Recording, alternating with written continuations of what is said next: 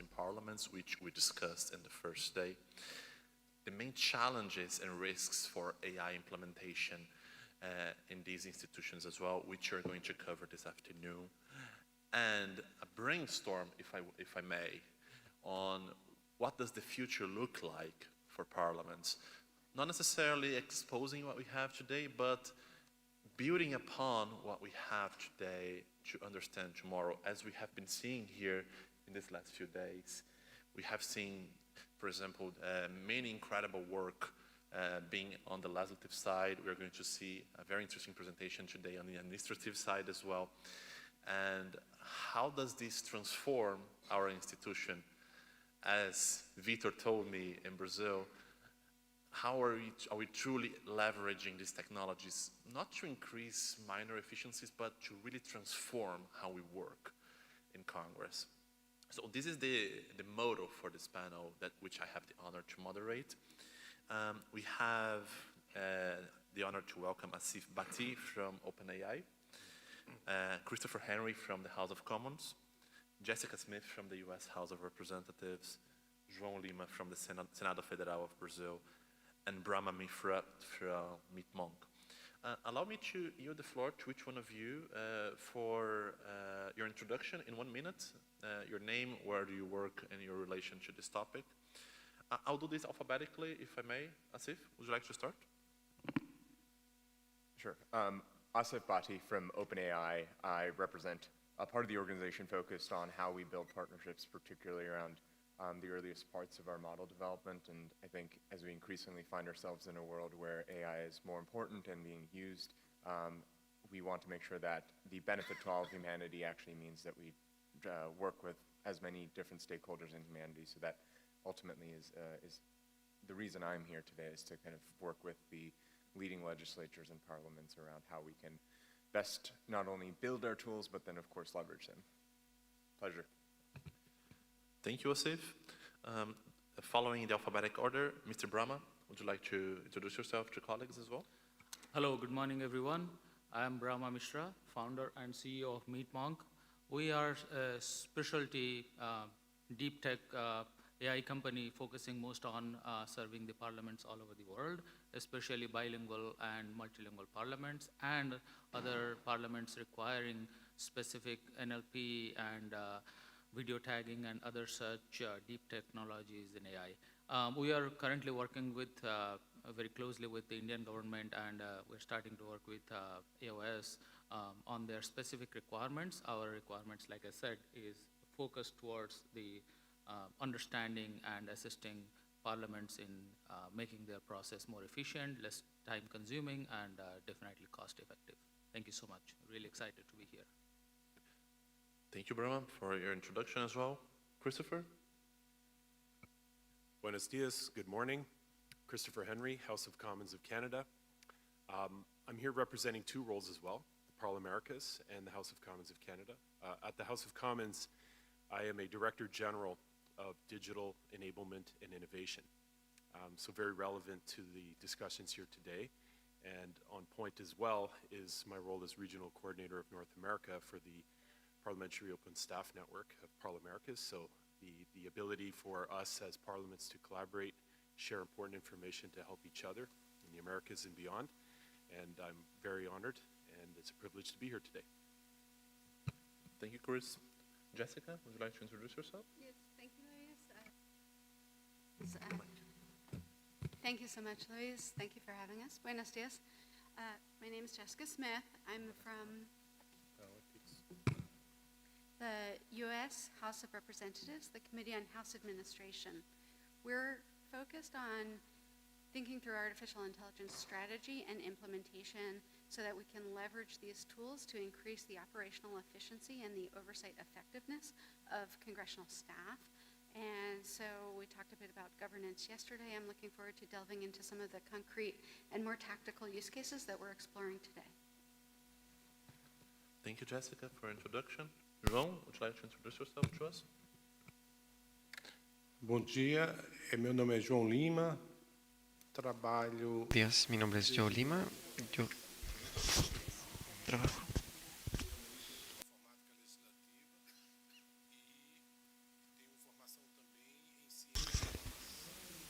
We are currently working in a PhD in law. We work with artificial intelligence since 2019. And thank you very much for inviting us for this event. Well, for colleagues to understand how we're going to conduct this panel, I have prepared two questions for our panelists. They will be able to answer and comment each other's comments.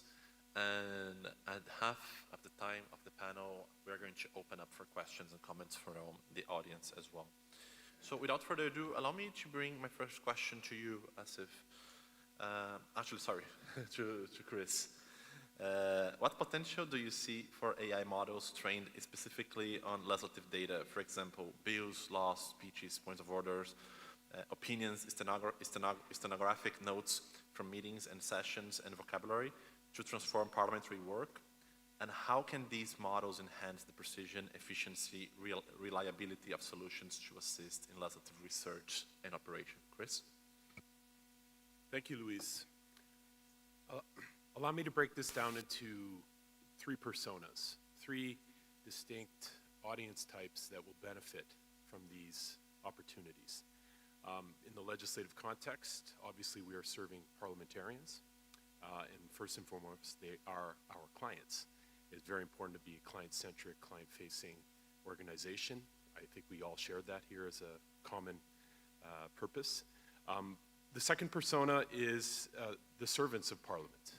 We as service providers, ensuring that we can provide the best services possible to our parliamentarians, and how can these technologies help us optimize or transform some of our services.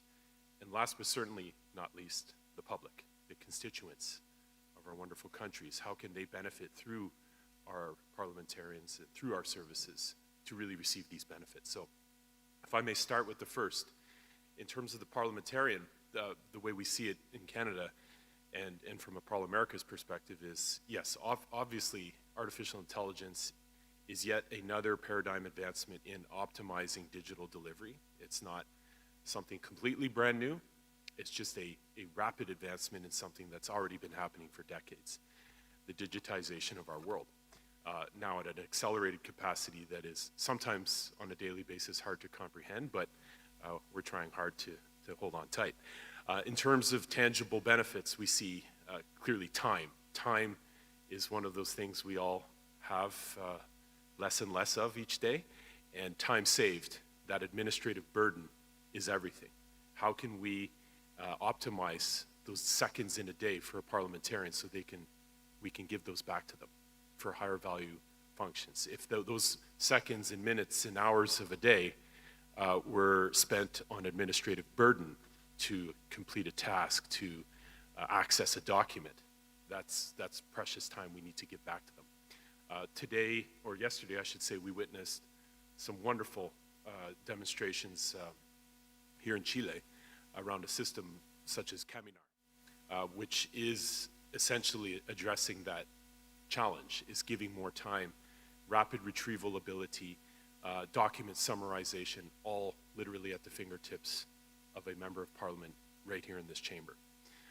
That is one example. Another key benefit we see is the predictive analytics, thanks to the investment in the data that is underpinning the artificial intelligence. For example, for a parliamentarian, precedents, past precedents, historical reference, comparative analysis between legislation within this context of this country or any context in other jurisdictions. Having that not within hours but within seconds is a transformative improvement to the time that can be given back to a parliamentarian. For this example here is expediting context for bill drafts, getting to the point in the value proposition quicker, spending that time on invoking that legislation versus researching it and getting to the heart of the legislative context. The other key benefit for a parliamentarian, obviously, is to remain elected. Constituent representation is a core pillar of one of their focuses. And so in giving that time back to them on some of the administrative side, the improved relevance to addressing constituent concerns can also be seen as a massive productivity gain for a member to focus on a key important aspect of their role. If I can shift over to us as parliamentary servants and the administration behind providing these services, the same value proposition is presented to us is menial tasks such as spending time painstakingly entering information. This still exists today in many of our contexts in our parliaments. We are all seeing the opportunities of artificial intelligence to optimize routine work and to shift into the higher value work such as editing our documents, proofreading them, providing more quality context on top of them, providing that expert human touch, thanks to the, what I'll say, 80% of the way work that AI could potentially help us with is humans can focus on that last mile, that 20%, and really augment the value of the work. And last but not least, if I may talk about the public, a key mandate of the Parlamentos is to really help the society at large benefit from all of the services provided through the servants of parliaments to the members, ultimately to the citizens. That is the goal. That is a democracy in itself. So providing citizens through these channels quicker access to the publications. We saw tremendous presentations over this conference around how accessible and rapid this information can come to anybody, really. Not just constituents of one legislative sector, but anyone in the world can access this wealth of information. That's where we're heading with these advancements. And ultimately, for the public, is the bottom line is more time from their member of parliament, their representative, so that they can engage in matters of meaning to them. Not, and I myself have sat in my constituent office waiting sometimes because of the process and the time and a bit of bureaucracy that comes with moving information through our institutions. With these advancements, we see many opportunities to get answers quicker, to get to the heart of the matters of our citizens. I'll end it there. Thank you, Luis. Thank you, Chris. I got a few keywords on what you shared. Time, quicker, better. And what I'm thinking here, maybe you can disagree, please, feel free to do that, which is we are providing services in a quicker manner to allow more time to the political arena, which demands time to build consensus. So I remember a discussion we had in Brazil if AI should make parliament as a whole faster. And I said, it depends. When it's the dimension that you're speaking of, the administration providing the services for the members to make the decision making, absolutely. But it shouldn't impair or try to accelerate the political process, which is the beauty on what I think you understand. I understand what you spoke about. And you gave the example from our dear friend Miguel from the Caminar project here in Chile, which is not only time, it's not only faster, it's better. You're getting more qualified information into the legislative process. You're not repeating work and demanding expenditure of resources on human resources, financial resources to redo exactly the same work sometimes. And that's a characteristic that sometimes we see in our parliaments. So these are the few considerations that I got from you. So thank you so much for your considerations. Jessica, would you like to comment on this question as well? Yes, thank you. Actually, listening to the answer, I would like to highlight one variety of better. And I would caveat that with wider. An ability of these technologies to allow us a wider variety of viewpoints as we go about that analysis. Historically, we've been talking a lot about open governments, open parliaments, democracy, and the value of wider participation and civic engagement. The ability of tools, like AI to lower the barrier of entry for those key stakeholders from the voices that we so often regularly hear about, I think is one of the critical components that we can't overlook. Oh, okay, and so, well, that was kind of in response. I'll go back a bit. So in our country, we've had about 10 or 15 years of a focus on evidence-based policymaking. And we are now starting to reap the benefit of a massive amount of data that is coming from our executive branch. And when we look at those reams of data, in order to perform our constitutional oversight duties effectively, we need AI or tools like this to just to dramatically increase the time scale with which we're performing our oversight responsibilities. And so I think that is one of the most important benefits and opportunities that we see. I'd like to tell a story of a group that we've been partnering with, just to dive kind of into a tactical and small example, but a way that we've been able to move forward relatively quickly in this. When it comes to legislative data, we are publishing all of our laws to congress.gov. Over the last year, while we've been focused on governance and IT policy and setting up a solid foundation to set ourselves up correctly, in our civil society, we've seen some unique partnerships between civil society and our academic institutions, where some of our preeminent universities have taken their grad school students who are working on learning AI and learning how to create and craft LLMs. They've taken our public data and started to already layer on top of it tools for user interface and for easier access.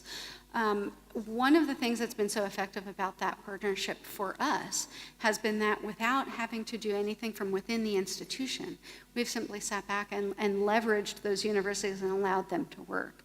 Not only does it bring us a result faster, but it excites students who are graduating more quickly and more easily, and it tempts them kind of into the public mission and public service in a way that has been beneficial, I think, for both parties, because, from our perspective, sometimes it can be challenging to find data scientists who can come into the government. And so what we've seen is when we lean forward with mission first, it brings people into the fold a little bit more easily. So I just wanted to highlight that one particular partnership because I think that it's an easy and low barrier for entry that many other parliaments can follow should they choose to, since so many of us do have libraries of Congress that we're managing in a similar fashion. But then just to circle back to kind of time saved, of course, across the board, I think all of us are sensitive to our members' time, our chiefs' time, and the ability that we need to synthesize information exceptionally quickly. I don't think that is going anywhere. And so I think any of the tools that we have at our disposal that can help us meet that mandate, we need to lean into. Thank you so much, Jessica. As a very good friend of mine told me once, we are a rare species of people because usually when you are technologists, you don't work in parliament. And when you work in parliament, you're not a technologist. So it's a handful of people that are passionate about both as colleagues here in this room. And which is so important that you mentioned about students, for example. For us to create this intersection at the university. I remember our dear friend Wade, for example, in the US, as he was saying how difficult it is sometimes to train new drafters as they join the office. And because there is no formal education actually doing that. And the parliament needs to spend the resources and the time, I consider time as a resource here, to train these new people. You want to comment on that? Yeah. Sure. Well, and to think through different pathways to involve graduating students into the service. What we have found by far is that leaning into mission, the public service mission, and finding people who are at the beginning of their of their careers is really critical for us to develop. And we need a long runway, and we need multiple options to bring those people in. And just another comment you mentioned about these partnerships with academia, private sector, NGOs.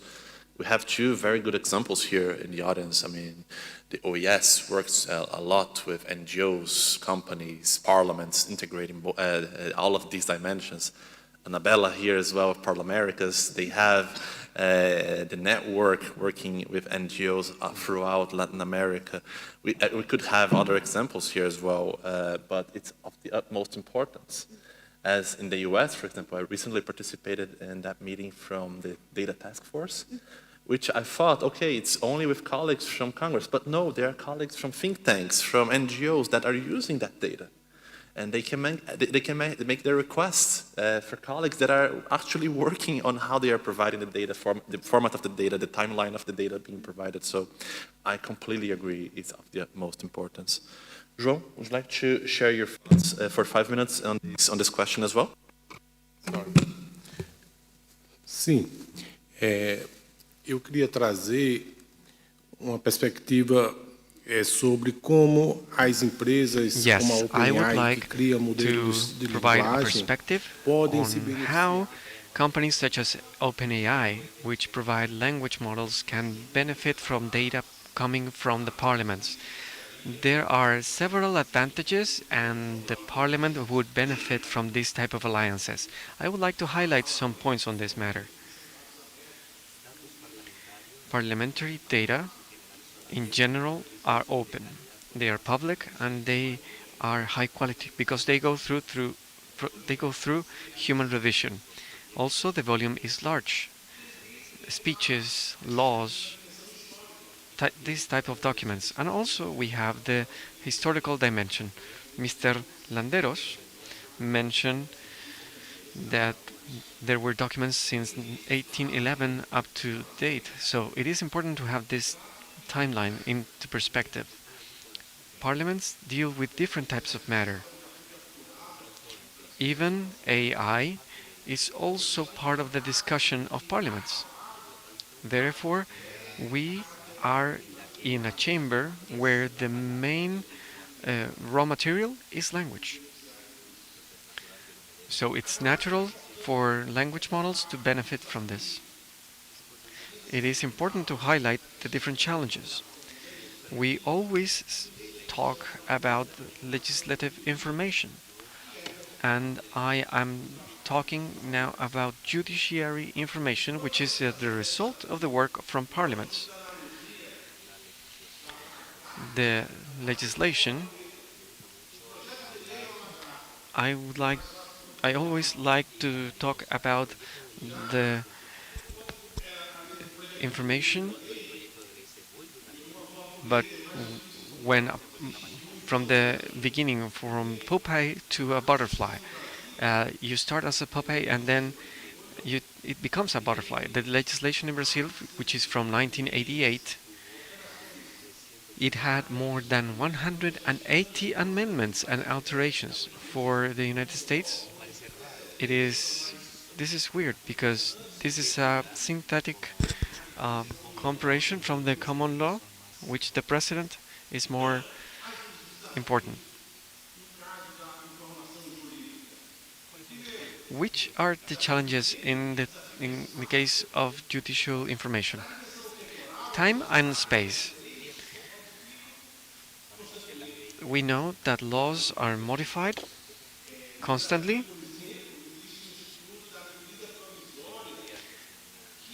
I already told you before, in Brazil we have provisional measures which are hybrid elements, which at the same time are a bill and also a document that has a power of law. And this provisional measure can become a law or not. For countries with tradition of civil law, which are different from those like the United States and the United Kingdom, the challenge of judicial information is very complex. On the first day, we talked about judicial hallucination. Judicial hallucination is not just what is wrong. It is also that has been properly based or that is based in errors. This is the judicial hallucination. Therefore, I am imagining that maybe for a language model, when we talk about jurisdiction, because each country, each city has their own laws, their local laws, and that is not something simple.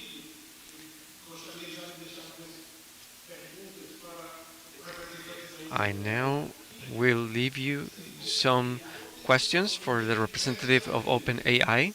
Yesterday, we talked about Media Manager. This would be a tool, a software, or some type of specification that we are going to be using. And also,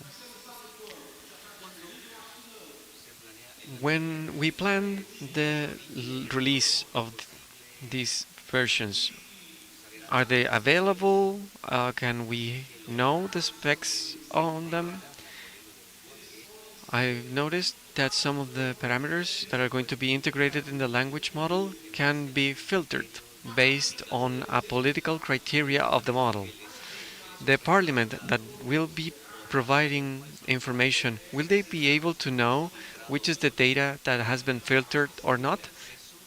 Would we have such access to that information? I think it's important when we establish alliances with you and once we offer data.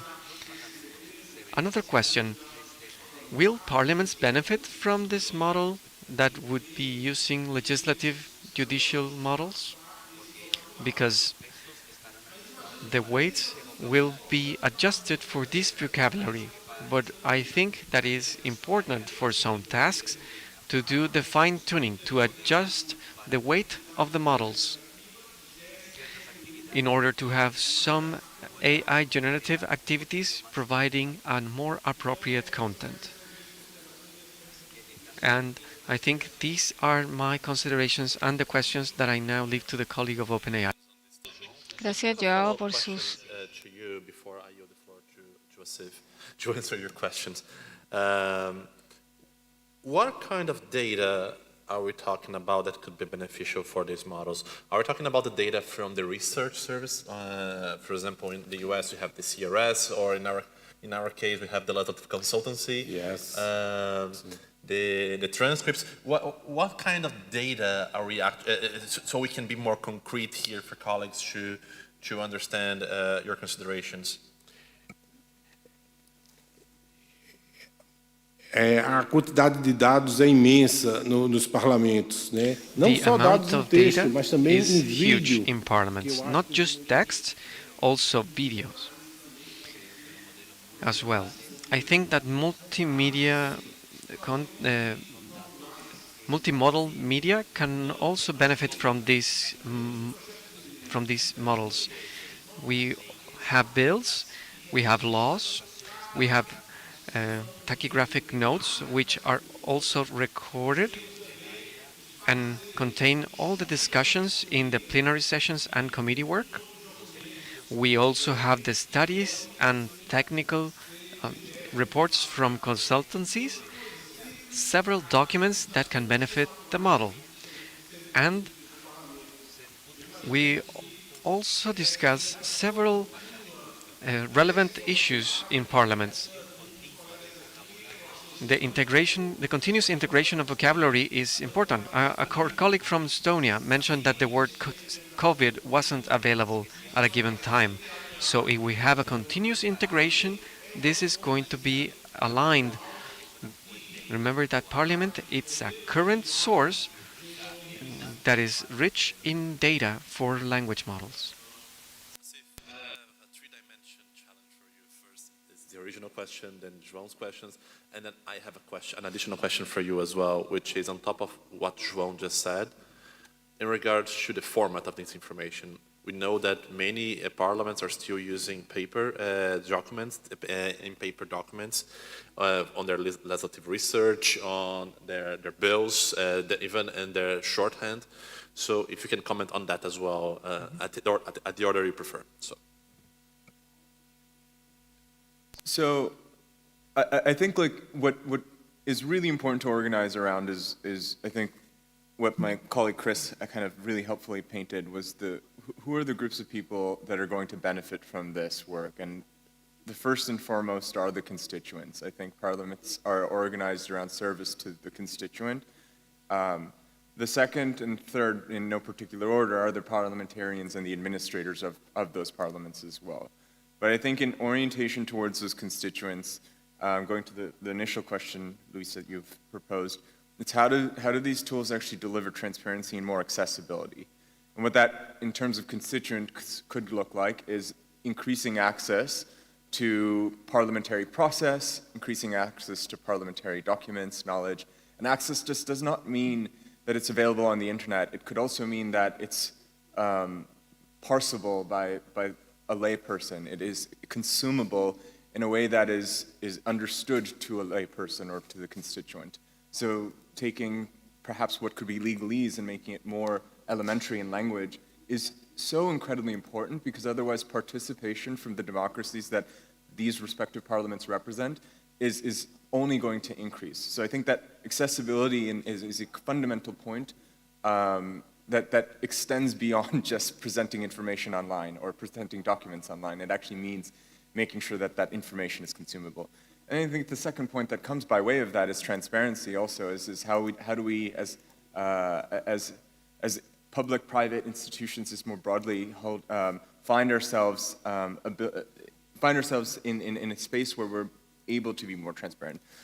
For parliamentarians, I thought, Ms. Smith, you actually made a very, very fantastic point about evidence-based policymaking. I think a lot of process within parliaments, and it's not just parliaments, in fact, in private institutions as well, is focused on how do you bring the most amount of data, the most amount of consulting services, outside thought, research, to really then effectively make a decision whether that's on law, whether that's on a private sector effect, is really, I think, the crux of it. And AI, I think, has a really interesting capability of bringing forward knowledge in a way that then that is presented to the decision makers and in effect allows them to get as many points of information for them to make that then decision as legislators, as human beings. So I think that evidence-based policymaking point is of course, it's much of the function of CRS and research bodies within parliaments, but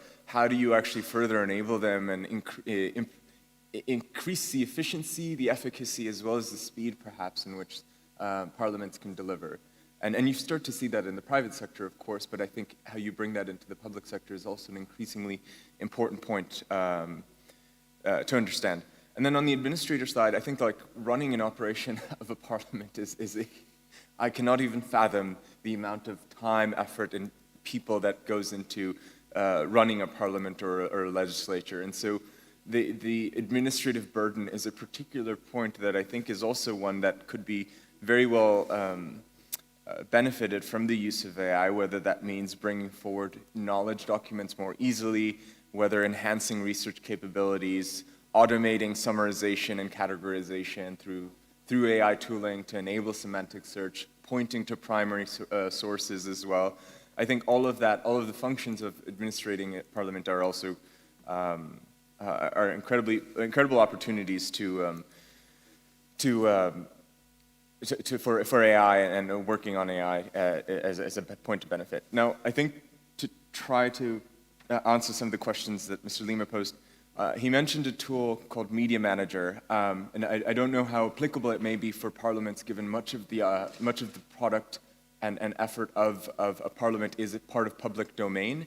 But Media Manager is a tool where content owners and creators are able to signal and provide to us, to tell us what they own and specify how their works are included or excluded from machine learning research and training.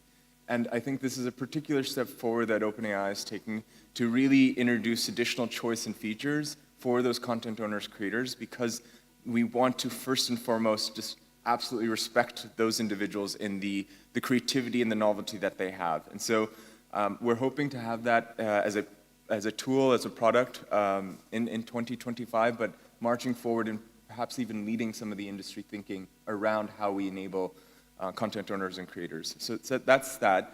As we continue to increase our model performance, I've mentioned this a couple times in conversations at this conference and discussion, we are really oriented towards the concept of iterative deployment, and that being how do we actually release features, less just permutation or versions of GPT, but small features, so that then folks have a moment to kind of process and then provide feedback. I'll point to another document that more broadly points how we hope for our models to behave, which is called the spec. It is a technical document, again, organized to hopefully open up the aperture for various stakeholders, civil society, public sector, private, to truly understand what is the behavior expectation we have from our models. And then I think maybe, Luis, you may have to ask the question again, but the final question, but the data types that I think that are important, we're looking for representations of humanity as a function of making sure that as AI is being built and developed, that it's not just centered on what is, say, publicly accessible on the internet. And I think we have to take a moment as a global kind of body of parliaments here to recognize the publicly accessible internet is a function of 2 decades worth of mostly English-speaking Western world. And there's a particular importance in the representative bodies of parliaments here as public leaders, but also holders of public domain knowledge, to perhaps create the space and opportunity for these tools to truly be representative of constituencies that are otherwise underrepresented on what is publicly accessible on the internet. And so I think when we talk about data types, what that translates into, sometimes there are communities that don't have their representation in the form of text. It could be oral tradition.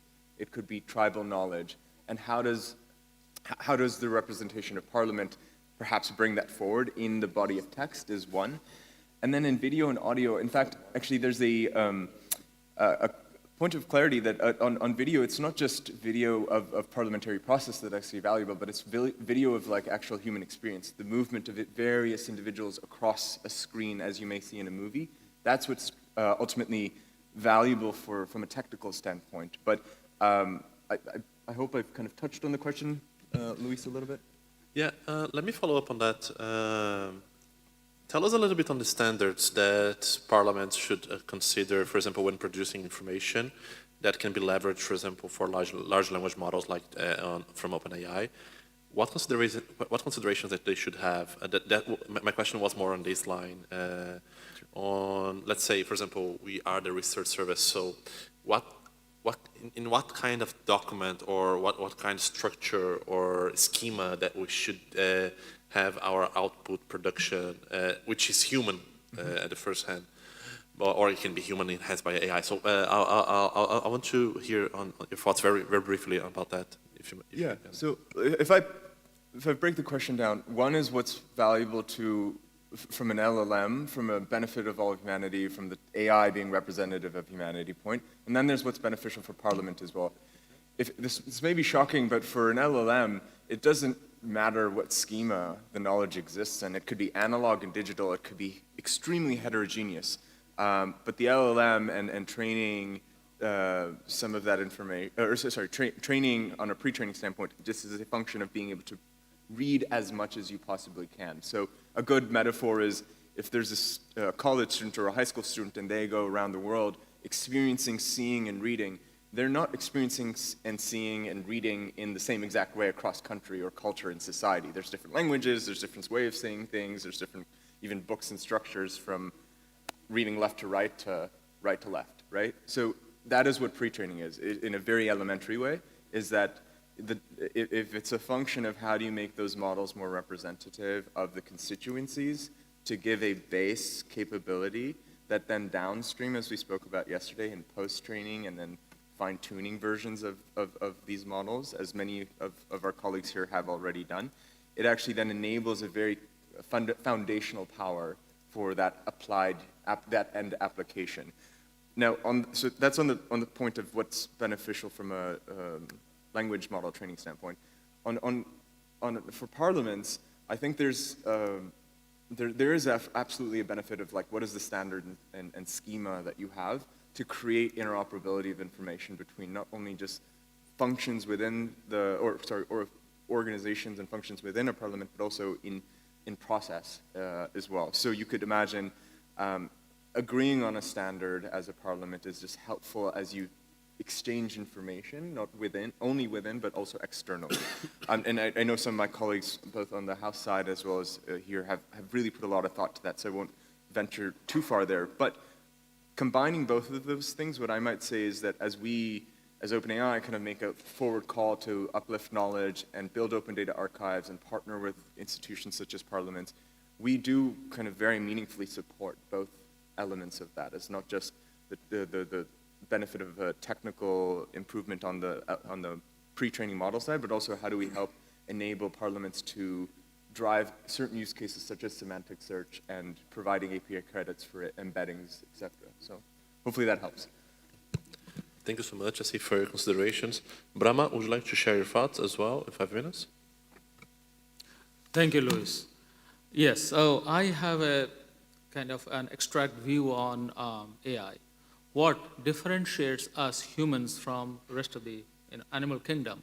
That is the knowledge base we have. And this knowledge base didn't come to us through our own studies. We didn't learn everything. We acquired it from our forefathers, from our ancestors. That's the knowledge base that differentiates us. AI, in my opinion, is an extension of that knowledge base from us. It needs extensive data. It needs extensive learning, modeling, and all that. But once we take time to provide and provide it diligently and sincerely, it can return us the benefits manifold. And that's what we are slowly starting to see. As AI evolves into further maturity levels, we see it doing wonders. I'll give you an example. We are working with the Indian government. I have a friend who is a member of parliament in India. And he says, whenever I deliver a speech or partake in a debate, and it's in a language other than English, it takes me a month and a half to get the transcript of my own speech. Then I said, okay, we have this tool. I showed it to him. He was floored. He was blown away with the speed. What would take him a month and a half to get his hands on the transcript, it took him a minute and a half. That's the kind of transformational change. That's the kind of speed we are seeing through AI today. Next 5-10 years, we can't believe our lives without. When we look back to today's date, we'd be saying, okay, that was like 1,000 years ago, the kind of technological development we are achieving in an exponential scale. So if we take time to train AI, provide data specific to a business vertical, be it healthcare, be it legal, be it parliamentary proceedings, whatever it is. I'm saying because AI is all pervasive, it touching all aspects of life in different domains, but specifically coming back to the question of the help in parliaments, that it will go a long way. The way I see it, and thanks to the previous points on the different uses of the personas that will be using AI. So I see it in 3 different kind of broad subcategories. One would be the members during a debate or a speech on the floor of the parliaments. Second would be the Hansard staff that take notes, process, and distribute. And the third is the public to view the discussions, the debates. It could be thousands of hours of videos or millions of pages of documents. To skim through those and get relevant data is near impossibility with today's technology. But with AI to their aid, that would actually take seconds. So coming back to the first, during debate, simultaneous interpretations, we have the technology today to a maturity level in which I deliver a speech, for example, in one language, around 85 different languages can be interpreted simultaneously within almost a lag of 1 second. With that kind of low latency, it is as if everybody is hearing in their mother tongue. It is touching their heart. the communication barriers are broken down. Real time today with the level of accuracy that has never been seen before. So that helps in the communication on the floor. Then comes to transcript capture, management of transcript, and distribution. Like I said, real life example, what would take months now would take minutes. The moment a speech is done, it's captured, it's validated, vetted by human eyes, and circulated. That increases the efficiency to a level unseen before. And the third, we are working on a project again with the government, with the parliament, for digging through hours and hours, hundreds of hours and thousands of hours of data. And then with pinpoint accuracy, I would like to know this particular member on that particular year, in this particular budget session or winter session or whatever it is, said these 3 words in conjunction with budget or defense or education or infrastructure, whatever it is. I want to see where that video is. Today, what would humanly take months and months and months to dig through the thousands of hours of videos now take like 2 seconds. You feed in the data, click on a search button, it gives you a list of links that has the videos, and the videos play from the spot in which the particular words are occurred in the context that was searched for. Now imagine the kind of research that can go into, and it takes away the human work, the busy work, and it actually encourages, enables, and makes more efficient the intellectual work that humans are designed to do, if I take the liberty to say that. So that is where AI comes to our aid. AI is the next big thing. However, I'll steal a quote from a favorite quote from my daughter that is in turn a quote from Spider-Man, in which Spider-Man says, with great power comes great responsibility. So with the great tool in our hand, we have to be really careful to avoid the misuse of such power. With great tech comes great fake. So we have seen what kind of misuse, actually in the discussion yesterday, we saw the kind of misuse or misrepresentation or misinformation that can spread with the wrong use of AI. Always keeping humans in the loop, making sure that there is a validation, a robust workflow is in place after all the outputs of AI. It goes through a human validation process before it goes for public consumption, makes it very efficient. Also at the same time, it protects from such misuse. Lastly, I would say AI has the biggest advantage of, it's a combination of, mathematical algorithms. It is a combination of, analytics, pattern recognitions and things like that. So, and it is self-learning. So the advantage is we humans are kind of prone to make errors and repeat the same errors. We are good in a lot of things, but some things we are better off in kind of delegating to AI. And AI is self-learning. As long as it learns from its mistakes and doesn't make the mistakes again, makes it better. How we can achieve that? By providing the relevant data. For it needs a lot of data. For deep learning, we need to provide it millions and millions and millions of data points. And who would be a better example than OpenAI, who is working towards it? And all models, in our models, need a lot of data. But once we take time to provide it, downstream, it will save us a lot of time and help us in focusing things that we are better off focusing, where it increases efficiency, takes away a lot of time, cuts down time, and of course, it saves a lot of money and efforts in doing so. So I believe, in essence, AI is the next thing to stay here. We cannot imagine our life today without our smartphones, without cars. There were times when people didn't, thought a faster. So when Henry Ford asked, what would you need? Everybody said, I would need a faster horse. They had never thought of a car, a motor vehicle.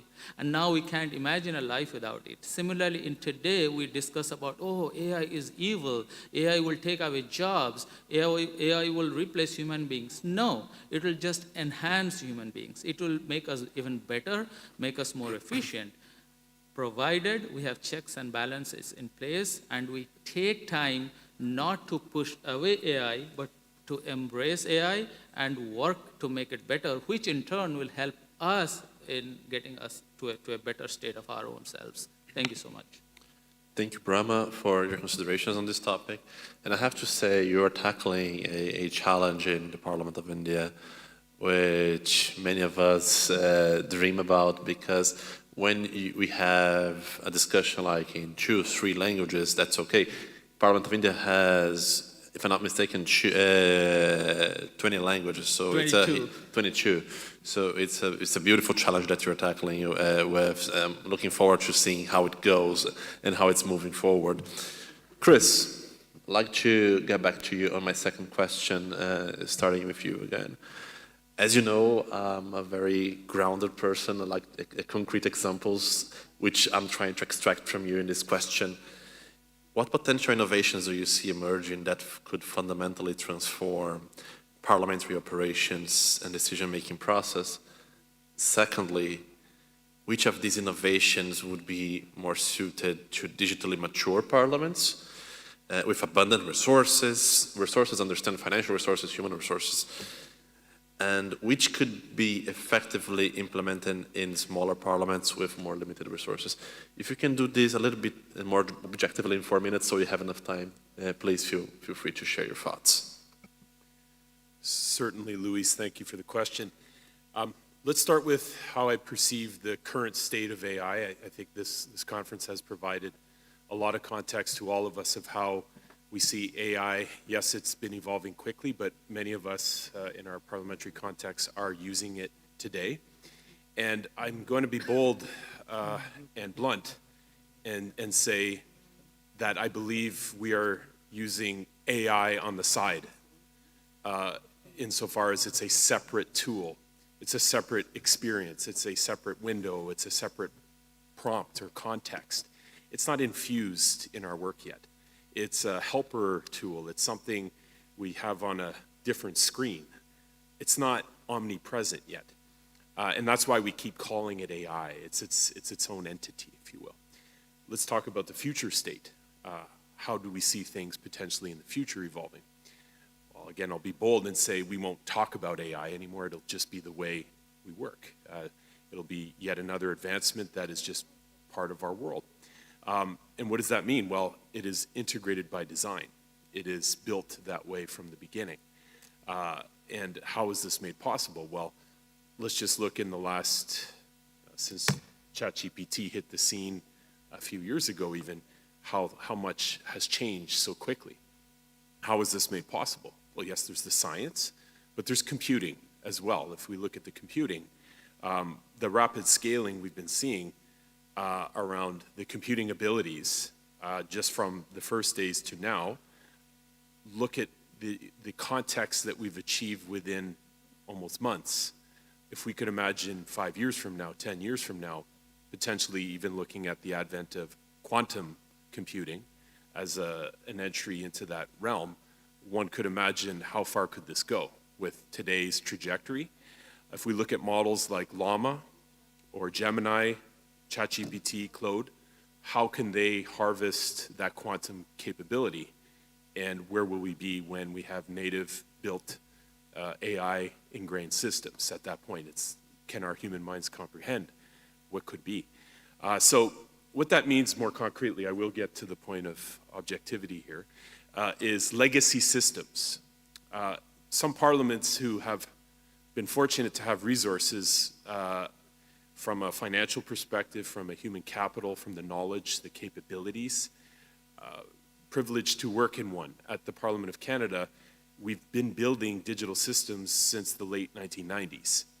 So our digitization journey that brought us to where AI is at our doorstep, we've been fortunate, like many colleagues in the room, to have a foundation.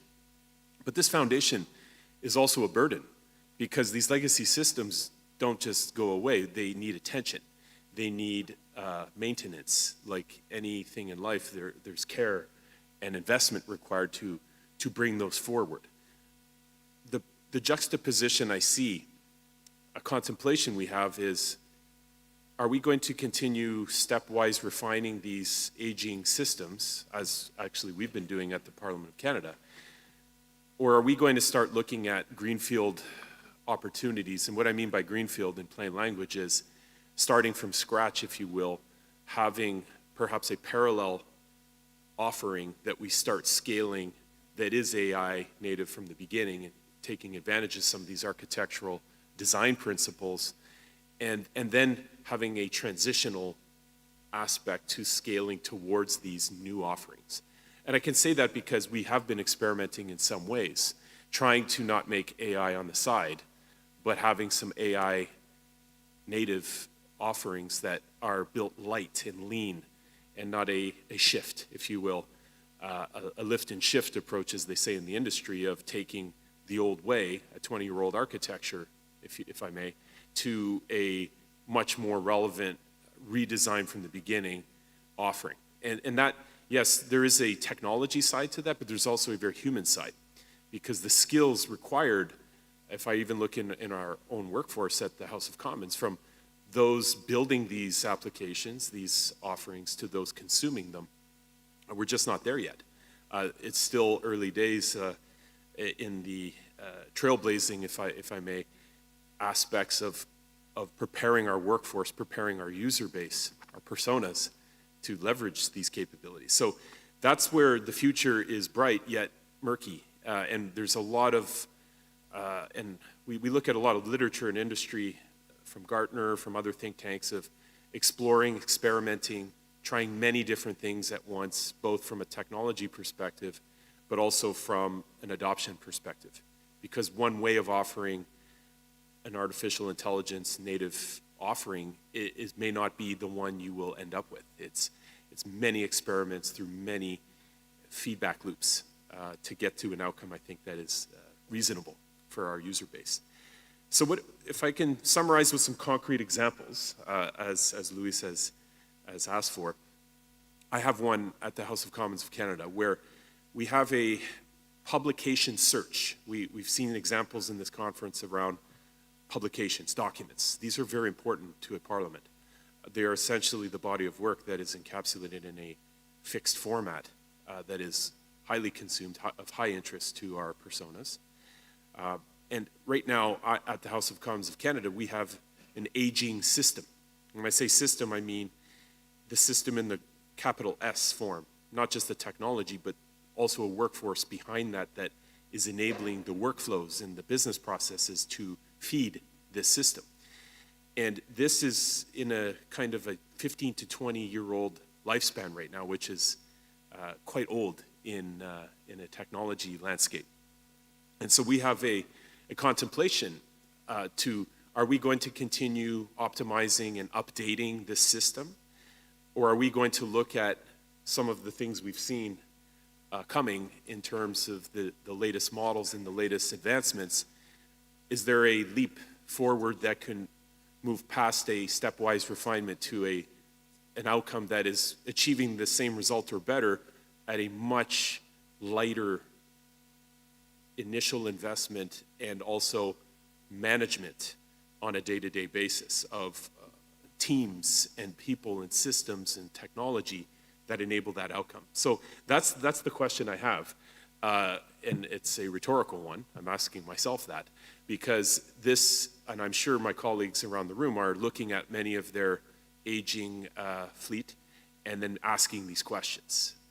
How do I tackle this? How do we tackle, and again, an unfortunate parliament situation, but an unfortunate dilemma that we have in some cases. If I look at the other piece of the question, Luis, of parliaments that do not have the resources, I actually envy them in some ways because they can jump right into some of these contexts quicker without some of that legacy burden to bear. And I've just been told I've run out of time, so I'll leave it at that, Luis. Thank you. Thank you, Chris. Sorry to interrupt you. Well, I'd like to invite Jessica to comment on this question as well. Yes. For 4 minutes, please. Jessica? Yes, thank you, Luis. I appreciate the question. And similar challenges and responses. When we kind of talk about AI in the parliamentary space, we often think big and bold. And I think there's a strata of engagement that we often overlook, which is the deployment of AI-assisted functionality within existing software. And especially for parliaments that are smaller scale or have less resources to put to bear, I think that suite of products that are already available within the ecosystem is ripe for opportunity, not just for easy access to trial and error at a small scale, but also for staff upskilling, which is just an incredibly critical and important part of this. So starting small is critical. I'll give you an example from within the House where in our environment, we have a massive amount of appropriations data that we need to share and digest. And so that data is frequently exchanged just in Excel sheets, believe it or not. And, and so looking at systems like that are using very common software, but we have a vast amount of data, and we have a need to synthesize that data and track that data, and seeing what small improvements we can make to lean into the software that we're using to build databases as opposed to individual spreadsheets, and then to use tools like Power BI or other tools that are just natively built in to take small concrete steps, a simple and easy lift. I think that could be applied across the board regardless of what suite of office tools you have for productivity.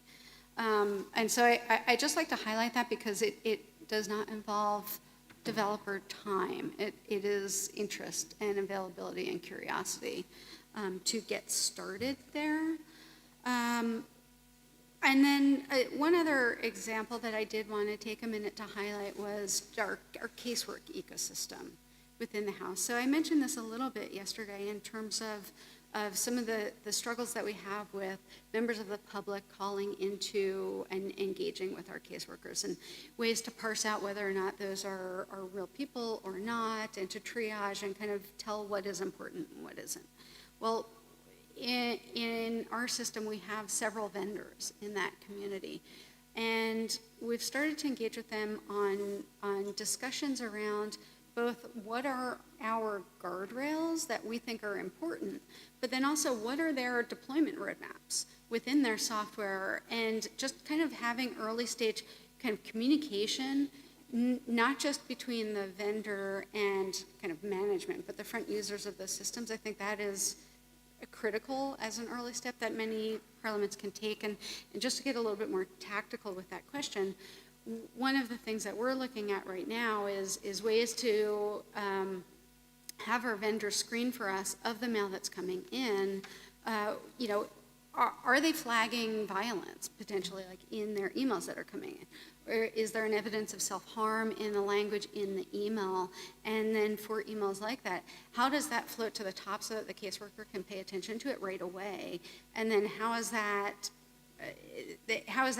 transmitted in a transparent way to the caseworkers so they understand there's natural language processing going on behind the scenes that is slowing this up to the top so that you can identify it and triage it and pay attention to it. And then when they go to respond in the generated text that is the response, how do they know to flag that and talk about that generated response, both with the recipient of the message, but then also their chief of staff in their office. So really tactical things that I think the early communications around guardrails and product roadmaps help to shape. Thank you so much, Jessica. I'd like to yield the floor to João Lima. João? É indiscutível a questão da eficiência com a IA.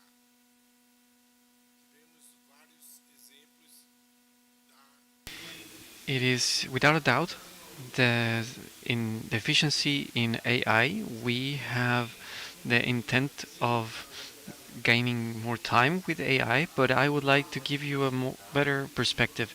In the University of Minnesota, they published an article known advocating for the era of AI. It was an assessment with 60 law students that we have written tasks, and these tasks were assessed by human beings blindly. Half used a generative AI tool and the other half didn't use that. And the human evaluation done blindly had to assess the results. And which were the results? Well, those that had the AI generative tool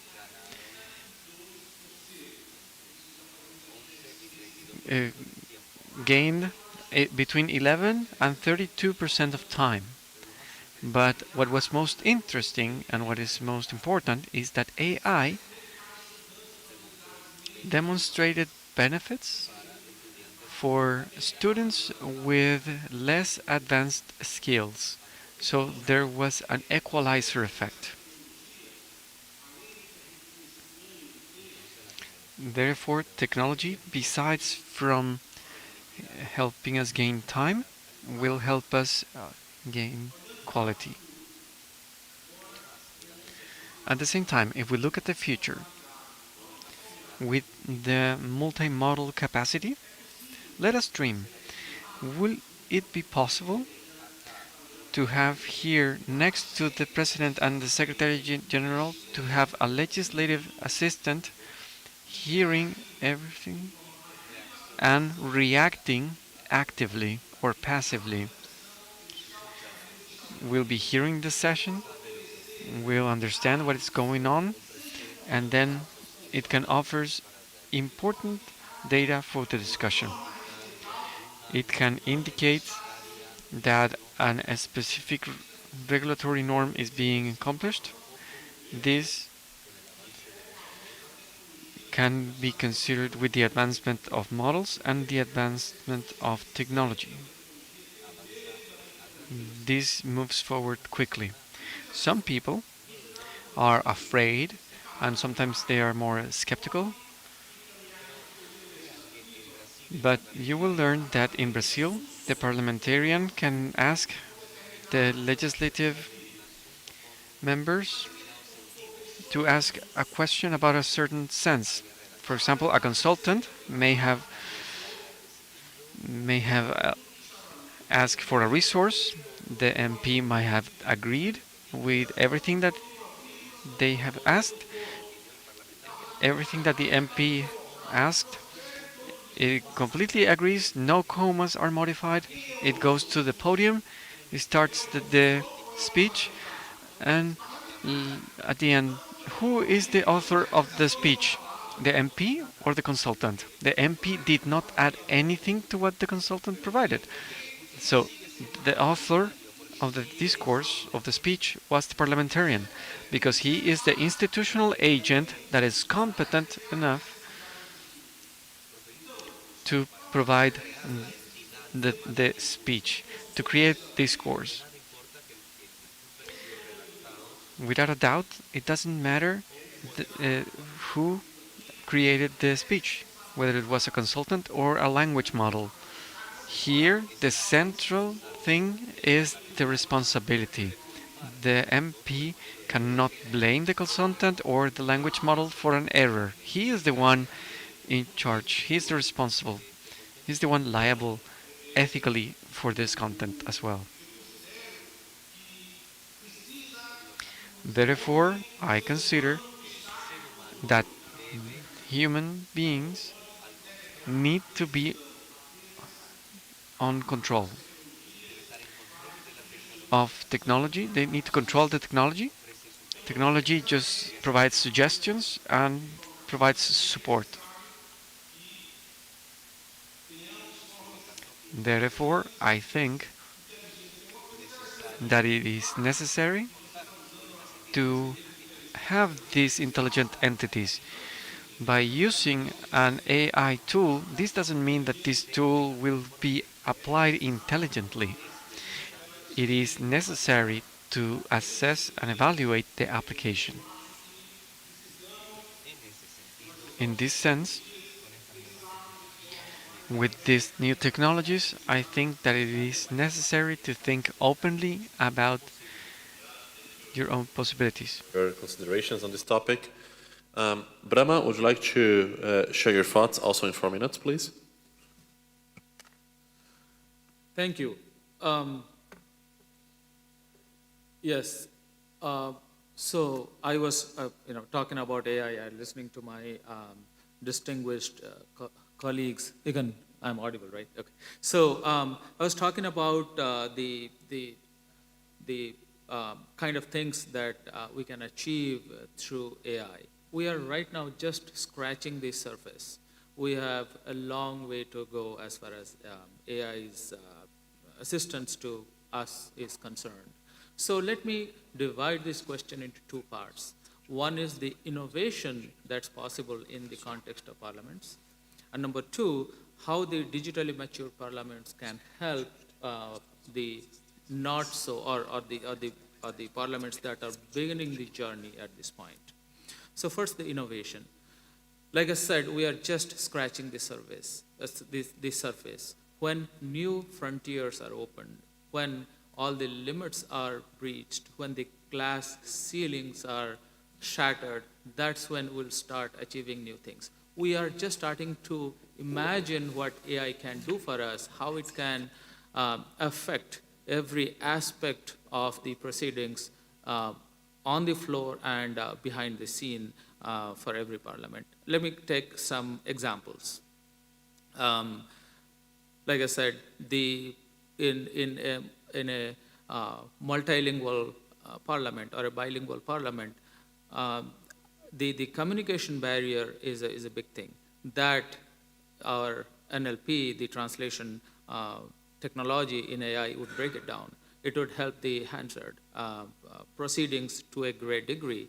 But think about a day-to-day happening on the floor. So a member asks a question to the ruling party member. For example, what is the fiscal deficit situation? What is the current month's spending on infrastructure? How is our healthcare service functioning today? It's say during COVID-19, what is the situation of vaccines? Or what is the percentage growth in healthcare? So always they have to fall back on their information base to have officers prepare the information for them and come back. That is a time-consuming process. Now imagine a situation in which the information is present on your the display ahead of you right as the questions are being asked. If AI can kind of predict the kind of questions that are being asked, search the database in milliseconds, and get the information to your fingertips, it's available at your fingertips in no time. Before the question is finished, the answer is available. See what, just imagine the kind of improvement that will bring to a discussion, to a debate. It will be a fact-based debate rather than just kind of open-ended debates. The debates that take months now will be done in a day. The kind of efficiency that brings in the process. Now, yesterday, Mikhail was asking about comparison of laws. As we draft a bill, we need to know what we are doing, the kind of validations, the due diligence we have to do, in comparison to the laws of land in different countries. If we have all the information in a summary form available to us as we draft, as we debate, as we discuss on the floor, and it has all the references, but the summary is presented to us, how efficient that will make our process. So these are the and there are, I am limited by my imagination. Just imagine couple of years down the line, when the AI process has matured, the kind of requirements that we will explore, we'll try to solve with technology, just extending the human capabilities, making it more efficient. That is the kind of power that we see with AI. Now, with the digitally mature parliaments, I think they have resources to invest on making such technological advancements, making the database, having investing on improving the AI, which the not so resource-heavy parliaments can use effectively. With that, I conclude my comments. Thank you.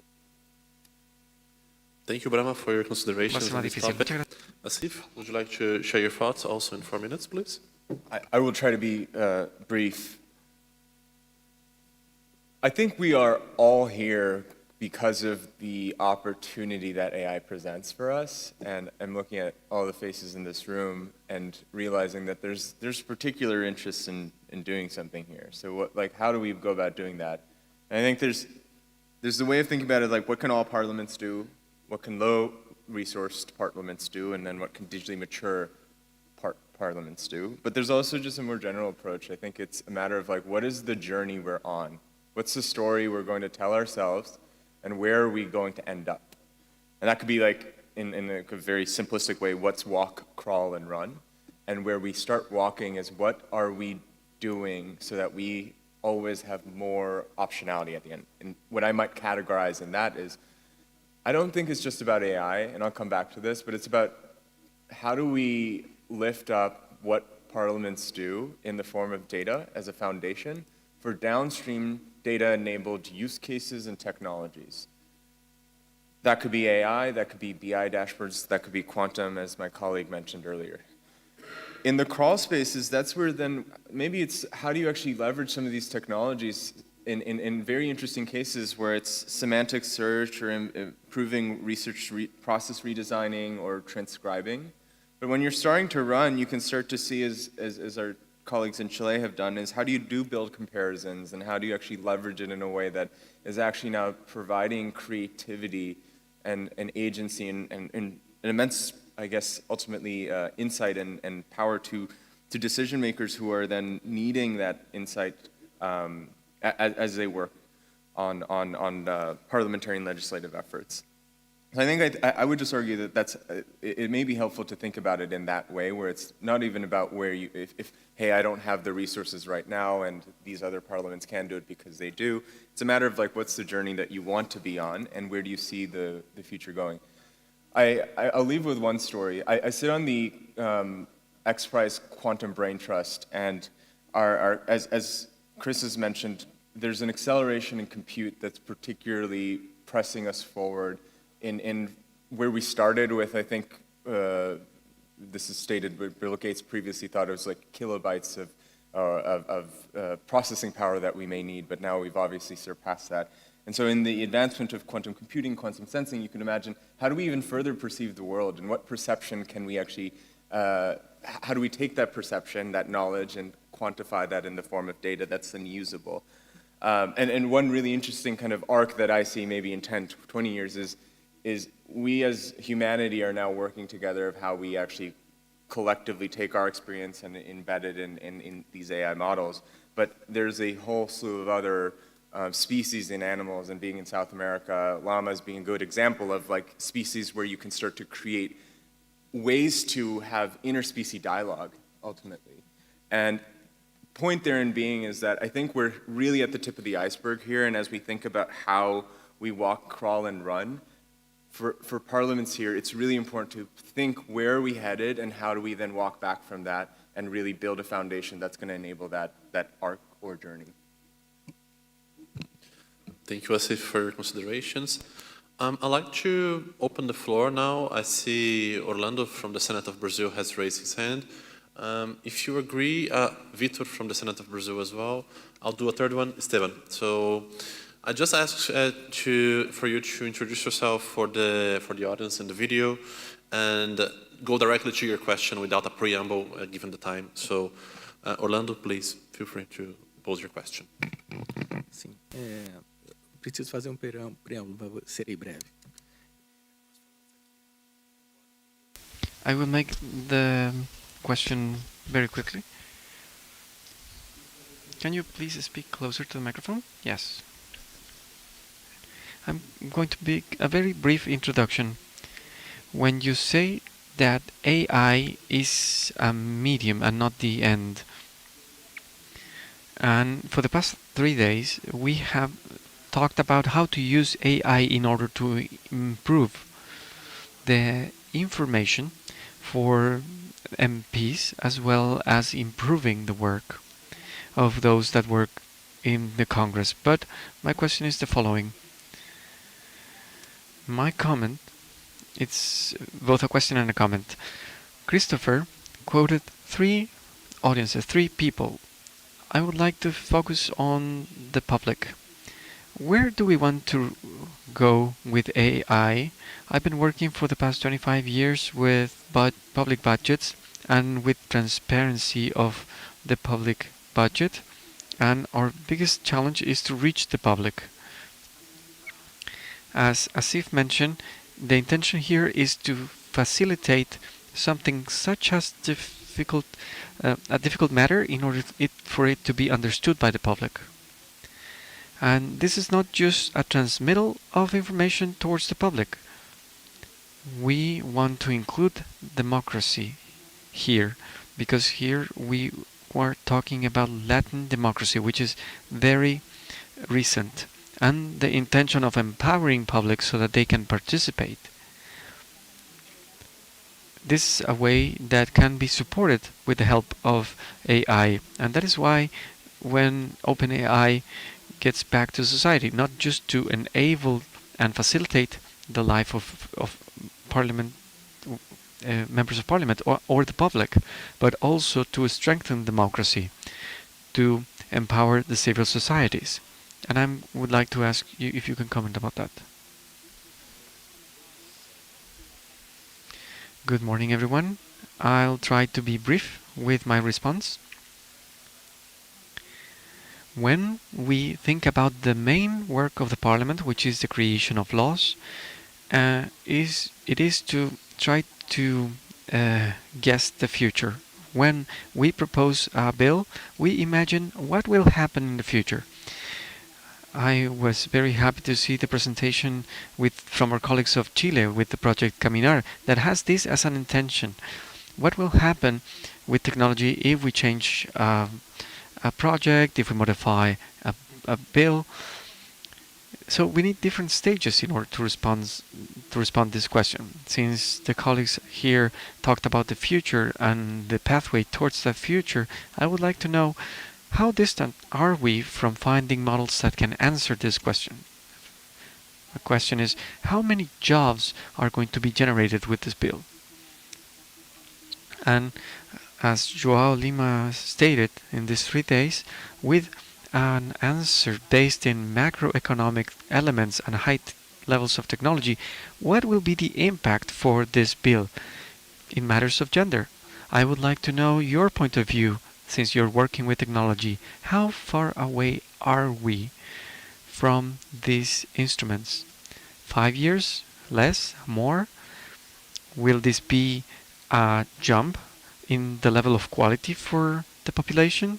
And will they have access to this in order for them to have a system that can provide a forecast of the future, which will be a scale for different people? Very briefly, please.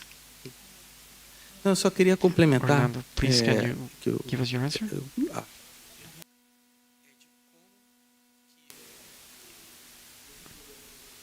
I just wanted to answer the question is, how can this social empowering can transform Congress? Deputies of Chile. Muy buenos días, muchas gracias por la presentación. Thank you very much for the question. My name is Esteban Sanchez. I am come from the technical point of view. We have talked in this project about transformation. Transformation is change. In the parliaments, we have changes. At this moment, we start understanding different functions. Functions are eliminated. New processes are created. Others are modified.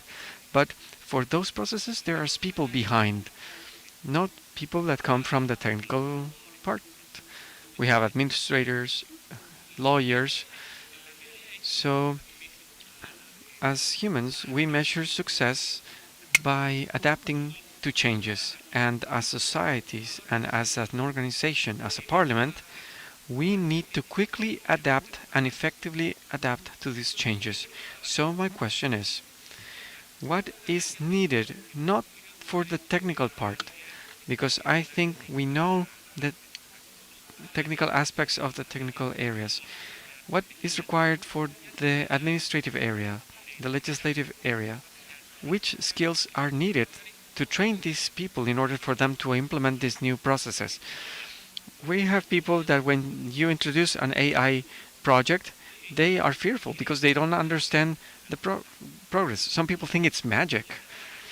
What do we need for this area that is not technical? What kind of training you need in order to improve their skills? That's the question. Gracias, Esteban. Thank you. Thank you, Esteban. I don't have an order, so any colleague wants to start? Jessica, in 2 minutes, please. Yes, I will quickly address your question around the non-technical, like how do you engage the workforce in upskilling?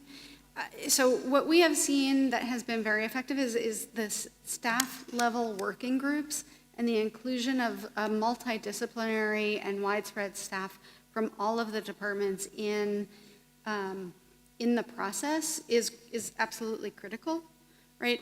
And the more that they can be included, not only in the identification of the problems that may be prioritized in order to solve, but then the tools and the technologies that are used to solve that, and then pulling them in for whether it's vendor training or other forms of training that are more specific to the Parliament itself.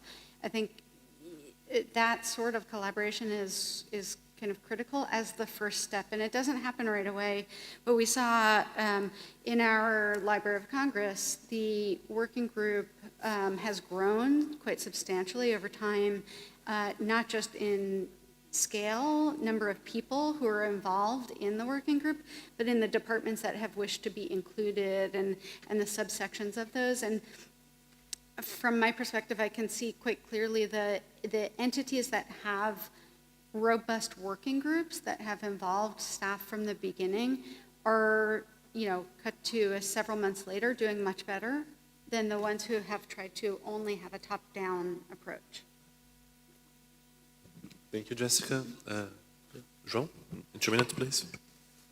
Sobre a pergunta do Orlando,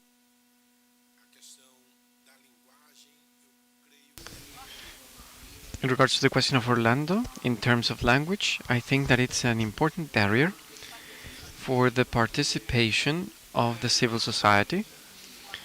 This needs to be a technical language, and AI can facilitate the sensitivity of information. So yes, we need AI in order to work at the level of the language, not just budget. There are some other technical areas that are difficult to include the civil society. Therefore, the control will be an aspect to consider as soon as we get the information and the social work in regards to Victor. I think, Victor, that the work of Caminar is excellent when analyzing the regulatory impact, but I think that there's a lot more that can be done with AI agents, which is something that is still being tested. And it goes beyond the multimodality. Agent will, without a doubt,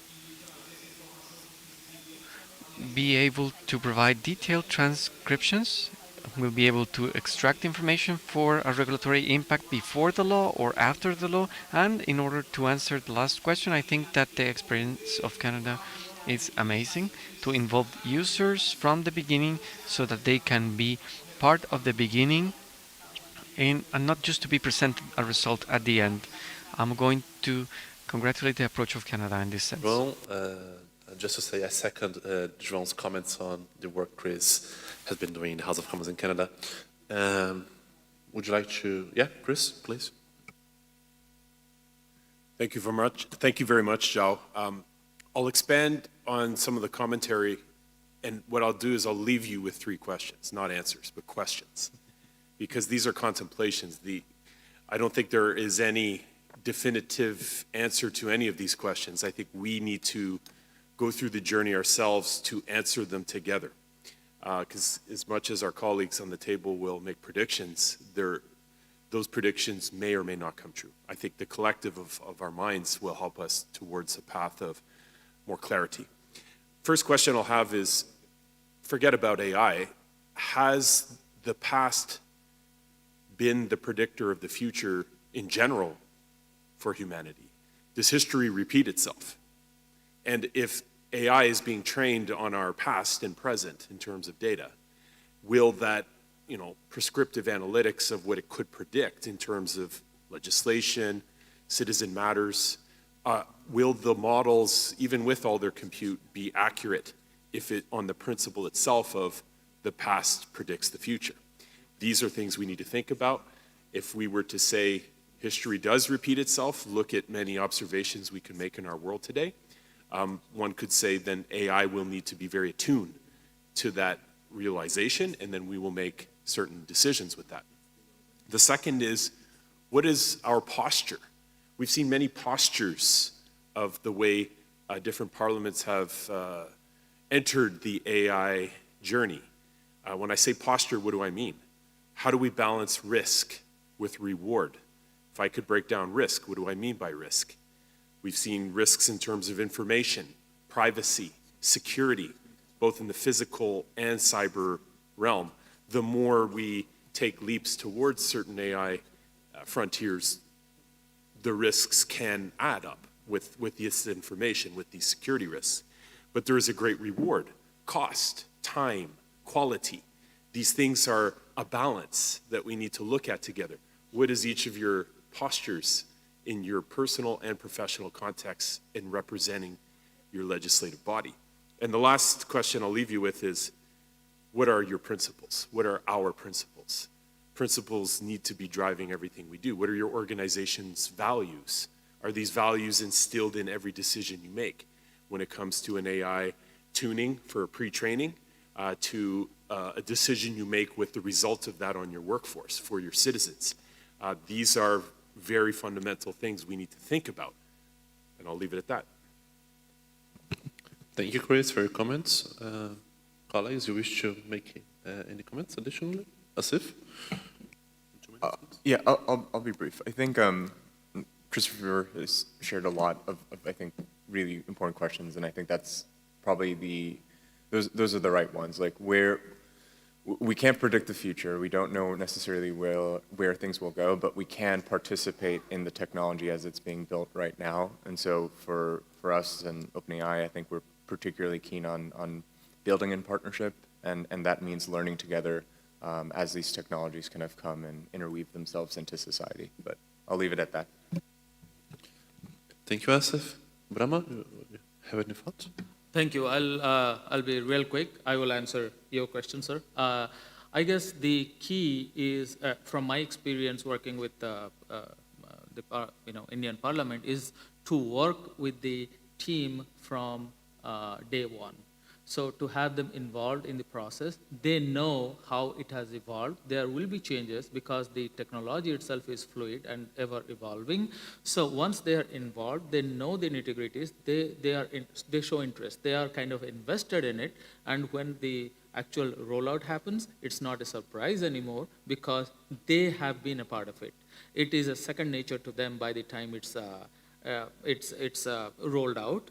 So throughout my corporate life before this, we were kind of train the trainer mode that we are adopting. But right now, be a part of it. That is the mantra. When you are ingrained in the development process, when you see it's evolving, when it takes the final matured step, you are part of it. So it's kind of a second nature to you. That's how the adoption happens. That's what I believe. Thank you so much. Thank you, Brahma. Thank you, all of you, for this very insightful discussion. And we end it here. Thank you so much.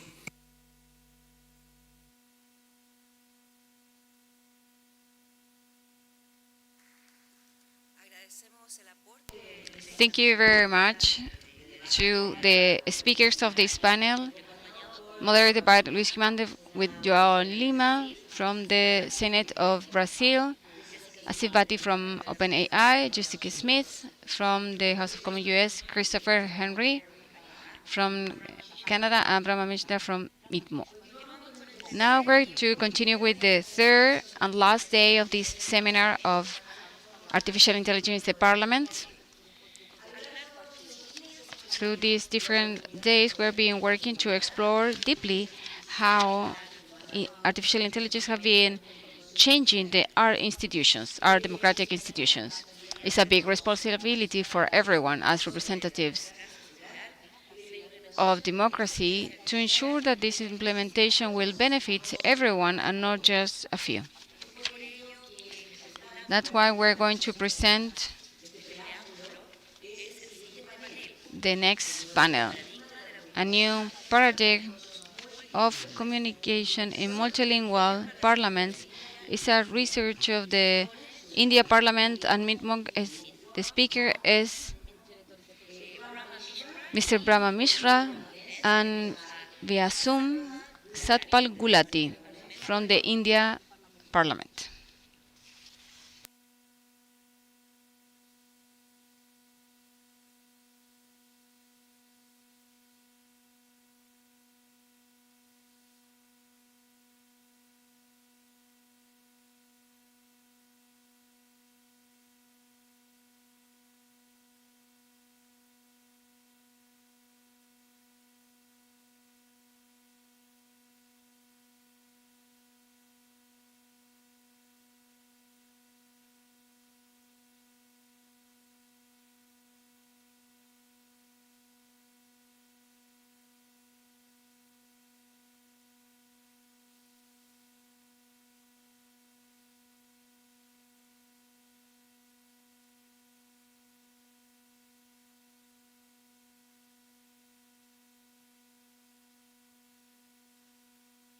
Good morning, everyone. This is, again, Brahma Mishra. I'm the founder and CEO of Meet Monk. And today, we'll be presenting the use of AI and in context of the needs of Indian Parliament. And with us, we have Mr. Satpal Gulati from, he is heading the lower house of Indian Parliament technology division. He is the kind of in charge of everything technical that happens from India's Lok Sabha, which is the lower house and most important part of Indian Parliament. And he will walk us through his journey with the Indian Parliament. And then I will present what Meet Monk does in terms of simultaneous interpretation and how it helps with the Hansard record capturing process. With that, I hand it over to Mr. Gulati. He is representing us from Indian side, Indian Parliament side from New Delhi. He was not able to be present with us today, but he is virtually joining us through Zoom meetings. Over to you, sir.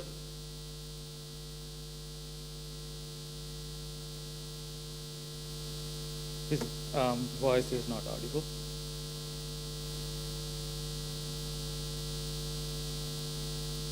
This side. Let me see. Can you hear me, Steven? I'll message him. I'll message him.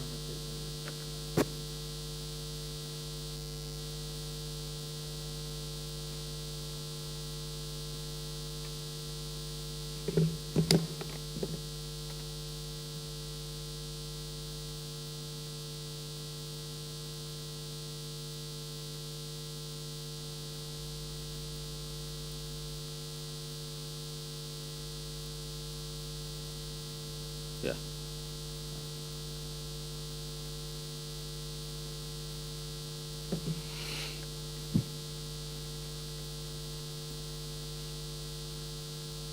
Did it work fine? He has joined back.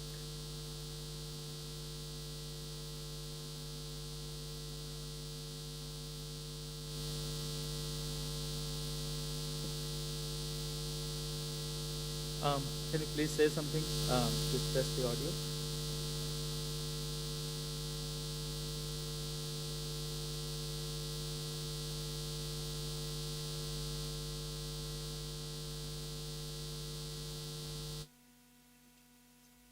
background check is fine.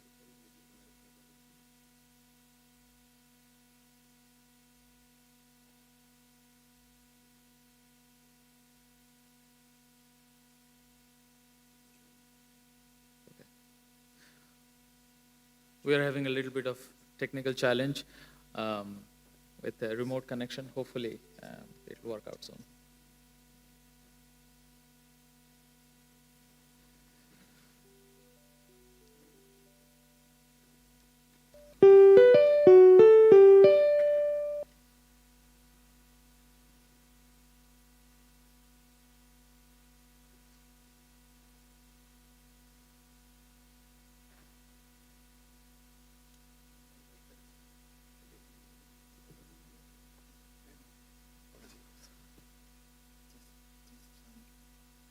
Okay. Hello.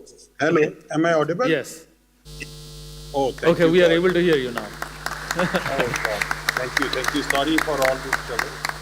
And so, if permits, first of all, let me at the outset thank all of you for giving me this opportunity. And regarding the AI usage in the Indian Parliament is concerned, our approach is basically use case based. And I think all of you may have read a news in the recent past, I think only 2 days back, all of us heard about UK Member of Parliament, which is now AI Steve. I don't know if you people have not, please go through that. So, point what I am trying to make is the day has come where the Member of Parliament can also be an AI person. So how the things will go, we have to see. So as far as coming to Indian Parliament is concerned, I am going to share with you 7 use cases. Out of the 7, 4 use cases we have already implemented as far as AI is concerned, and 3 use cases are under progress. So that is at a proof of concept level. So if I am talking of what we have already implemented, the 4 are, the very first is to basically emphasize on inclusiveness. So think of the visual impaired reader in the Parliament library or anywhere. So they need assistive tools. So the tool reads that book for them. So that tool is using the AI technology here, reading aloud for the visually impaired readers. So this is how one use case is there. Second use case is we have our legacy and historical debates. When we digitize it, then optical character recognition is one part or one process which basically converts that image into a machine readable thing. Now what we are doing through AI is we are making that as intelligent character recognition. So it is no longer only an optical character recognition. A combination of OCR with AI is leveraging the AI thing. Next, in the debate digitization is a metadata extraction. So the AI is helping us to extract the metadata because metadata is the life. Because if you want to access any debate, the metadata plays a critical role. Coming to third use case, it is the videos. What all videos we have till now of our parliament debates, we have a library of that. We have digitized that also. What we are doing is we are now making it searchable, and the searchable based on the transcript. Like if you think of where all poverty is spoken, so we can fetch out, okay, what Narendra Modi sir said on cleanliness. So straight away on that video, we can reach there. And the search also is AI enabled, which will give you more contextual search. So for an example, if I give you an instance, if you're searching based on employment, then in a normal search, you will not get the results where either the recruitment or the job opportunities are there. Whereas in the AI-based search, you will even get the results whether it is directly employment or indirectly it is connected to employment.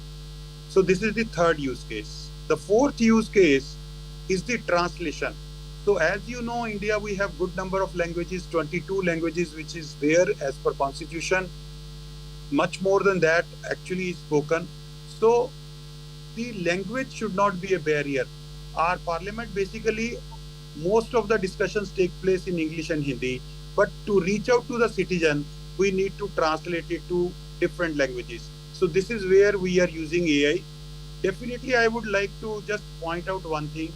Don't think that the straight output coming from the AI tool, we are serving it to the public. No, it is humanly vetted, because the perfection which is expected from the AI is not of that level that it can be directly served.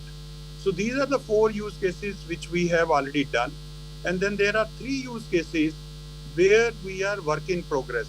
The very first is whatever like we are discussing, there are reporters who are taking note of that. That is speech to text. That is the transcription thing. So here we have done a proof of concept. We are finding good results with the help of good number of vendors are there. The government is also running a project by the name of Bhashini. So that maybe it will take some time to get that level of maturity. Second is Chat GPT. Chat GPT also, all of you may be also aware of that how it is helping us to do summarization of the whatever debates are taking place, or let's say member of parliaments want to know or have a queries, then it can go through the document and it can respond to that document. So this is how we are trying to use case the large language model in the query and as well as in the summary of a debates. And the last but not the least is the simultaneous interpretation. That is starting from speech, the way I am speaking in English, but the final output say in different language, say in Russian or say in any other language. So speech to speech has 3 components, which I think Brahma is the expert. He will explain you. With this, I will end. Thank you very much for your time and patience. Thank you. Thank you so much, Mr. Gulati, for your wonderful presentation. Thanks for taking time in this, he has a very busy schedule right now. Our general elections got over in India, and he has been really busy because he's the main person in charge of, welcoming the new members of parliament and setting things up. His team does that. So he's been very, very, very busy, but he found some time to speak with us today. So thank you so much, sir, for your time. I really appreciate it. Thank you.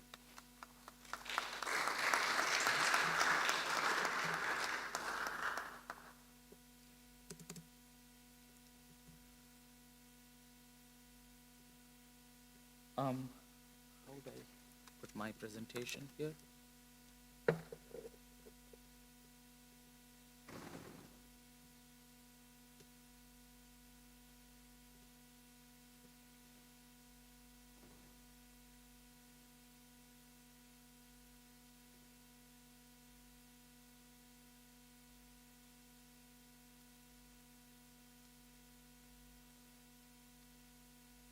Let me know when it comes up. Okay. Switching. Okay, great.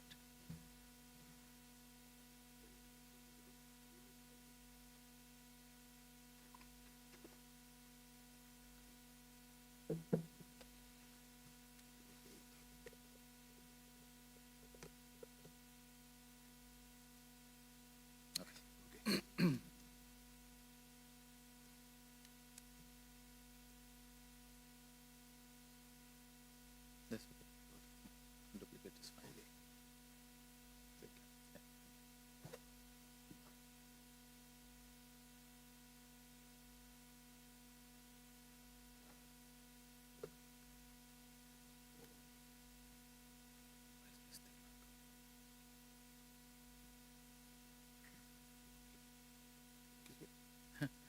Okay. All right, good. Okay, perfect. Thank you. It's always a little bit of issue when we switch from remote conversation to actual physical presentation. But finally, we figured that out. So again, microphone. Okay, better now? Okay. So let us talk about AI, an extension of what just what Mr. Gulati just spoke about. Those are 7 use cases that he talked about are real life, everyday pain points in a real parliament, one of the largest ones. And the pain points that he mentioned today echoes in each parliament in today's era of modernization. And those, I try to break it down in 3 simpler buckets, if you will. One is speech translation, specifically a huge pain point in a multilingual or bilingual parliament, but also in even a monolingual parliament when delegates from other countries come. Even take an example of today's discussion that we have having, the conference we are having for last 3 days. We use this for understanding each other, right? So having a system in place that completely eliminates that or makes it easier, that simultaneous translation, that's one bucket. Second is the document conversion. With millions and millions of pages of documents in Parliament that archives that are there from before 1950s. Probably in Chilean Parliament, it's almost like 200 years old. The kind of documentation we're talking about, that's huge. And then tagging and search. How you pinpoint the search, like we said, information is the new gold. How to get the information with a twinkle of an eye, with the snap of a finger, is what AI is here to serve us. Okay, so what are the pain points? Again, I am not going to go into all the details, but overall 3 buckets: digitization and documentation. Digitization of documents that are pretty old, they're blurred, some are handwritten.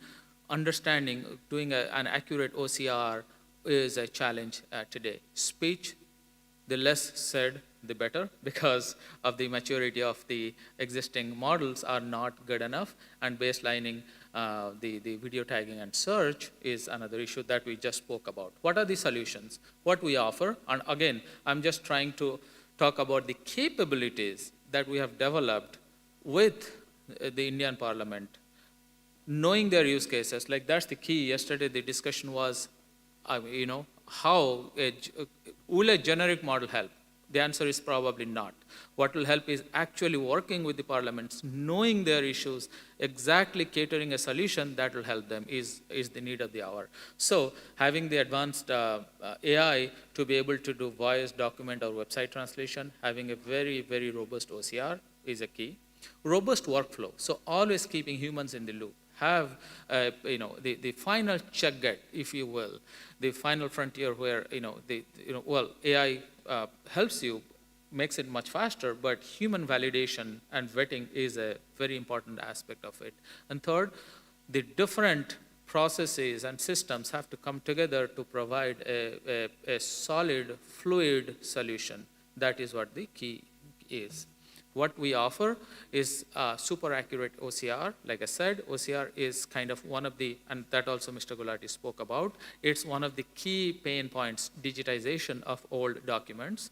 Doing OCR, not just regular optical character recognition, but doing it on pages that are not even humanly readable because they are so blurred, so out of shape that you cannot just take a picture on your cell phone and try to translate, because we have to have a very advanced model to do that. Simultaneous translation in multiple languages. Website is just a side product. Having everything to do with speech, so speech to text, text to speech, a dictation. Sometimes when you want to directly convert your instructions to text or text to a voice, and finally the simultaneous interpretation in multiple languages at the same time on an enterprise level. So these are the different components that come together to deliver the value, end-to-end value in a parliament setup. Speech translation, multilingual chat, when you are talking, actually chat. So I'll try to demonstrate today. When you type something in your regional, in your language, I should be able to say in my language. Not only speech, transcription, but also chat. And the ability to send files on the fly and have those translated. Those are the keys. So this is the attached document translation. Transcript capturing and the ability to edit on the fly, and the low latency of all these with high accuracy is the need of the hour we're talking about. So out of all these, that makes Meetmonk. What we have here is on the pink side is the document-related technologies that we have. OCR, document translation, large volume text translations. On the blue side, we have all the text-related technologies, which is dictation, so speech to text, then speech to speech, simultaneous interpretation, tagging and search, and then finally, speech to text. These are the different suites, audio, text, and video. I'm not going to, and some text stack. I'm not going to go into details of this. The workflow, that is another important part in which your super accurate OCR happens, AI translation happens, but that can, in today's technology, can take you to 95% accuracy. Always you need manual review to make it absolutely correct, and then you need to have a feedback model that feeds it back into the process, back into the model to make it self-learning, more and more accurate. Once you correct something, that mistake will not come back. So that's the kind of feedback loop we are talking about, and that's part of every integrated model. So KPIs we need to track to make sure that our machine learning is improving day by day. And what is the advantage of this? Cost, speed, and accuracy. It has to be self-learning, like I said, and end-to-end. So it has to cater to any requirement end-to-end. When you start, for example, the 7 use cases Mr. Gulati talked about, and other parliaments have specific use cases, you provide a solution in which kind of fire and forget mode, but with human in the loop. So you set up the process. So the better the process, the more accurate the output is. So that's what we are trying to set up the process in addition to the technology and improve it as we go along so that there is very little scope of error. So it's kind of the goal is to have it better than Six Sigma accuracy. What are the safeguards? Cloud security, encryption, because we are talking about mostly private data, but also publicly available data. The speeches, the discussions, the information will be publicly available. But at the same time, we have to have enough safeguards in place to make sure the mistakes are not made on one hand, and second, the private and confidential data remains confidential. So cloud security, encryption, document protection, secured, doing it within a secure network, data security, where you have your data center, what kind of software as well as hardware securities are in place, need to be kind of decided, discussed, and finalized. And there are a couple of things also we do, which is like voice cloning and voice masking, when especially related to simultaneous interpretation. We try to avoid that, and actually several countries are bringing out laws to kind of stop the deep fake, if you will. So I know India, for example, has a law now in which you cannot translate my voice into a different language and still have my voice signature. It has to be a neutral signature, just to ensure that the deep fake thing is avoided.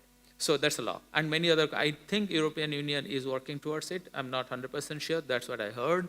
And I know a couple other countries are also working on it. So if I try to say, we worked with the PMO, the Prime Minister's office in India. And when we are trying to translate Mr. Modi's, Honorable Prime Minister Mr. Modi's voice, we were told not to copy his voice, even though we have the ability. When it translates to, say, Spanish, say, Portuguese, say, French, do not have his voice signature. So that we know that, so that's to differentiate like yesterday there was a question, how do we differentiate the AI output versus actual human output? And this is where one of the safeguards are in place, in which you know that this person was not the original source for this speech. It was more like a translated or AI converted speech, if you will. And then masking, when original voice, on the flip side, the original voice will be maintained the way it was captured. So those safeguards we already have in place for our platform, for our model. And I'm not going to, so this shows kind of very a rough sketch of what we do. We have the different inputs from the document side and on the audio and video side, which feeds into a repository for the research, analytics, and further development of the model, in which you have the information all sliced and diced and available to you with a snap of a finger. And we'll try to do a demo today to kind of showcase that.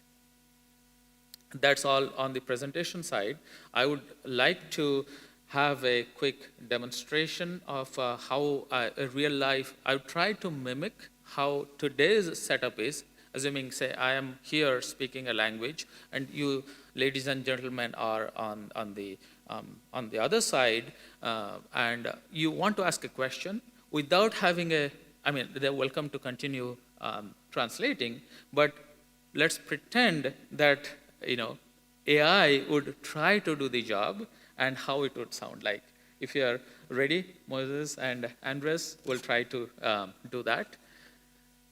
What I would like to do is, I would like to log into this. So this is what, again, a setup that Parliament would look like. So we have three parts. One is simultaneous interpretation, in which one voice, one speech in one language can be translated into 85 languages, should there be 85 different representations on the floor. This one is speech to text. So you can have just a speech, long speech, you can have a debate, you can have anything, even a YouTube video. You play it, it'll detect the language, and it'll start capturing the transcript. And then finally, I'll show you, after the transcripts are captured, how you maintain it, how you vet it manually without having to play on a tape recorder and start writing. You will do it on the tool itself. Without much delay, let us start doing it.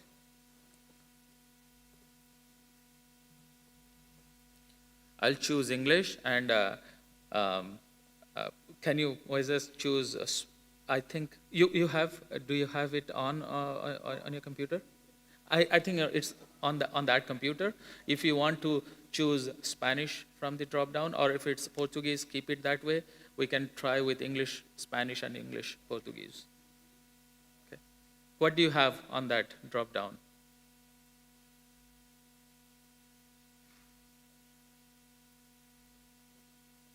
Spanish? Great.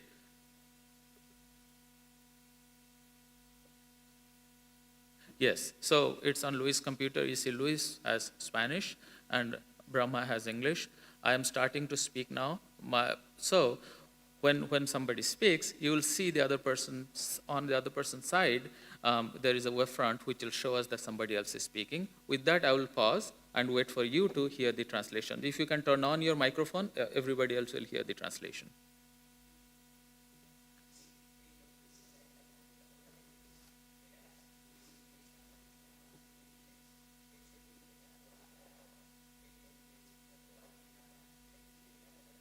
Hay una red frontal que nos mostrará que alguien más When you está start hablando. talking, Con eso haré una this is pausa. how I will make a Haz una pause. pausa y espera a que Make a escuches la pause traducción. now. Si puedes Try to hear encender the tu micrófono, translation. todos los If you demás can turn escucharán on la your traducción. microphone, everyone will be able to hear the translation.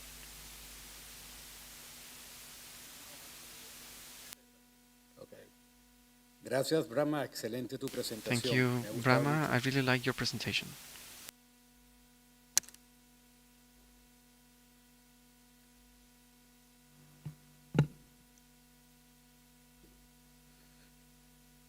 Great. So what Okay, I unmuted myself. So great. What you saw now is the real-time translation, and that is just because unavailability of the test platform in which we can have just one-on-one. But imagine it happening in 85 languages at the same time. And when I speak, please mute yourself so that the feedback loop doesn't go. When the translation comes up, turn on your mic. Others will hear it. Eso se debe simplemente a la falta de disponibilidad de la plataforma de prueba en la que podemos tener solo 1 a 1, pero imagina que sucede en 85 idiomas al mismo Imagine tiempo. that this is happening. Y cuando hable, 85 silencia tu voz languages at para the que same no se time. And when produzca this el happens, ciclo de turn retroalimentación. off your microphone Cuando aparezca la traducción, in order enciende to el avoid micrófono. Otros lo oirán the ahora. feedback. Nos vemos en el... Turn on your voice so that everyone can hear us. Play this video. Keep your building down. I need you to stop hating me. Now I'm really glad to this.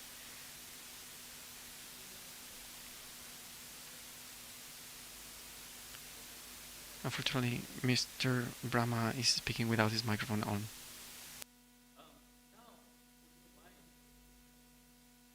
Puedes silenciarte porque ahora entrará en un ciclo de retroalimentación.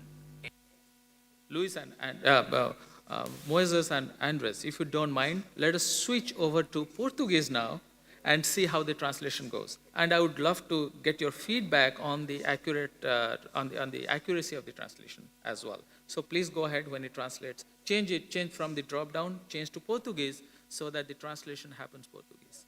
And likewise, you can change to any language you wish, and it will keep translating. You can talk non-stop here, and it will keep translating non-stop in all languages.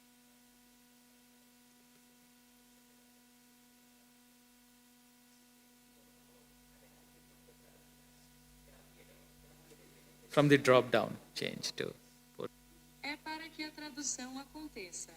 E da mesma forma, você pode mudar para qualquer idioma que desejar e ele continuará traduzindo. Você pode parar, pode falar sem parar aqui e continuará traduzindo sem parar em todos os idiomas. Please ask a question. Unmute yourself from the computer. Isso aqui não é perigoso?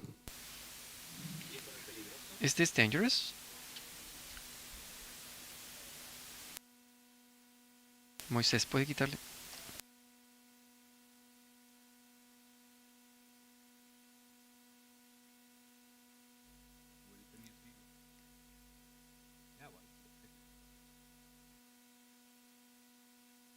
Perguntei se isso aqui não é perigoso. I asked if this is dangerous. Isn't it dangerous?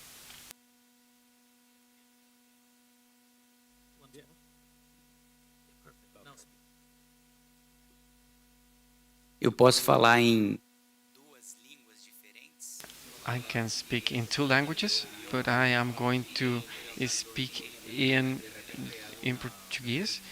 But if I ask in a question in English, will this also make a recognition of that difference in the language? Languages. If I speak in Portuguese and ask something in English, he will also translate it. If you liked it, don't forget to leave a like, subscribe to the channel and turn on notifications. To the next. If you liked it, don't forget to leave a like, subscribe to the channel and turn on notifications. Now mute yourself, please, because now it's going on a loop. If you liked it, don't forget to leave a like, subscribe to the channel and turn on notifications. Thanks. Okay. Beauty. Hopefully it's muted now. Okay, so that's what it does. Again, it's not the best demo because in such close quarters, having multiple microphones on. But with this system, what we did with Indian Parliament is when we directly put it on the server side and then have this multiple feeds coming. So if I speak in one language, at the same time, you'll hear in like 22, 23 different languages. And that's how it goes. And it's very helpful. We're just displaying that ability. Ludovic, I would love to get your inputs, if you don't mind joining them for one more round of French translation. Let's see how it goes.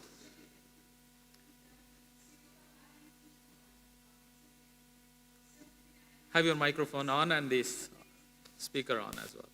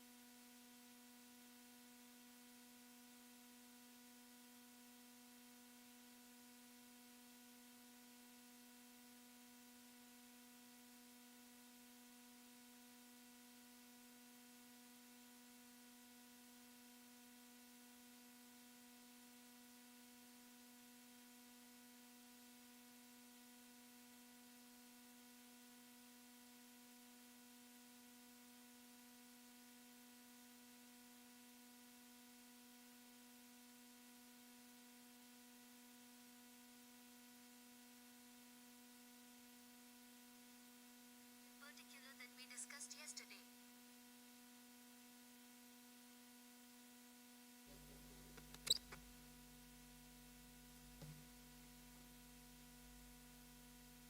And which is related to digital transformations, in particular about the importance of animal consideration in digital transformation and the role of llama in the global evolution of this transformation.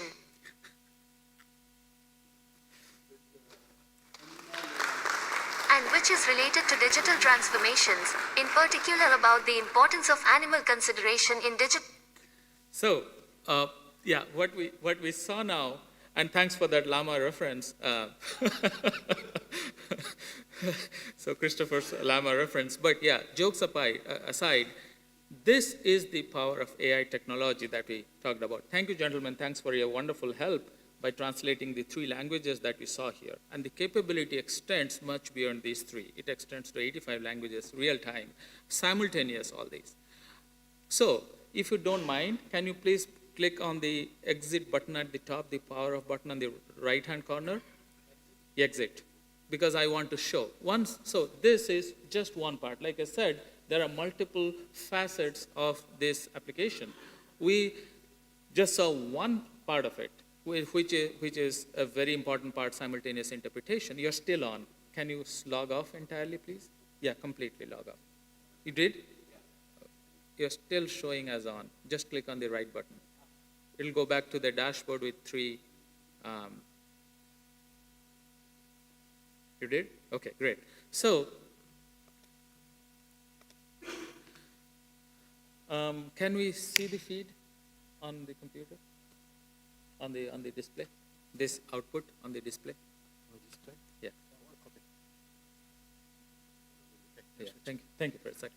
So, yeah, with this, so the simultaneous interpretation happens. But what will you do with it? How does it help the answer process? Does it capture what we spoke? Does it recognize the speakers? We'll try to see that. So when it comes back here, thank you so much. Awesome.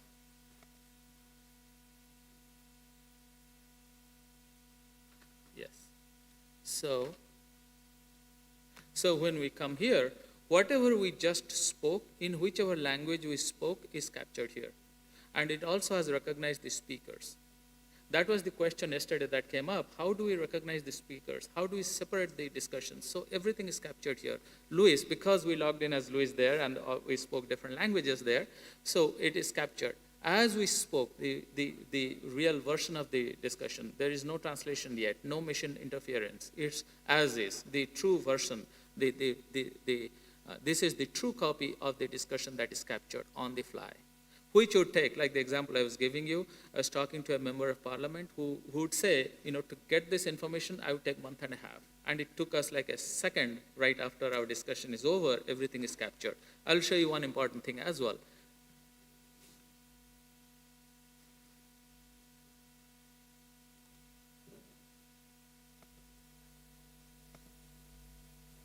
Oh, that's because it's connected, probably my speaker is not working, but yeah, this will actually, whatever is captured here, this is displayed. For whatever reason, I don't have this audio coming up, but this audio is displayed here, and as it displayed, whatever is displayed is captured here. Why is audio not? Oh.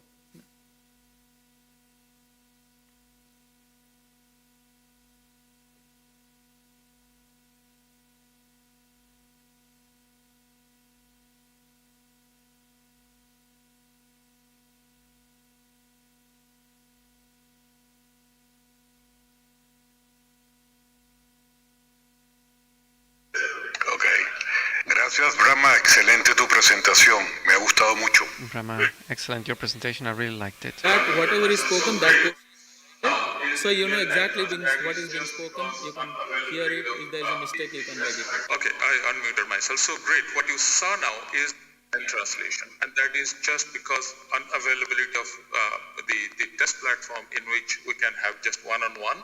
But imagine it happening in 85 languages at the same time. And when I speak, please mute yourself so that. And when I speak, so we can forward it like this, and we go to a different section. What we did with Indian Parliament is when we directly put it on the server side.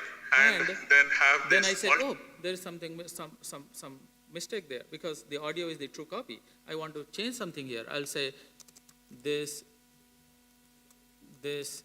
modification is for test purposes. Okay, and then say confirm edit. And that shows up, this modification is for test purposes. So that came up here. Wherever I make that change, that is reflected and stored as a final copy. Once you do that, the final phase is go to download. You select a language because it's the true copy. Remember, it will be in multiple languages that you may not understand. Then you say, with all this, I will want to see it in Portuguese. And then say download. In 1 second, it will translate everything and download in Portuguese. So everything you can possibly want, so everything is downloaded in Portuguese with the speakers identified. And you can translate it in 85 languages, like I said, on the fly. So the whole process, which would have taken a real long time to humanly do, AI does it in no time. So that's just one part of it. Before I proceed to the next, do you have any questions on this?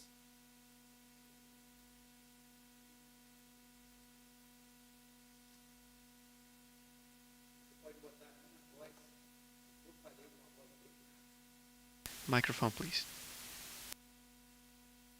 Microphone. Colocar o que eu falei.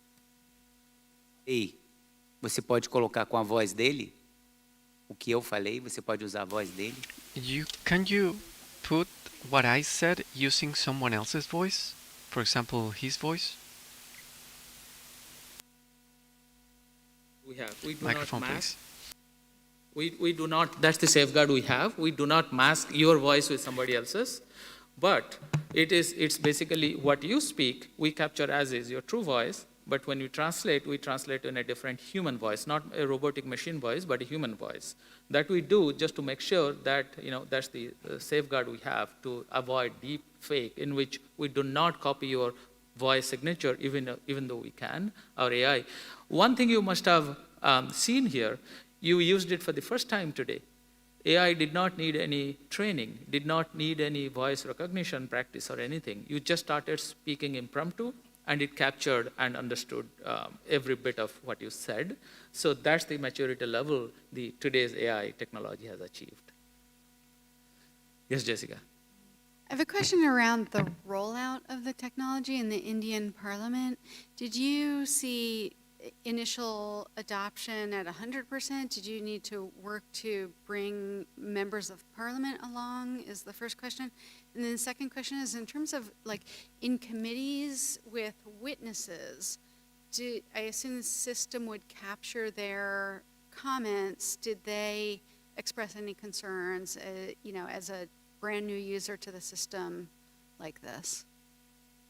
This question is about the adoption. It is being worked out. Like I said, this kind of complex system in Indian parliament context in which the complexity is huge. They have 22 languages. They have set up a complete dedicated department, government department called Vashini, who does the language translation work in the back end. So they are the backbone. So we are working with them also. And so that's a very complex process. We have been working with them for more than a year now to make sure everything is accurately captured. Because a lot of work goes in the back behind the scene. When it comes to the concern, actually that's where the training, the working together comes into play, because there are a lot of terminologies that are parliament specific, which is not in general translation memory. So we have worked with them to capture those pieces of information, and we keep capturing and modifying and updating our translation memory and our database to make sure almost everything is captured. But at the same time, they are tech savvy. They understand that there will be about 1 to 2% errors, and the time it saves, the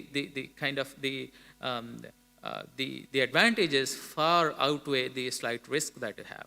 But also, they are super emphasizing on having the human validation. That's why you see the ability to see the transcript, hear it, but also be able to modify it before it meets the public's eye. That's the kind of safeguards we have in place. Okay, yes, go ahead, Christopher. Christopher Henry, House of Commons of Canada and Parlamentos. Thank you. Wonderful capabilities here, Rama. Just a question on the human side of change management. Can you elaborate a little bit of the, before this wonderful technology, speak to the workforce of interpreters or translators that were involved or have been involved in this work, and how their journey has been in this receiving this wonderful technology, and how it is complementary or replacing. Can you speak a little bit of that side of it? Wonderful, wonderful question. Thank you for that. Yes, that's a very practical, real-life question in which people's jobs are in line, how they respond to it. So when we worked with them, we started working with them, we got that initial pushback. But then they were very quick to realize that this is not replacing them, but making them more efficient. This is aiding them. Just to give you a background, before, it's still not rolled out, so the work is on the anvil.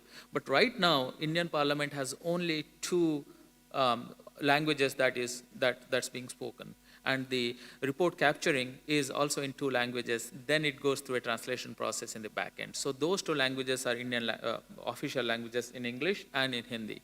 So should a member come and deliver a speech in a language different than these 2, and India has, by the way, 22 recognized regional languages spoken by millions of people each. So a representative from a particular state speaking a particular language, if they want to deliver in that regional language, then just the audio is captured. Then it goes through the overall translation, viewing, vetting, and all that process. And that's the example I was giving you. If my friend would deliver in one of such languages, it will take a month and a half to get a copy of his own speech. Just imagine the delay. Right now, we cut it down to, like I said, a second and a half. And that's where now the capability explodes. The new frontiers open. Instead of 2 languages, now you can do it in 22 languages. Maybe 2-3 years down the line, you can do it in 45 languages with the vernacular languages included. So when they see that scope, when they see that it's not cutting down their jobs, actually increasing their jobs, because more people can be recruited to vet it, right? Keeping that human in loop. Now they're super excited about it. So hope that answered your question. Yeah. Hi, Natalie Foster, also from the House of Commons in Canada. We've recently started a project where we will interpret in Indigenous languages. So we have some members who represent our First Nations and groups, and they'd like to be able to speak in Parliament in their own languages. However, these are languages that aren't spoken by very many people, and that's why it's important to have that representation and important to have those languages spoken in Parliament. So how would you go about training a system on languages that are maybe not used by as many people, or there's maybe not as big of a data set? How would the system respond to that? Question. Yes, we do face that. Like I said, right now in India we have 22 languages, but there are like another 25 languages waiting to be included, and AI is dependent on the data behind it. So we are actively working with it. So I'll give you an example. We are working with a state government right now called Uttarakhand. They have 3 languages. One is mainstream. 2 languages are less spoken. As a result, we have smaller data set for it.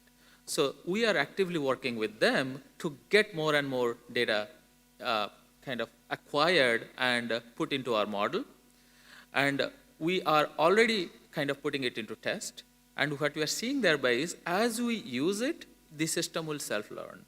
So the key is to not wait for it to be perfect, but just make it good enough and start using it so that the feedback is actively taken and it is put back into the model, so that by the time you are ready to implement it, it is accurate to an acceptable degree. So those languages that have lesser representation, I think that is the way to go, in which you start involving people, make sure they deliberately speak and train the model in those languages that are less spoken. Yes, please. Sou Alessandra Rosco e sou escritora e jornalista.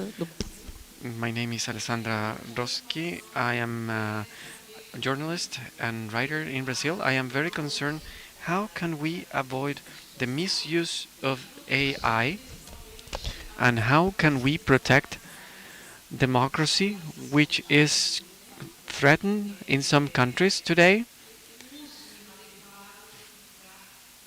For example, the misuse or inadequate use to change reality with the use of with artificial intelligence. For example, fake news, which currently exists. How parliaments can guarantee that the use is the adequate one in all senses that AI represents? Thank you. Great question. Yes. So like I was speaking in the panel about it, with great power comes great responsibility. With all advanced systems, there is always a way to weaponize it. And the deep fake is kind of a weapon against humanity, weapon against gullible and helpless people, against the vulnerables. It's the responsibility of the democracies, of the governments, of the parliament to stop it. And where will they stop? The first stop is to kind of make sure their own output, their own use of AI is protected against such deep fakes. And that's why when we work with the parliaments, we make sure we have some checks and balances in place, validations in place, workflows that validate, vet every output that goes out. And I'm sure Jessica was talking a little bit about the guardrails that are put into place by the US House of Commons. The same thing I heard being echoed by the Canadian House of Commons and other parliaments. So yes, so there are whatever we can think of at this point, because always the criminal mind will be one step ahead of us. They will be finding ways to beat the system, but it's for us to kind of predict what kind of pitfalls are lying ahead of us and make corrective measures. I don't have a perfect answer for you at this point, because I don't know, and I don't think anybody knows what kind of misuses people are trying to plan for, but what we can foresee, we try to put safeguards against it.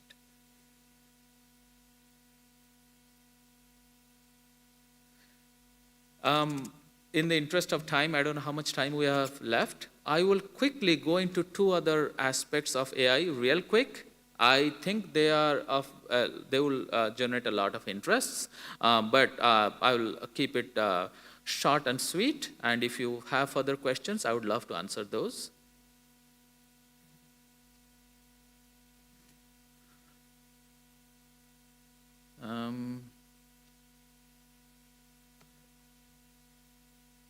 Copy this here.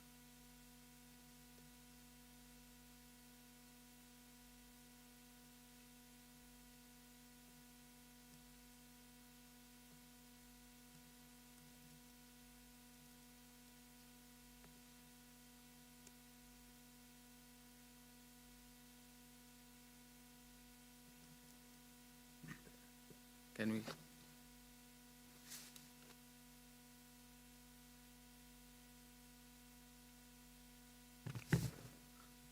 Okay, so there is a site I wanted to show you. Unfortunately, I cannot show. That's the video tagging site. I will have to take it offline, which shows. Give me a second. I'll take this out.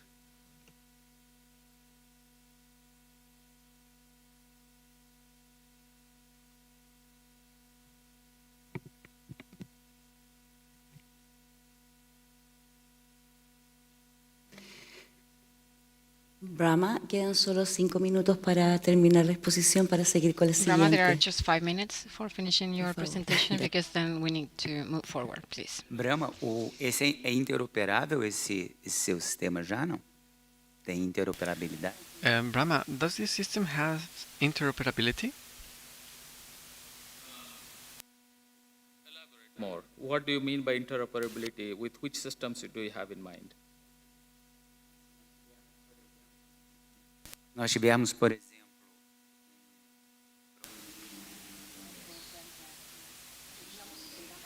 We had a program that was developed in Congress.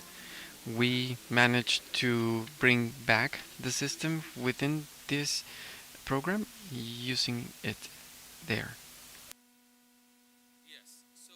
Ours is entirely API based, so it can be integrated with any system. So if you have a system existing today, we have the ability to have integrated with that system effortlessly, and that integration should be, if working with your IT department, it should be like this. We try to make it very smooth. So I'll give an example. We have a website translation platform which actually takes 10 minutes to set up and 1 second to translate whole website. So literally, you just take one URL, put it in your base server, boom, done. Then you open your browser, and it'll ask for a language from a drop-down, it'll ask which language do you want it to translate. You choose a language, boom, the whole website is translated in 1 second. We try to kind of work towards that flexibility in which the integration is seamless and mostly white labeled, so that it shows as if it is created by your parliament in-house. That's the goal. So I will show you one thing. So we have the ability to do, like I said, thousands and thousands hours of videos that you can store and then say, I want to search for this particular session, what was this discussion done by this particular member or the president or the parliament or the prime minister, what he spoke about in this budget context in infrastructure. You put these parameters, do a very advanced search only on the screen. You don't need to, it's completely no code. You do a search, what is spoken by the president on this particular year about budget in context of, say, infrastructure spending. And it will pull out all the videos and start playing for this from the second that particular segment was discussed. So we have the ability to go there. But unfortunately, I cannot show you that right now because of the blocking for security reasons. I'll show you.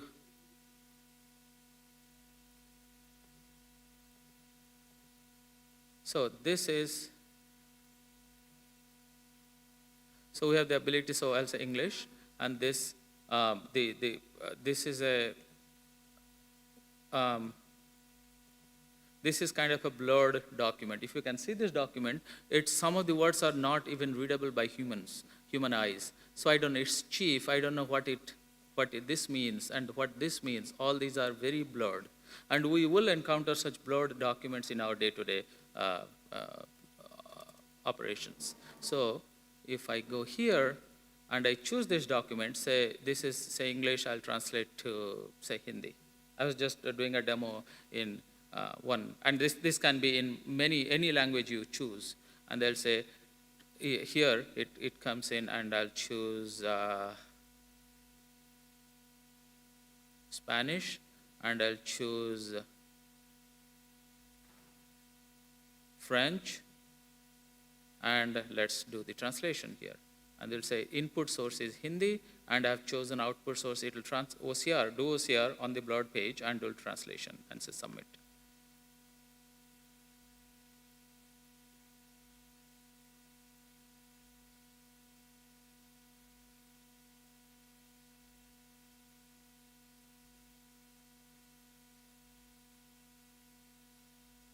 So in seconds, it has translated. This is the original file.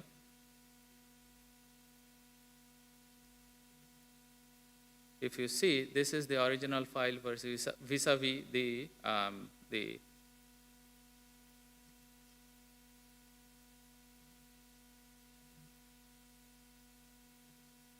okay.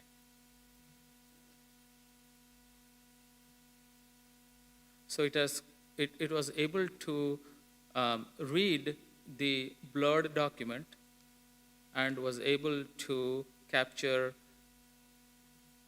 most of the details with about 95% accuracy. And the translation looks like this. If I go back here.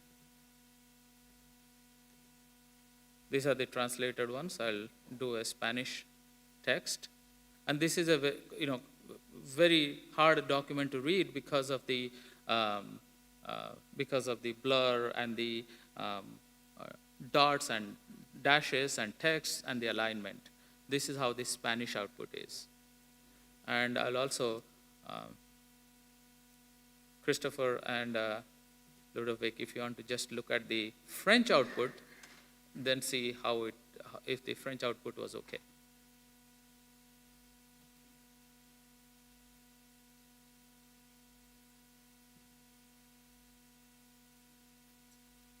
So yeah, this is the output that you can do on a blur document. Again, this is not the perfect, but it's better than human eyes and faster. With that, I conclude my presentation. But if you have any questions, I think we're out of time. But if you have one or two questions, real quick, I'm open.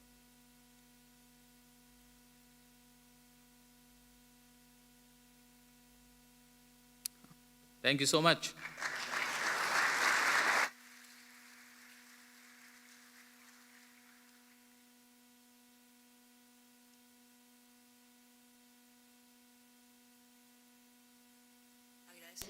Thank you so much, Brahma Mishra. From Meet Monk, the first one in technology of simultaneous interpreter with more than 50 languages. Now we're going to continue with our agenda. Right now we're going to have the next panel that is going to be predictive AI from the Parlamentos of Brazil, Claudio Nazareno, from the Consultoría Legislativa, and André Galvao from the Union of Workers of the Legislative Power of Brazil.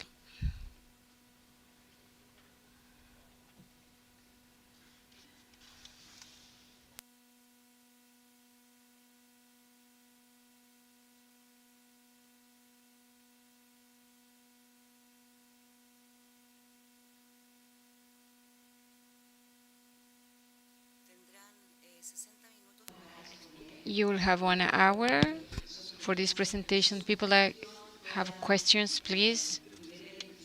First, identify yourself, introduce yourself, because remember that this has been broadcast.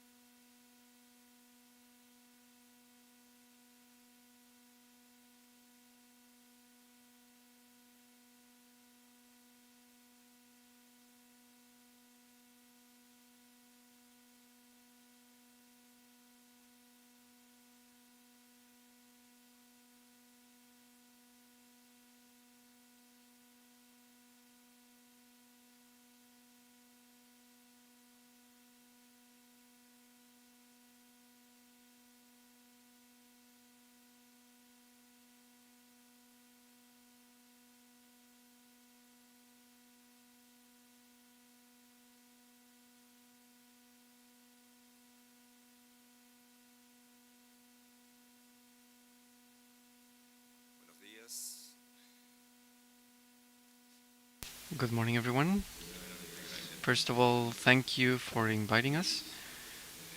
Dear Luis, thank you for inviting us to the Chamber of Deputies of Chile. This event is wonderful, and we are really envious about the quality of the protocol that you are using. Everything is very nice. I'm going to make my presentation in Spanish.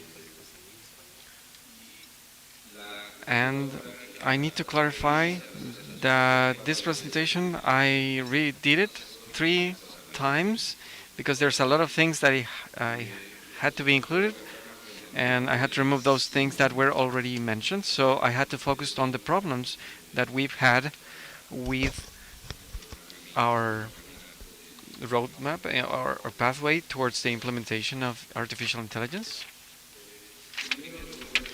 First, I'm going to ask you, why do we have these problems? When you do we are a legislative consultant entity. We provide institutional support. We prepare the minutes. We are also ghostwriters with a technical capability with hands on the matter. We are divided in 22 subject areas. Therefore, we have a parallel with the topical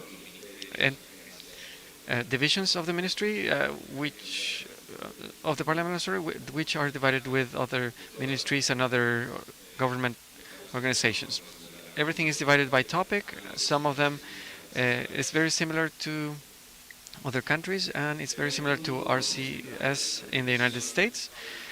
A central point of the discussion is that we work with confidentiality in the work that we do.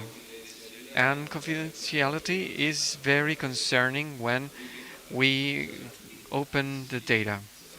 When we work with confidentiality, we cannot use open data. Therefore, how can we work using tools, commercial tools, etc.?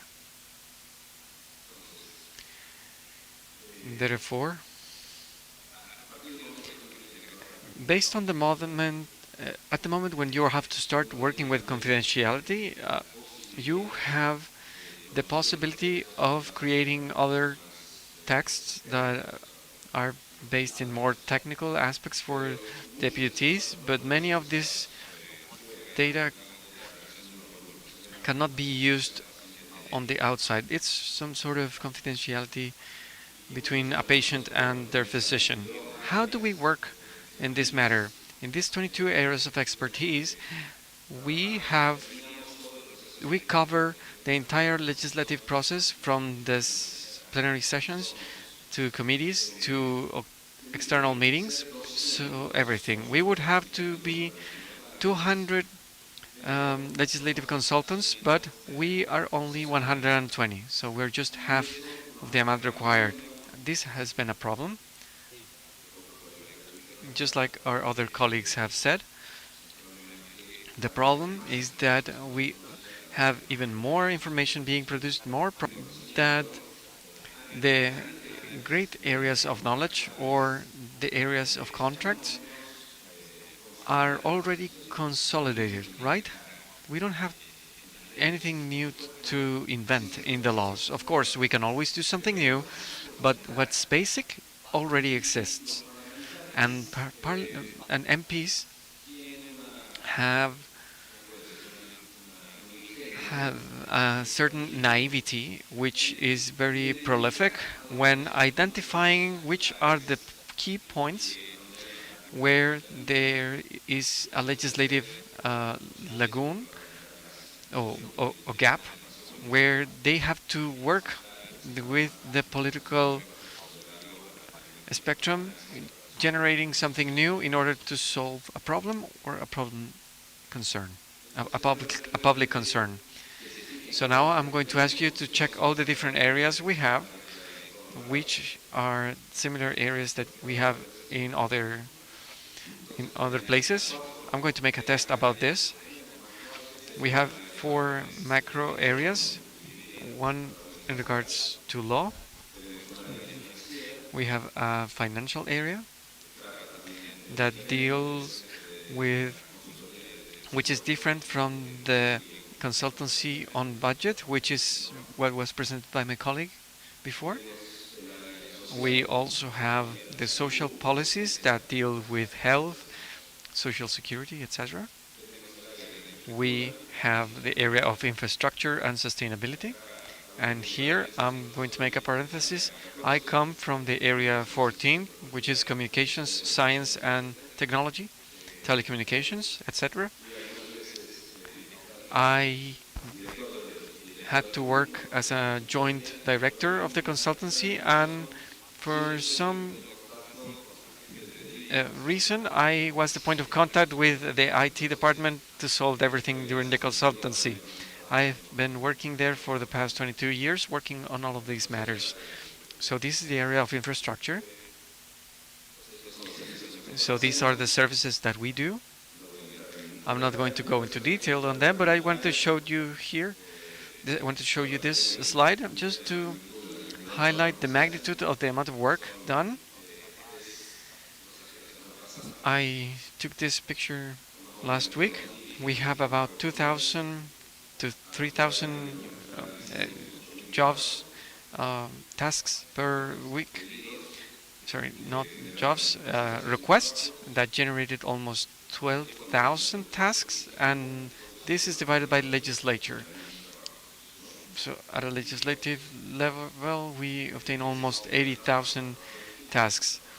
Tasks are written jobs, written tasks, and on-site, in-person presentations. So if you're in a committee, you are unable to provide written tasks.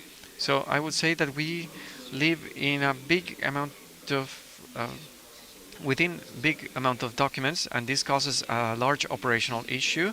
So you have to think that with 25 committees in parallel, you have to contact up to 25 consultants in parallel in order to achieve those processes. When we go to the plenary, we always have to have at least 2 to 3 teams. One to provide support to the presenter. The second one to obtain information to prepare the presenter, and a third team in case of an issue. Here we have more indicators for the year 2021. Most deputies use the legislative consultancy service. These were the past 6 months. We produced 11,000 tasks, and we reached 2,100 projects, considering bills, legislative projects, laws. So just for you to understand the size of what needs to be done, and why we cannot work in an analog manner. We have 54,000 bills to prosper, but they are there. From those 34,000, we have more than 2,000 bills ready to be voted in the plenary session. That is to say, for one decision from the leaders of the Chamber of Deputies. At the same time, that bill, that law can be put into the plenary, and MP needs to go there and provide the report for that law. So you have a time limitation, and times are shorter, deliberations are quicker. This went through a process of changes, and in that process of change, we changed the way the proceedings took place, and the process was made quicker. In order for you to take this into account, the speaker presents the decision, then the MPs provide arguments, and at that moment we had to provide amendments within a 15-minute span, so that gives you an image of how challenging it was. We also have the publications. Those can provide and make available to commercial tools. We have them published. They are documents of study. They're hot sites. They go in depth. What we did was we reached AI. I made this preamble so that you can see the different changes we went through. The IT department decided that we had to go into an AI project, and they asked us what needed to be done. What's interesting is, just like our friend from Europe mentioned, we did this with a small amount of resources, of financial resources. The only thing we had to spend on was the payment of scholarships for the professors of the University of São Paulo, which is one of the largest universities in Brazil. And we went and found those algorithms. We did a look for similar search and also semantic identification. But due to the confidentiality, we were unable to take that data out of the chamber. We cannot contact OpenAI or any other company and telling them the type of requests. We cannot even tell them that we were the ones who did the bills. We can only say that when the deputy states that in the motion. This happens. There are several problems that are not told because they are in process. They are processed automatically, so that information gets kind of hidden, and we had that problem. Confidentiality. We cannot transfer our data. Our data cannot be copied, and therefore we had to make them anonymous. Some data had to be anonymous with confidentiality terms with researchers from USPI, and we made a gap from a legislator in order to have topics in order to make them untraceable back in time.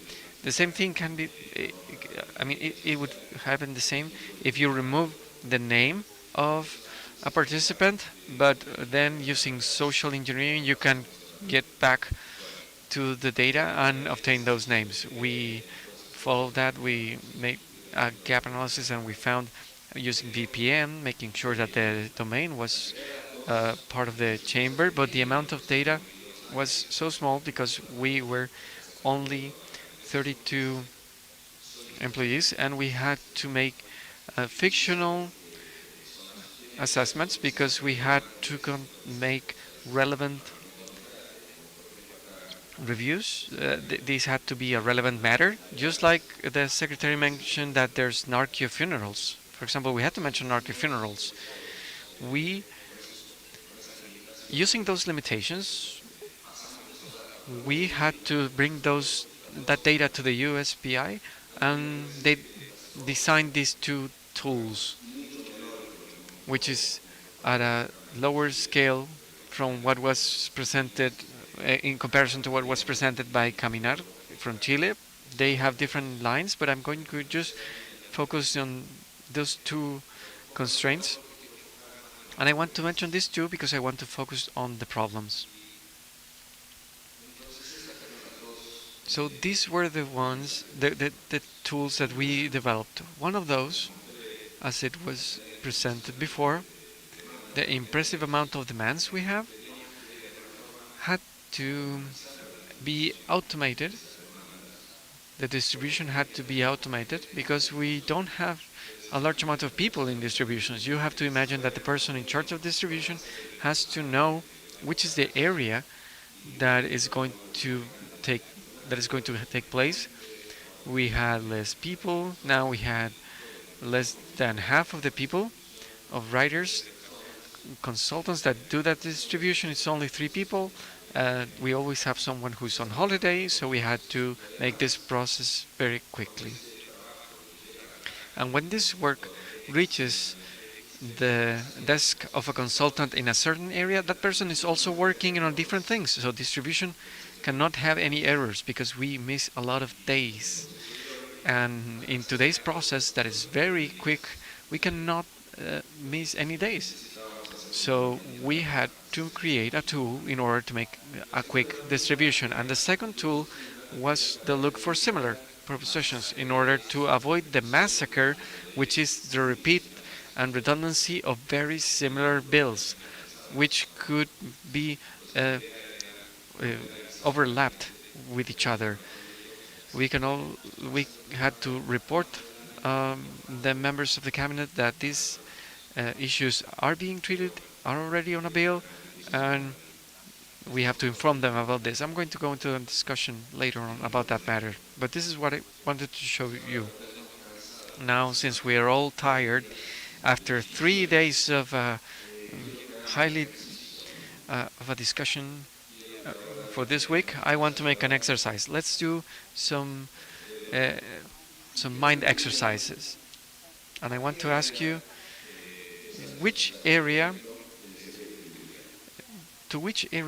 would this element be distributed to? It's easy, right? I think that it's easy. Well, telecommunications. It better be. The predictive system gave us a 98%. Well, what was the idea? If it gave us a 98%, there's no need for human intervention, right? 98%. How can it be wrong? Let's give it to the team of science and technology because they can solve it, right? Let's change the phrase. It's almost the same subject, but with a different objective. To whom do I send this? To transportation or telecommunications? It still gives me a 95% of telecommunications, but this one is for transport, for transportation. Now let's change the topic again. In the industry of pets is very large. Who has a pet at home? Okay. To whom do we send this? Do you have any idea? To which area? No? Are we all afraid, right? This one is a hard one, and it's perfect because it is a divided field, because we don't know who we are going to send this to. The idea is that for you, when you received a result like this one, then we would require the help of a human. This would be the ideal world.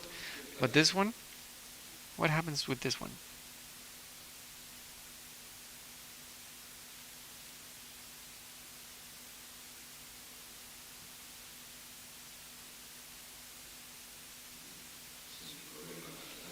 It's a big problem in cities.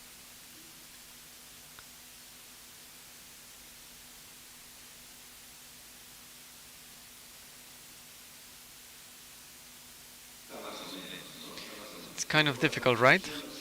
But based on the Brazilian constitution, these would have to involve urban development.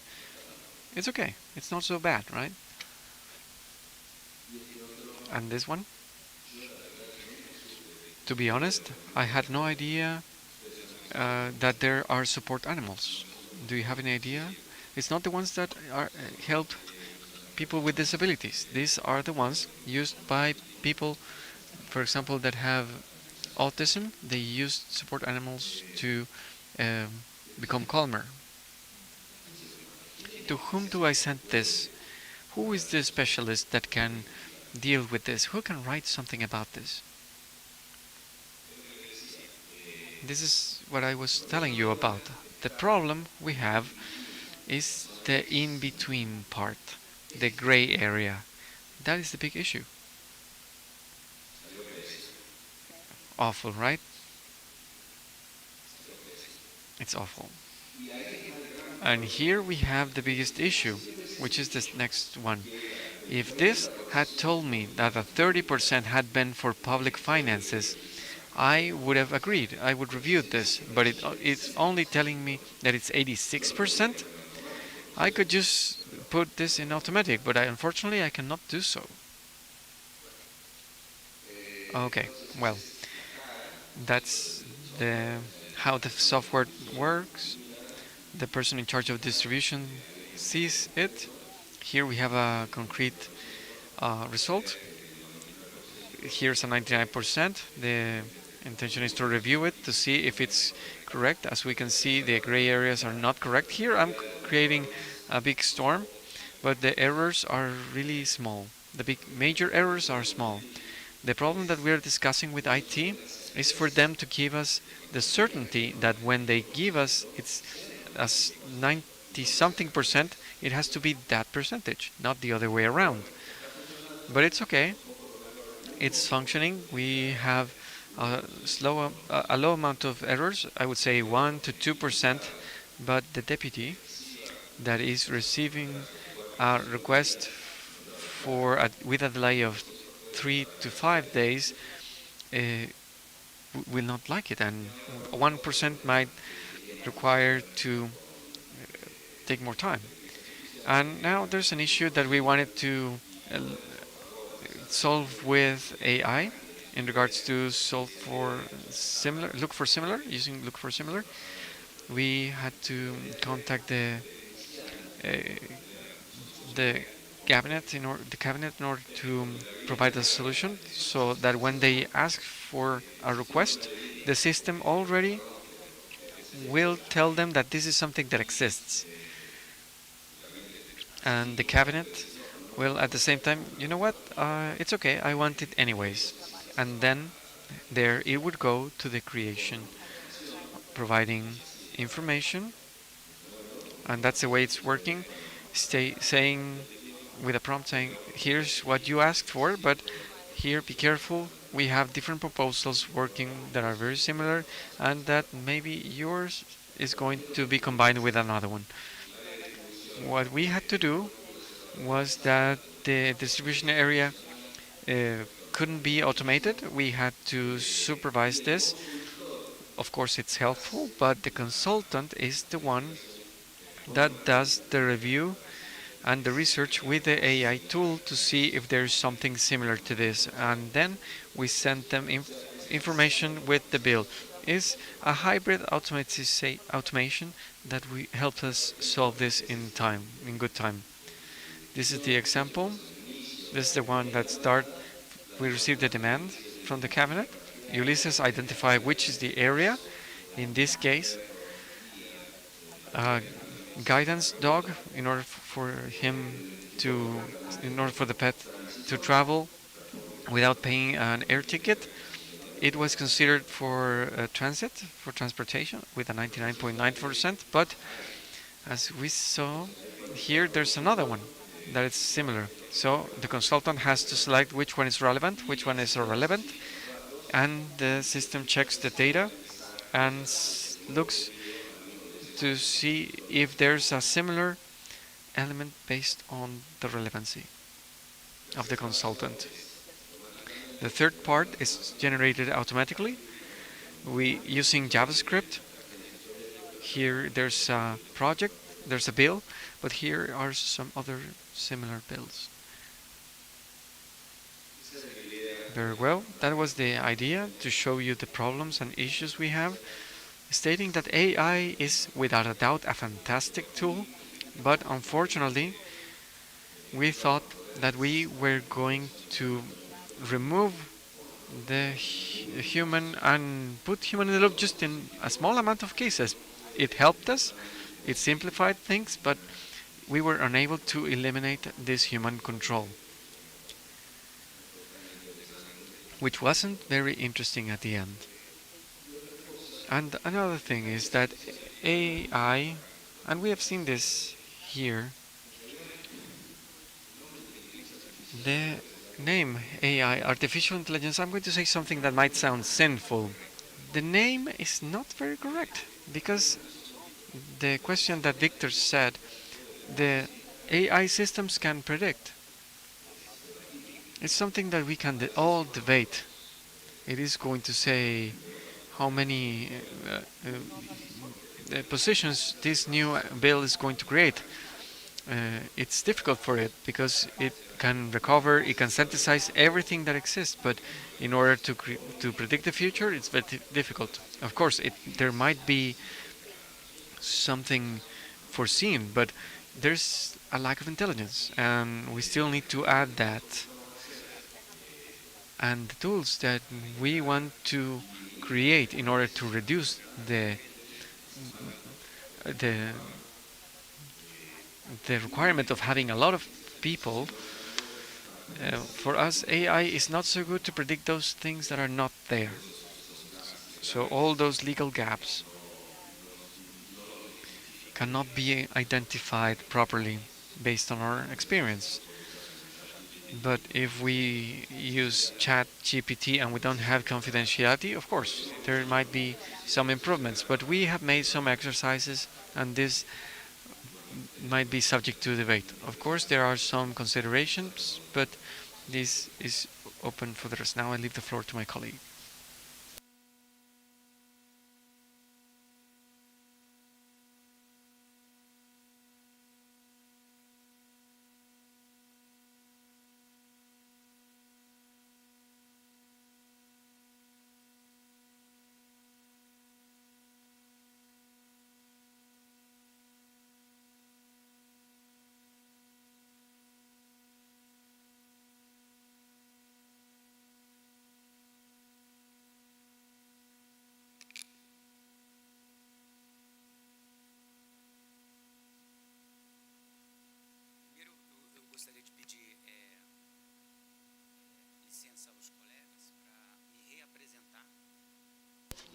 First of all, I'm going to introduce myself. I'm going to give this, I'm going to be the speaker as a professional and not as a representative of the Chamber of Deputies. It is important for me to make this difference, this distinction before starting. Because as member of the union, I was invited by Luis Di Maggio to, I'm here with him. I've been working with him for 2 years, approximately. And the union where I'm from, we met there. I'm the general secretary, and I was called by the President Allison to be there for the evolution of the artificial intelligence in the Brazilian parliament. And since there, I've been in the Bússola Tech meetings and Sindilegis. I'm also part of the Bússola Tech conferences. I didn't have authorization for being the representative of the chamber for this event. But I was authorized for the other part of my job with the Senate. So, under that condition, as member of a union, I would like to say 2 things. First of all, I'm going to confess I don't have the technical capability to have a bigger knowledge of the. I don't have enough capabilities for understanding all that has happened here. I can provide a speech about the things that 80% of the members of the parliament know. But why it's important to me say, because I'm a public server. I'm a worker. But I also have a work in the union, and as a member of that union, I support the people that have a job. And most of the people need to keep having that job. And that's important to mention.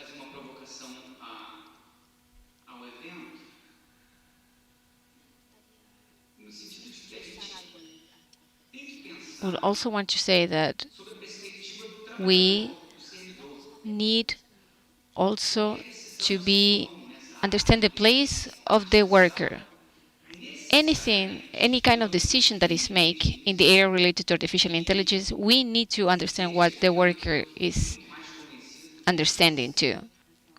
We need to take them into advantage. And after this event, I know even better than before, even more than before, that without the participation of the worker, this effort of adopting new technologies that seems disruptive in a way, they may end up being refused by most of our workers, not just because they don't understand them, but also because they think that they may be substituted by these technologies. In June 2021, the Ministry of Technology and Science of Brazil published a document that says the Brazilian strategies of artificial intelligence. Before the big boom of the generative artificial intelligence, and in that document, they mentioned that around 14% of the certain type of jobs will disappear because of machine learning. 32% of those jobs will change drastically. I'm talking about a document from 2021 from the Ministry of Technology and Science. The next year, after that, at the end of 2022, there was another document from an international organization that says that besides the low qualification jobs, the generative artificial intelligence may also extinguish the jobs of 35% of jobs that were more qualified and professions that generate content. In my mind, how much is 60 plus 35 is pretty much everyone. Not in a long term, we're going to be substituted by this.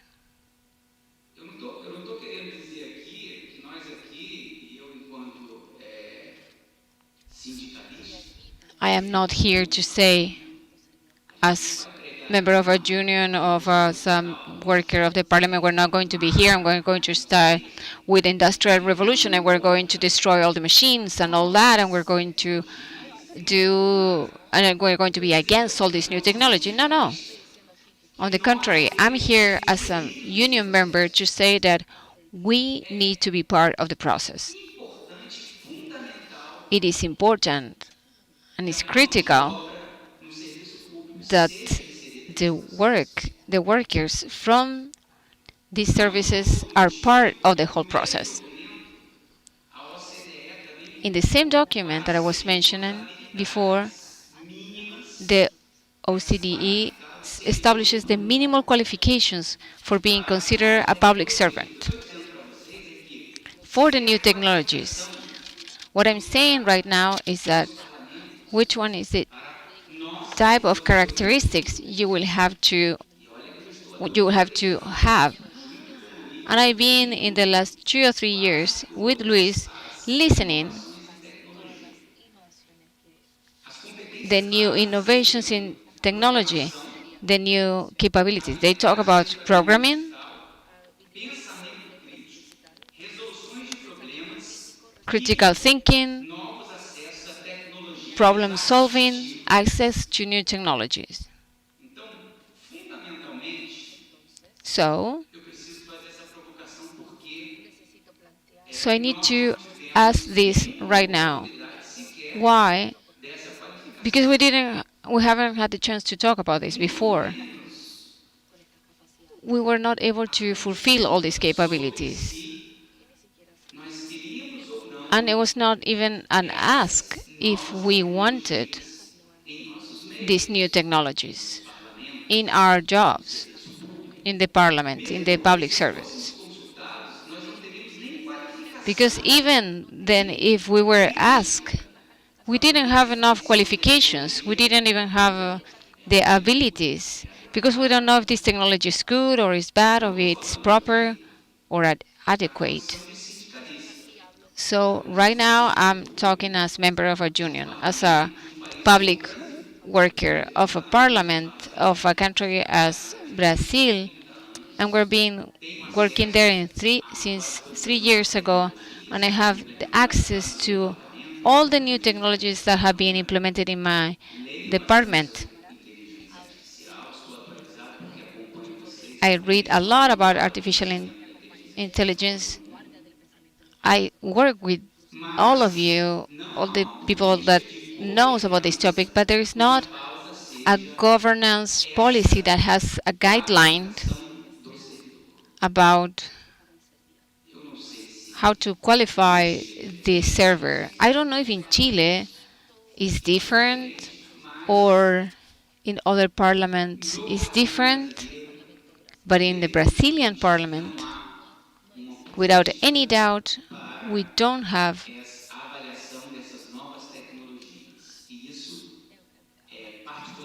a specific policy for the assessment of this new technology for the public servants. Is it an obstacle for the public servants? I've listened our friends from Canada, Christopher, and I think that that's the road, that's the way to do it. There is a cultural change in our organizations, and this needs to start by involving the workers that are there for providing the services to the society. We, the workers, we need to be included and be part of these technologies, because these technologies are going to change definitely the way of produce and deliver to the society what we were hired for, and that's very important to establish. And I could not say this, and the president of the union would never forgive me if I do not express this, if I don't show you the perspective of the public servants that are not part of this reality, because we are.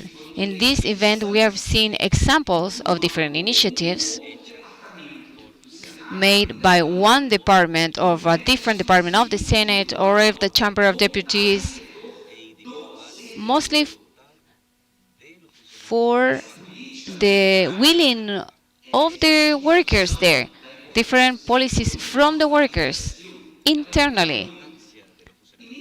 That's why it's important to mention the importance of the public servants. The reality,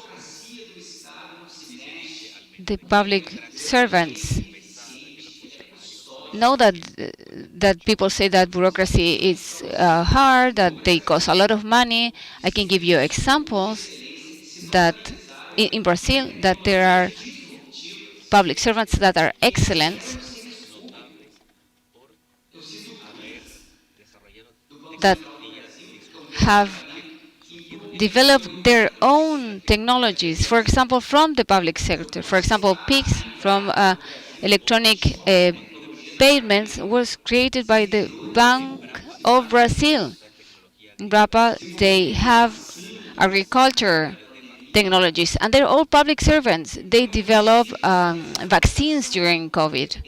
So I have to mention that, I have to mention that there is no doubt that the public servant, the worker, the public worker, during the adoption of the artificial intelligence needs to be the main character, means to be the protagonist. The technologies are disruptive, but the workers need technological development and not the dissolution of their roles. These are the reivindication of the people from the unions. We need to take care of people. We need to care about people, and we need that the artificial intelligence do that to improve the care of the people. We need to have this on mind, and I think that the union is going to be the main character, and I'm talking at least from our parliament, is going to be the one in charge of this cultural change. And we need to do it in a very conscious way. In the Senate, in the Chamber of Deputies, we need to know this as a policy of workers, because the technology is here. Artificial intelligence is not going to wait. So we cannot wait either, and we need to start acting. So I'm going to take out my hat from union worker, and now I'm going to be back with my other hat of tachograph of the Chamber of Deputies, and I come back to my agenda.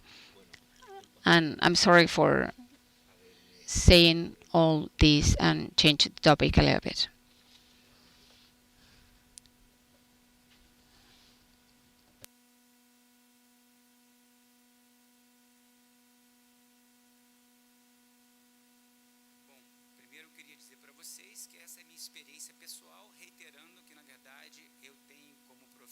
Well, this is my personal experience. My professional experience is to be a stenographer, and I would say that my work is not to take care of transcription, it's to take care of the registry.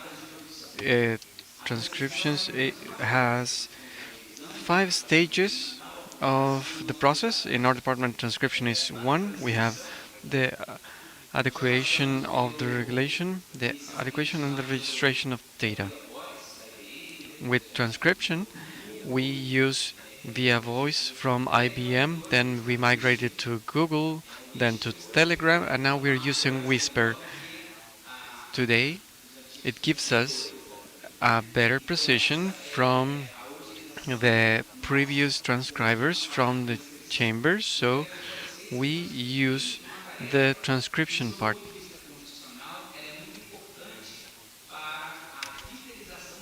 The task is very important.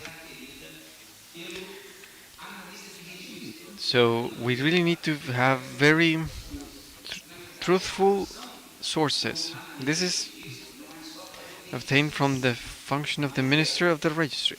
Her task is not just to provide the registry, but due to her public power, she is the one in charge of reviewing the data so that everything can become a legislative. Therefore, we make a registry based on our public power, accrediting the entire process up until the final legislative deliberation. And why do we do this? Well, we have to understand that those that aren't in Parliament accompanying this, there's a need to have someone verifying that everything that is being done in everything, all deputies have to state a speech which was part of the registration. Therefore, they had to pre-register for deliberation. Therefore, it is a process that provides an authentication of those deputies did what they needed to do. Therefore, we have a constitutional function to advertise the materiality of these matters. Unfortunately, we don't have sound files and video files. For our work, we need documents, and those that have the power to accredit these documents and accredit them, it's us, stenographers or registry analysts. And the first phase would be that one, which includes transcription. The second phase would be review or revision of the material of what we receive from transcription. And we do the review of the regulation. I wanted to apologize because I have to say here in the chamber, the stenographers in the chamber, they do this on a record time and they do this online. Therefore, it's at the same time when the facts happen, the data is available online. Our delay is about 25 minutes. Brahma says that this is done in 1 minute and a half, but I got sad because I thought our time was a record in the Chamber of Deputies. We have an excellence in the stenographic registry, and all of this is done step by step at the end of a session. We have a delay of 40 minutes before the publishing in order to verify everything that has been said in the session. We do everything with the entirety of the content being reviewed with the regulatory review. This is our specialty. Brahma might think that this is funny because this happens in 1 minute and a half, but one day we will reach that level.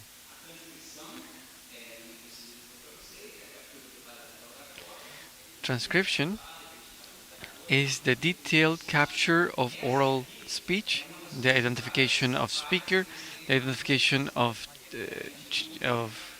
speakers, the changes of the sense. It's difficult for transcription to identify irony, sarcasm, humor, or emphasis. I forgot that I didn't say this because OpenAI now will have eyes, and it will be capable of identifying this and to translate these feelings, especially for those that don't have a sight. That this is verification, this is review done by humans, and also the marking of different remarks. We identify this is the regulatory adequation.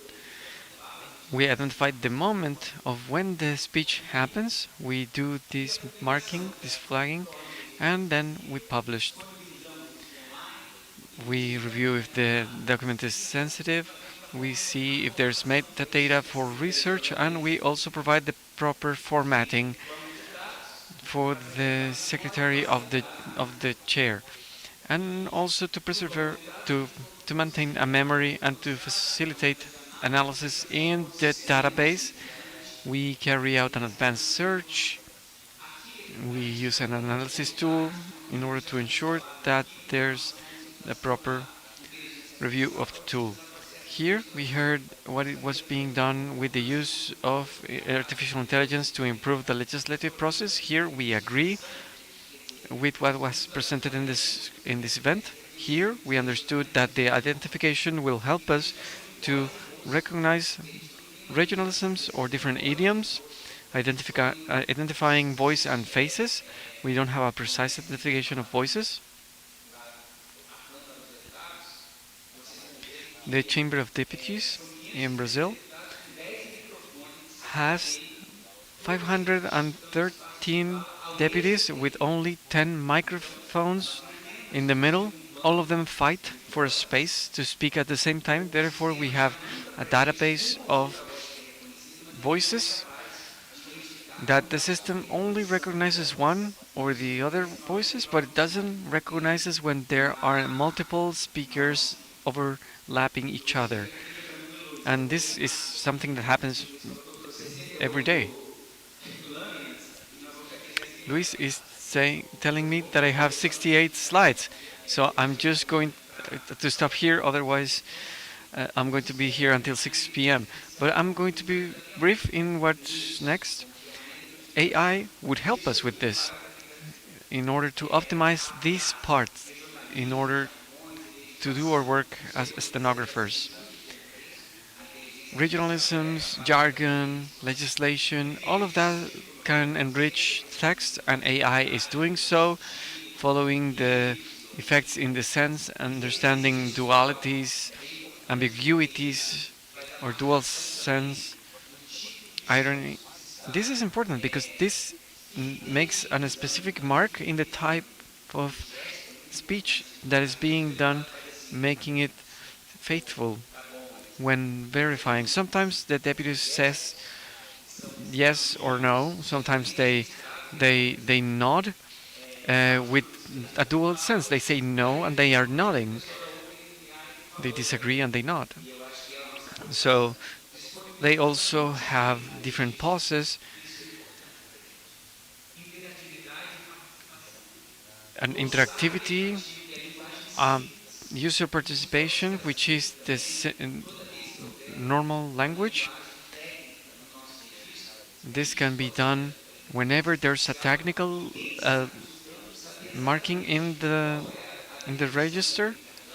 AI could make a marking whenever there's someone reviewing this element. There could be a review of the definition of this jargon, the documentary fidelity, and different effects.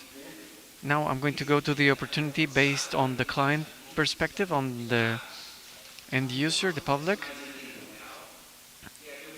Advanced review and analysis, participation of the citizens with data at hand, participation using chats, and topics in particular, which are the predictions of voting trends and expectation of the society. Here I would like to mention two projects which are part of the union. The Parliamentary Efficiency Index, which is something where we do a search of differentiated data banks. We use the biography of the deputy, the way they appear in different social networks, to see their position, whether they presented as an author, as the president of a committee, as a coordinator of a party, or as representatives. And we see the Parliamentary Efficiency Index for a specific matter. When we have a matter and we want to send this to a specific MP or a group of MPs, we would have a prediction of which one would be the defense of the project or maybe an attack to a certain project. We would see the arguments in favor or against the project. So here we inspire our work to work on the work of our friend Orlando. How do we adhere with those bills that have to adhere to a certain budget? What is said in the chamber, if it aligns with the financing and the resources designated for the budget. I'm going to skip some of the elements here of my presentation. All of those are very well known. The latest application we have here in our parliamentary record has to do with the automatic summarization or automatic summaries and indexation using metadata. We also use MTD Web in order to import data and ChatGPT in order to make this summary.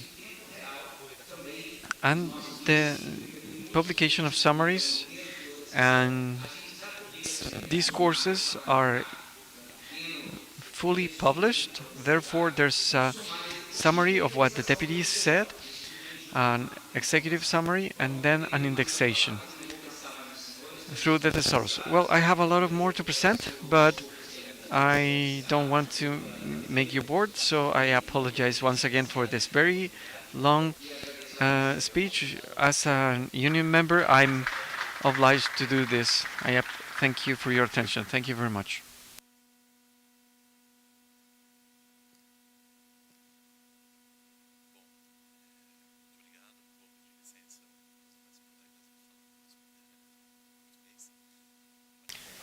Thank you very much. I'm going to speak to my colleagues in Portuguese. I congratulate Claudio Nazareno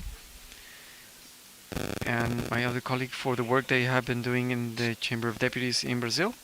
One question for each one of them. Claudio, the legislative consultancy and the work at a federal level is different from other parliaments. It includes the production of the first draft and also studies. What is the importance here in the production of high quality data for the training of generative AI models? My question for Andrés Galvao is that you have two hats, as you said, one as a union member and the other one as an employee, as a staff member. As the president has said, we have a restructuring of the union and we have a role of revaluing unions as an entity that serves the parliament. What is the role of the parliament in these discussions? The creation of forums for the discussion within chamber in this pathway towards modernization of our institution. What is your vision, not as a staff member, but as a Secretary General of the Union? What is your vision from that? Devo dizer, sem falsa modéstia, mas colocando o chapéu do consultor, né? Well, as a consultant,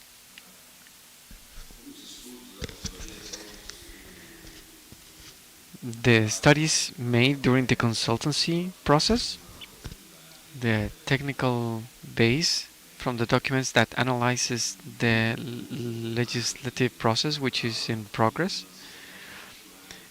it is natural for us to be the primary source of information in order to analyze the legislative document. We have an issue, is that we cannot give our point of view, we cannot give our opinion. We are excellent in explaining. We should be able to do so. We can explain, but we don't give our opinion. I think that is interesting for the AI models, because you receive information without any slip. I would have to highlight that the information provided by the consultancy process is also a source for the exchange of information within different publications in our chamber of Brazil, of Deputies of Brazil, and being impartial, since we work with several levels of confidentiality, we also need to be impartial.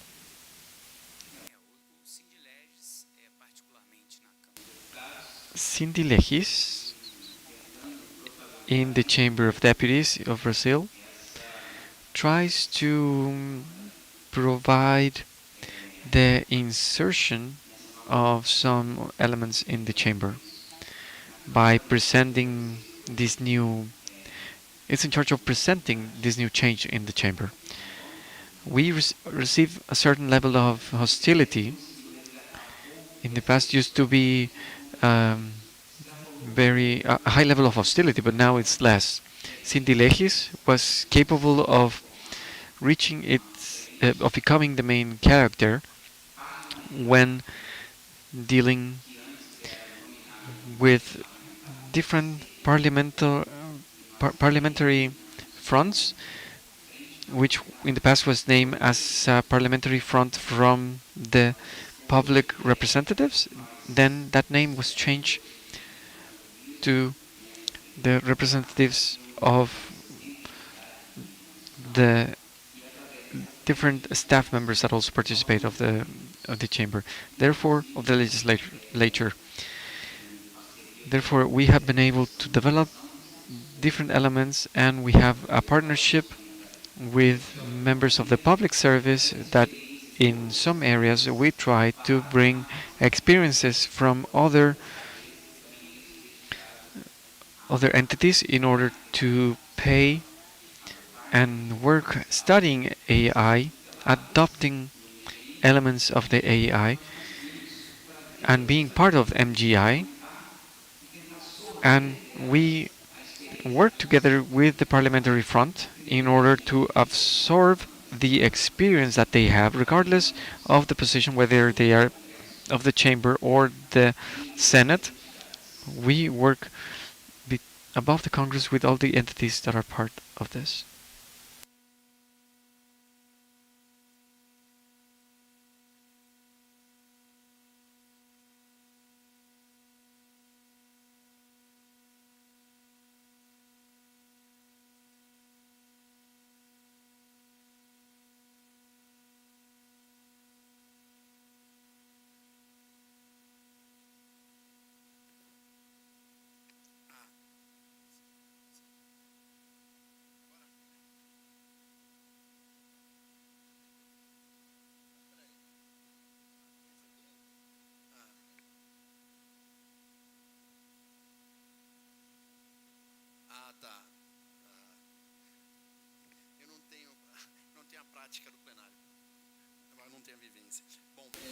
I don't have the practice of using one of these desks, but this question is for both of you. First, for Claudio. How did you train the unsupervised model? I would like to ask you for a more technical question to see how did you manage to minimize data? How this unsupervised model, did it have a large model? Maybe you created synthetic data. If this was done like that, which was the care you took in order to do so? And if you had the time to plan this project, what is the experience that you have obtained from this project? Would you change something? And Andre, I think that what you presented is fundamental. The responses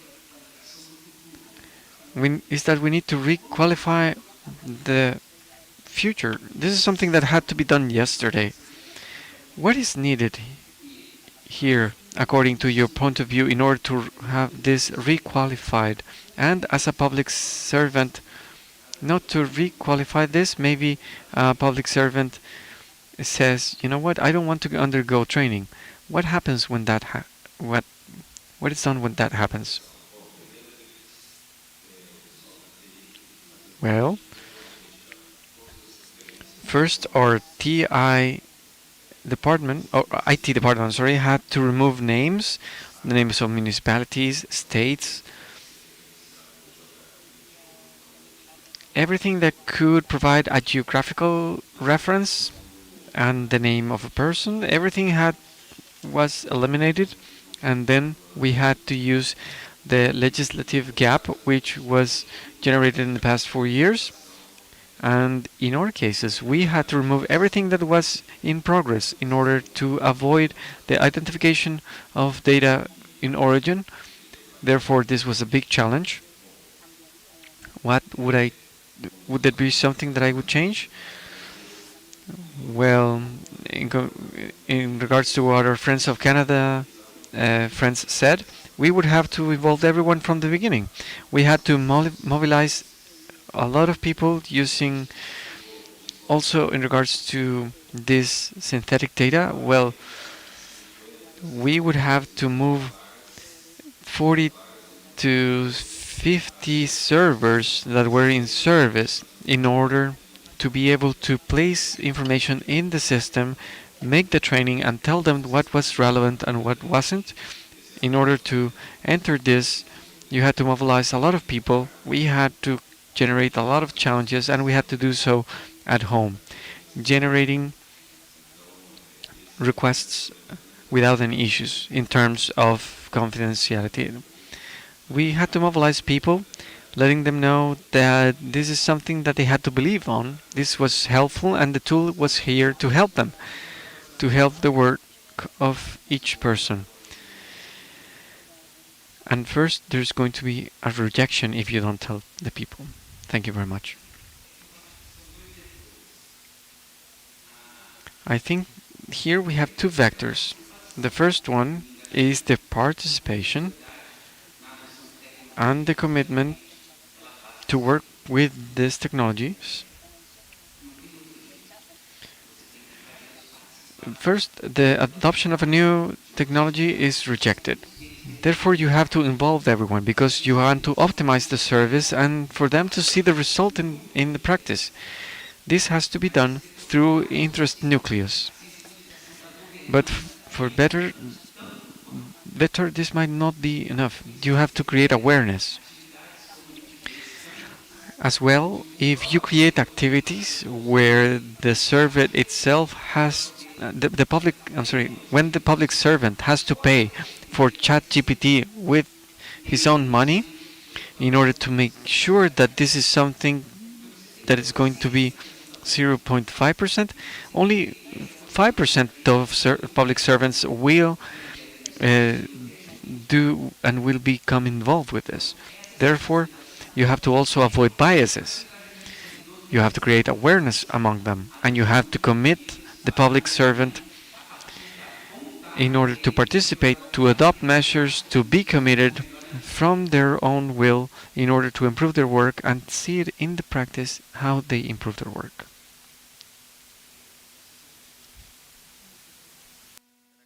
Thank you for your answer. Thanks for being here with us today. This is very important for us as developers.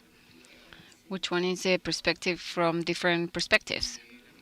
So the question that I have is related to an aspect that is more technical. So it's related to Ulysses. We have good results in terms of classification of certain parameters that we have, obtaining results that are very good, above 98%. So do you have clarity of the previous context of pre-training context that you have? We know that the languages take different percentage of certainty, as the one that you were showing today in the presentation. Have you ever thought about solutions in terms of your errors? We have good results, as I said before. We had some difficulties at the beginning, but I think that it was solved. So can you talk a little bit about how you're dealing with that, please? Thank you very much. That's a great question, actually. That will be 2.1. We identify that we can do is that the topics are changing, right? So when you train the database with requests from 10 years ago, the language is not the same, the topic is not the same. So you need to have to think more and harder.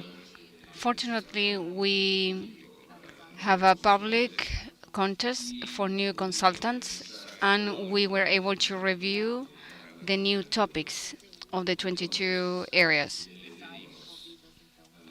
So we request to the people of IT to have a double check. First check related to the similarity of the previous request, which is what we're been doing right now. And the second check is for checking the context of the public tender of what was described in the selected topic of each area. So in the public tender, I said, okay, I need a consultant that needs to know about economics, but specifically about this topic. So now we ask them a double check, first in the database and second in the topic. If the two of them are a fit, they're improved. We haven't finished with the testing, but I think that that is going to help us a lot because the gray areas, that's the in-between, that's the main problem that we have right now. Hello? In one part of your presentation, you mentioned something related to BM25. When you are creating this, We know that because of the vectors sparse value, I have a doubt that if you choose the keywords from the sections, I don't know how many sections you said, 16, 17. So about that, how was the preparation for getting to the final point related to the making of the decisions per classification? Because you can do modifications through prompt. That's what we solve as a team. But there is a product for that. So I'm not quite sure what you did when you have that problem. Can you guide us with that, please? If I properly learn your question, I'm sorry, I'm an electronic engineer and I haven't been programming since a while ago. So bits and bytes, I don't even know what they are all about. So there was a previous stage for selecting the BN25 and all that part related to technology. But if I understand properly, you are talking about the operation of the final distribution, right? That is based on personal experience. So what you do, you turn turn off the light, and the first one that has the light back, that's what you do. No, basically it's there is a manual consultation, and we check who is the one in charge. As I said before, the in-between parts, and we don't know which one is the right road, we need to keep up with the feeling. I don't know if that was your answer. We can keep talking later on if you want to.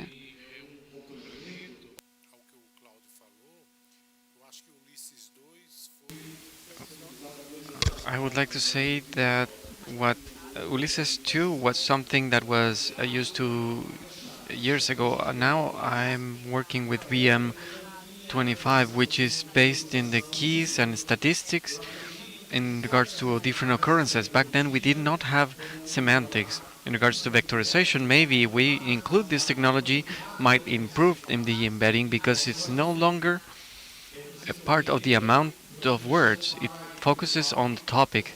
Therefore, we left this suggestion to the team of Claudio in order for them to deal with the approach on embedding in order to deal with more complex cases. This semantic technology exists. There is a secondary stage, but it is complex when we don't know which pathway to take.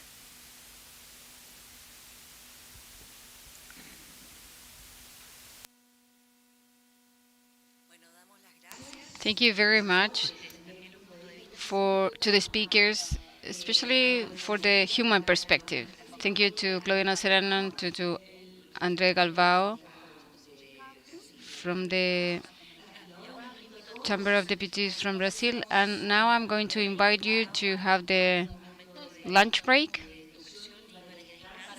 so you can rest a little bit, and we will be back at 2 p.m., please. Thank you very much.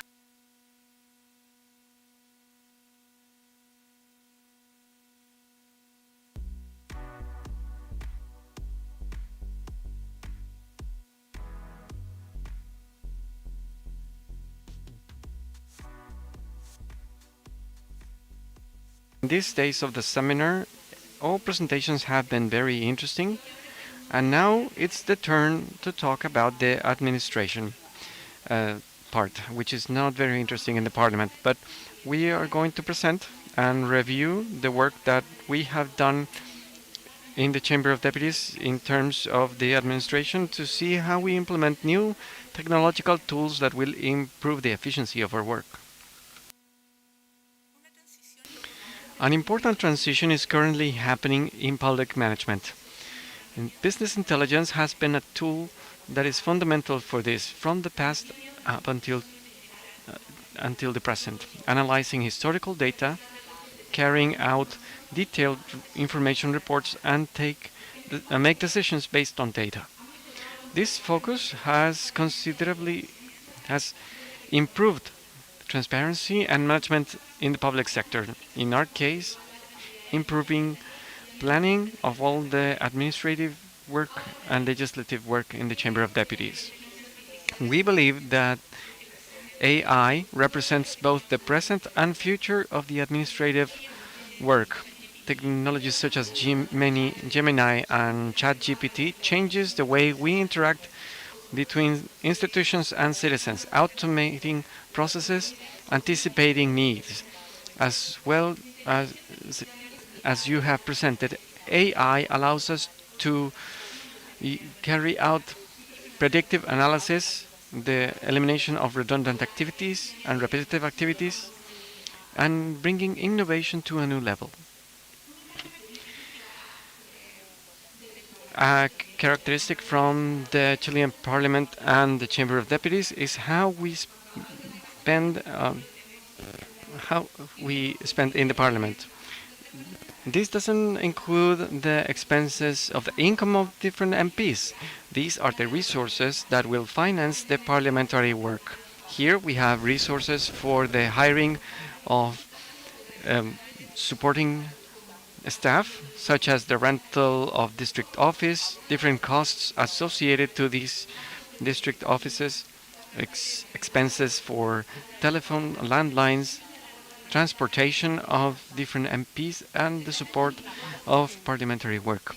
Since the year 2012, we have been reforming the Chilean Parliament in order to modernize and make transparent the use of these public resources. Therefore, a single regulation of parliamentary designation is the expense that is going to regulate the expense in Parliament. The Chamber of Deputies is the one in charge of administrating these resources. Therefore, our team designed and implemented a platform called ASICPAR, which is now used to process 90% of all requests that deal with parliamentary expenses. The use of this platform, known as ASICPAR, has given us a proper database for AI tools in order to become pioneer in the extraction, uploading, and transformation of data in order to manipulate a large volume of data in an efficient manner. In order to do so, we use a tool known by many of you, such as Power VA, and now we are able to work in a large data environment.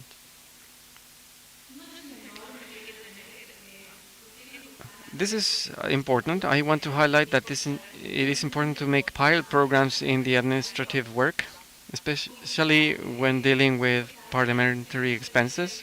This area represents 35% of the expenses of the Chamber of Deputies, resources that are scrutinized by the citizens and the press, and we normally review the execution of these resources. Today, in the environment, we work with data, with big data. We work with three axes. One, a complex analysis, where we try to look for two or more numeric variables in order to insert them in models for data visualization that will allow us to carry out a rapid analysis. This is one of the designations that is the most difficult one to control, the use of fuel in the vehicles of members of parliament. In this quick visualization, we are able to see the behavior of different MPs in a specific period. Each blue dot represents an MP. The median is the consumption in average of all MPs. And using this tool, I can review and see which MP goes beyond the average, which we believe is an unusual behavior. Therefore, with this tool, we can identify who is the member of parliament. We can then understand why did they exceeded the consumption of fuel. Now, in this case, this corresponds to an MP who lives in the southernmost point of the country in Chile. So in order to move from one part of their district to the other, have to cover a large amount of kilometers, and in this area there are no fuel stations, therefore gas stations. Therefore, the MP has exceeded the amount of fuel considered in the tank of the vehicle. Therefore, when contacting the MP, he explained us that he had to move from one part of the district to another one without any gas stations. Therefore, I filled my vehicle to the top, and then I used some extra tanks in order to reach my destination. By then understanding the information from the MP, we can now understand the reason why there was an extra expense. As a second analysis, we have a specific analysis. Here are studies based in the derived from requirements that are highly specific, where the users try to find a response for a hypothesis. This starts as a premise in order to generate changes and make a considerable depth decision. I'm going to give you an example that has to do with the consumption of fuel. Currently, the Chamber of Deputies has agreements with different gas stations throughout the country, and the hypothesis is, can I stop using one of these companies? Their invoicing doesn't give me the proper information that will allow me to understand the reimbursement of these resources.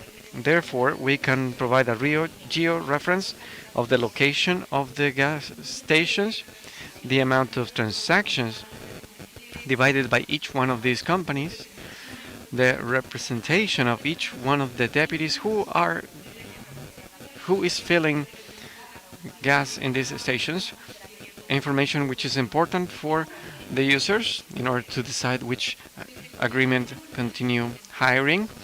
And the last point is analysis and control. This is more interesting, where we normally evaluate permanent consumption studies using KPIs as well as other elements. Here we have a data visualization of the MP expenses showcased on a monthly basis. These are the operational costs and expenses. We can also highlight which MP has spent more. We can create a ranking, who is the biggest spender, the amount of renditions of expenses that they have entered into the platform, everything using this data visualization tool. Well, now, as it was explained by our secretary, we are all very happy and have a lot of enthusiasm to use Caminar, or AI for the Chamber of Deputies. We were the pioneers, we were promoters of the project, and we are very happy to continue advancing. And as I said before, from the administrative point of view, we have a different view. This helps us on a daily basis how we can control resources that we are currently administrating. Today we have focused our work in the first stage in the administration in order to have different clerks and assistants that use AI. And since these are tools, they follow this pathway using the following interactions. Contacting a virtual assistant that uses an AI in order to provide a response for a specific requirement. As you all said, provided that there's a human validation in order to assess the technical aspects of this response. As a first assistant, I would like to showcase one that I'm pretty sure my team that are unaware of, they are going to be very happy. We have an audiovisual assistant. I mentioned a few months ago that our MPs have an item known as diffusion of their parliamentary work. On a monthly basis, my 155 deputies go into the platform and they upload audiovisual material that our team of users has to validate and also review that they comply with the current regulation, which is currently being established by the regulation. Therefore, this audiovisual assistant is going to contribute by providing a transcript of the entire text using TXT format. Everything that is said is kept in this video, and then a facial recognition that appears in this video. In this manner, you are going to validate that MPs who are rendering and who are presenting their expenses, besides from having the transcript of their speeches, we are going to be able to carry out an AI analysis in order to understand and apply certain prohibitions that the regulation establishes. The current regulation establishes that no MP can use this type of audiovisual support without promoting their own candidacy during a voting process. Therefore, by detecting prohibitions, this assistant will allow us to identify if there is any prohibitions in the video. An MP, for example, cannot promote an NGO. It's not part of their parliamentary work. Therefore, by having this virtual assistant for audiovisual material, we are going to facilitate the work. This is going to be real time. We are going to be able to identify the prohibitions, to see in which minute this MP appears in this video, how many minutes do they speak, and we are going to have the proper information, since the MPs are going to present an invoice in order to ask for reimbursement. Now we are going to review a virtual assistant that is more focused for the use of MPs, but also for employees. Parliamentary expenses, we have a current regulation. We cannot reimburse everything. We have a business regulation. The assistant will receive queries from the staff member, and then as long as the MP provides a proper question, it's going to be validated by the staff member, and then it's going to provide a response. Here, we are going to see responses from the current regulation. As we said before, examples. I'm a deputy of the Republic, and can I hire my sister? And the assistant will say, well, according to the regulation in Article X, you either can or you cannot. And then it can provide data online. All of these elements have resources. They're not infinite. Then MP will then be able to ask if they can open up a new district office in their district. The tool will help them understand what is done. So I'm going to ask Esteban how this assistant will work. Good afternoon, Virginia. To complement what she was mentioning before and showing the tests, I'm going to explain to you briefly that these represent an organization and culture of the Chamber of Deputies of Chile. What you are going to see now is an evolution of several systems that have been working together with the legislative area and the administrative area. This is not something new that we developed in 6 months. This has a very robust baseline from years ago. As we mentioned before, because of the quality of this data from at least 10 years ago, we are being able to develop this tool. So I'm going to move from this computer to another one to show you and give you a demonstration.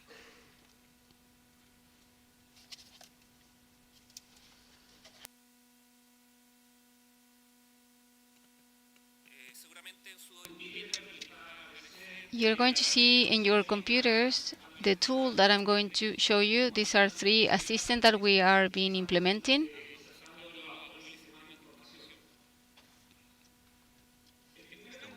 The first one that I'm going to show you is the regulations of parliamentary assignments. As we mentioned before, is restricted and has to follow certain regulations. Sometimes the MP do not know which are the restrictions and how much money of the budget that they have. So we have all this information in a platform from all the regulations with several documents that show how to use properly a resource. So what this type of assistance show is that the MP can ask, for example, can I hire as lawyer to my son?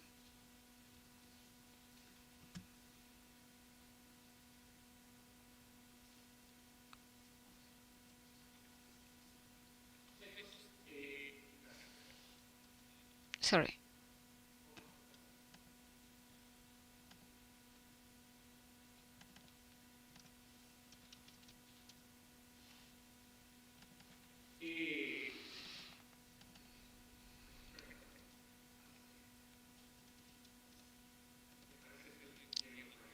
Sorry, I think that the problem is that I'm writing with capital letter. Can I hire as secretary to my son? That is checking the regulations and says, sorry again.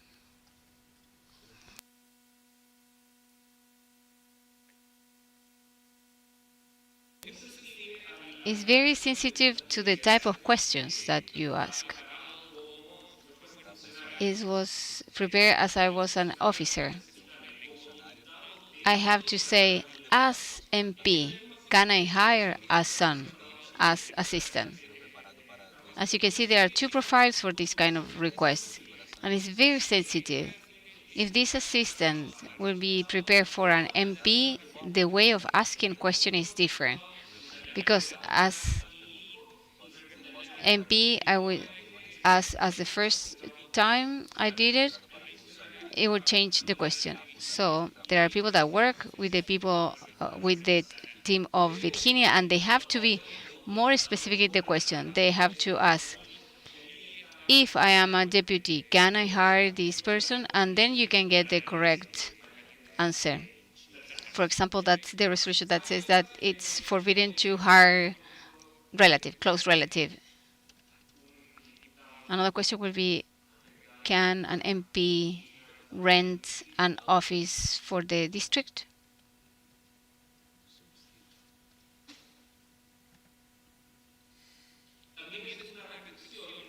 Also has a restriction there. Very specific in terms of the capability of deputy of renting office in their district. There are things that are very specific that to the memories of MP or an officer of a worker, sometimes they just sleep. For example, can I change the tires of my car? There is a regulation specifically about changing the tires of that type of car and mentions the characteristics that you have to follow, how much time you are able to do it, and how long or how often can you do it. This assistant has two profiles, for workers and from the MPs. These are the questions that the MP asks to the staff, or they even call Virginia. I need to know if I can change the tire of my car. So Virginia need to look for it and check. Look, in this part of the regulation, yes, you can add that.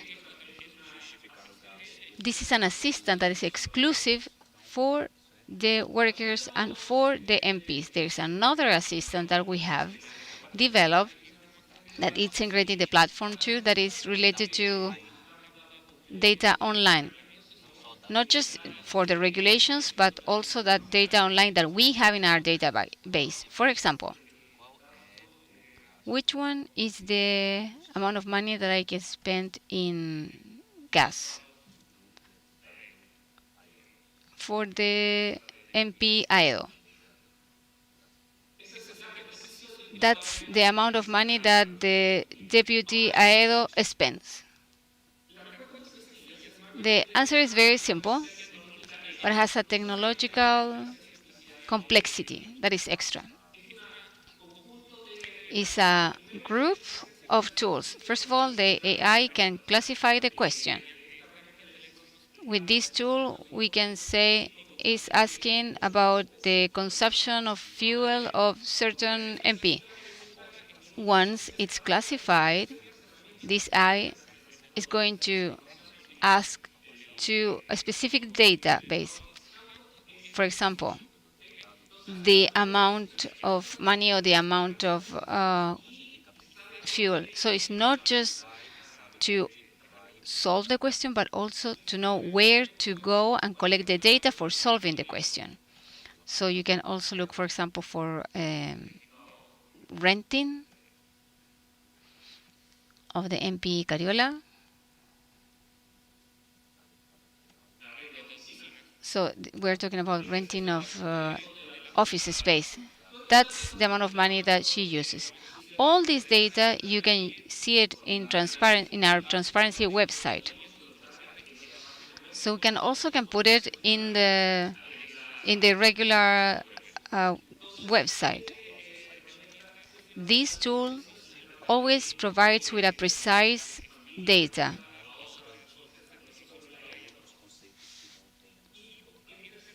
And the third assistant that I want to show you, and that is what we're been working during these past weeks, is an assistant that is a help for the MP and for the workers. The MPs have to show their expenses through a bill. So when they pay, they have to upload the bills in this platform, the amount of money, the date, and it's validated internally. Until a couple of months ago, these were made manually. So the deputy have to enter the date, the amount, and the reason why that money was spent. What we're being doing right now is that we're being integrated this whole system. So this is my example. I'm going to add, for example, a electric bill, and this is the result. As you can see, this is a real example. This is a real bill, electric bill, and there are certain data that for us and that for the budget area is very important. Is the type of document. The artificial intelligence is going to tell me immediately that it's an electronic bill. It's the root that is an IRS kind of number. It's a tax ID, and it's very important for validate this information. You also have the number of the document, the date, and the amount, the total amount to be paid. So it was properly interpreted. I'm going to show you another document so you can see what kind of bills you can see here.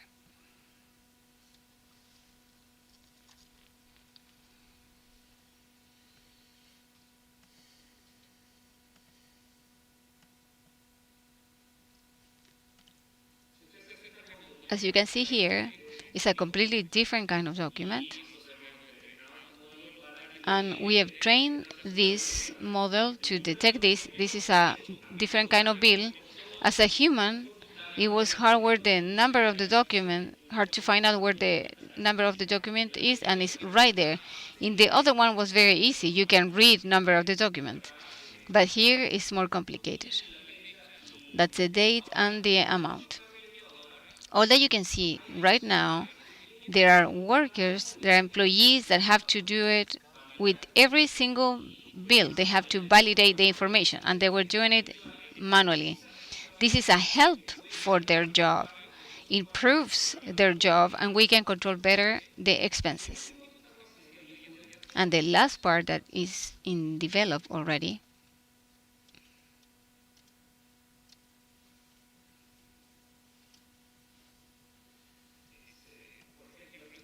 is, for example, this case. I cannot show you completely, but this is not just to verify the type of document, the date, but also what it's being purchased.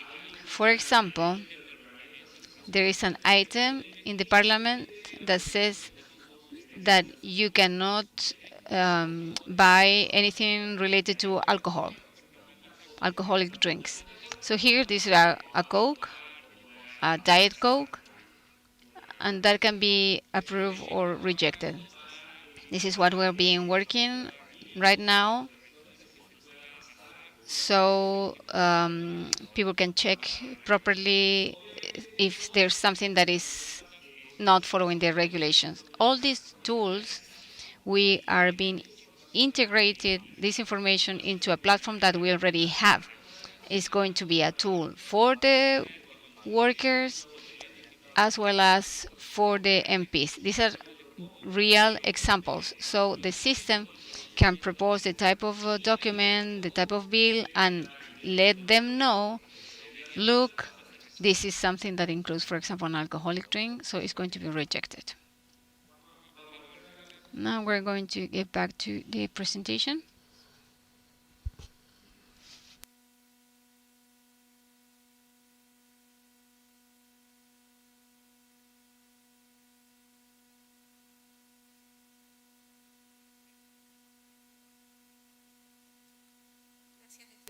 Thank you, Esteban. So the last part of this project of virtual assistants is that we are looking for an avatar that can consolidate all the assistants that we have in different parts. So we are looking to have just one that can show all the things that Esteban was showing previously.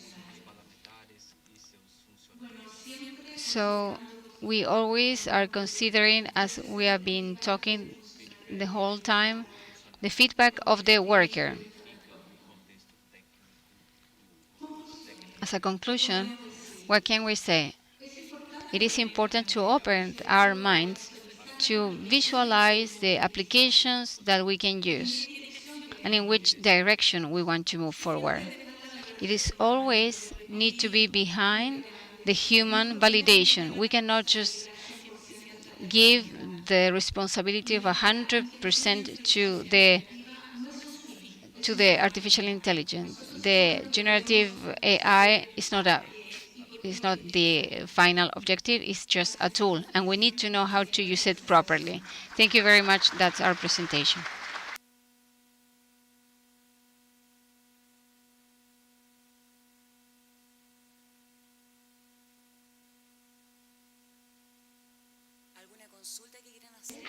Do you have any questions?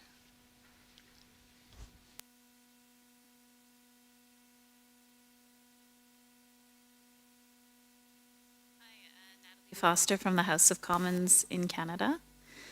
I'm curious about your their chat where members can ask about how much money they're able to spend for certain categories of expenses. And I'm curious if any member can access that for any other member or if it's private data per member. So if one member or a deputy can ask about the amount that they have to spend, or if any member can access that information for any other member. Thank you.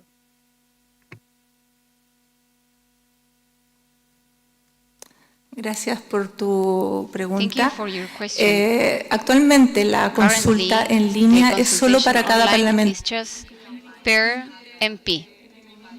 They're going to get the information from their current month. If there are historical data, they can request it via website. It's not a restrictive information, but if we ask today, in the current month, the data that are being processing, it can ask for its own resources and the use of its own resources, her or his resources.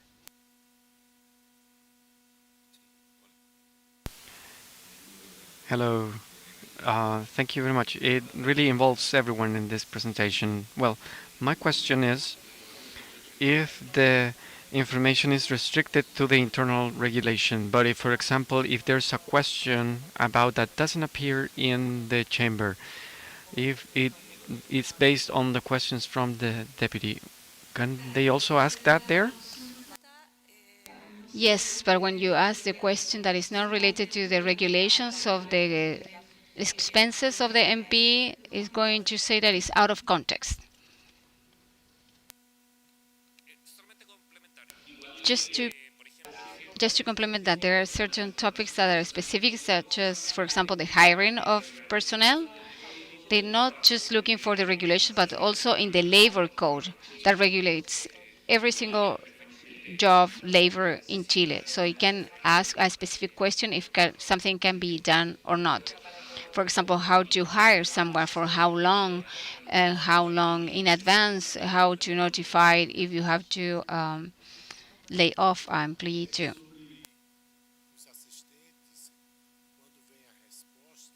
In regards to the assistant, when they receive a response, do you have an option for the person that you can state if you agree or not? I would like to ask if there's, for example, the amount of situations where they didn't agree. Do you have a statistics on this? Was there an hallucination, for example, in other cases? Which are the procedures to follow after those cases? Right now, we have a recopilation of the data. We have the data, but we don't have statistics because we don't have enough requests. What we are avoiding right now is hallucinations. In the example, I was not specific enough, so that's why it failed. Because the system is being prepared specifically, so it doesn't found an answer, it doesn't provide anything. We avoid as much as we can the hallucinations. However, each of the questions that we're asking right now are being registered. So at the end, we have an assessment. Not right now. There is a person that is in charge. All the questions, even the ones that you asked before, in order to check if that is the proper answer.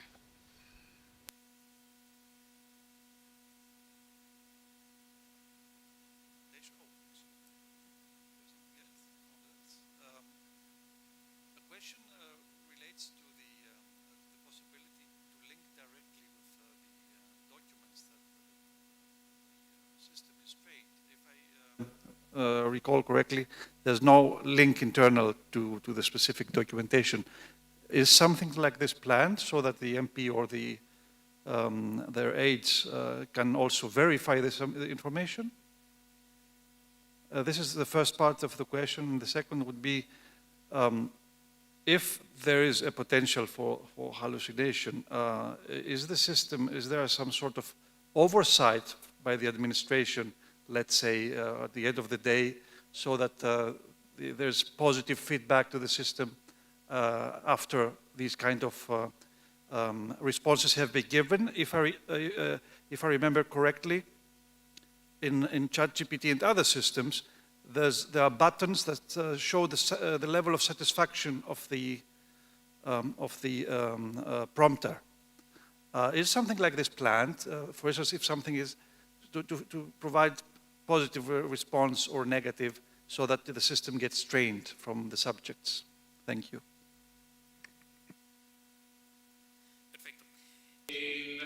Perfect. The first part of your question, if there is a direct link, yes. We didn't show you there, but there is a direct link. When is first mentioned the article and the section of the regulation. And not just if I ask for a resolution, for example, that is a very specific type of document in certain date, there is a link to that document too. In terms of the hallucinations or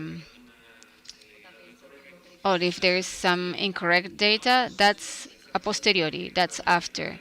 All the consultations with this tool are ended up in our database. So there are people in charge that are always checking them and qualifying the questions. That's why at the end there is an assessment of the questions, and we use that feedback for correct the prompt, and we have these basic parameters to improve the hierarchy of the documents, the prompt, and the way of look for the information.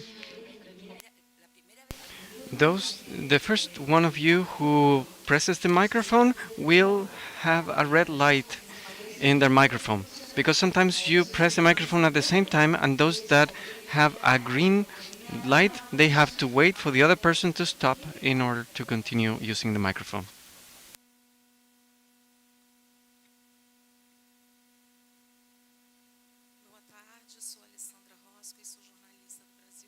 Good afternoon. My name is Alexandra Rosco. I'm a journalist from Brazil. My question is this tool for exclusive use of the members of parliament, or is there also a similar tool that may provide in order to guarantee the transparency of the control for the electors of deputies, also journalists who would like to provide a follow-up for the different members of parliament? Is there a similar tool within Caminar that can provide an external control?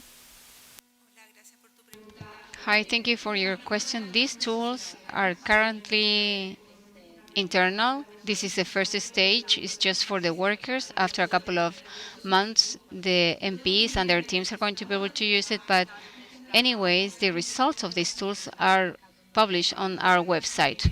Your Chilean colleagues and abroad, they are constantly checking them, and they're always checking the statistics of the expenses, so that force us to be updated all the time.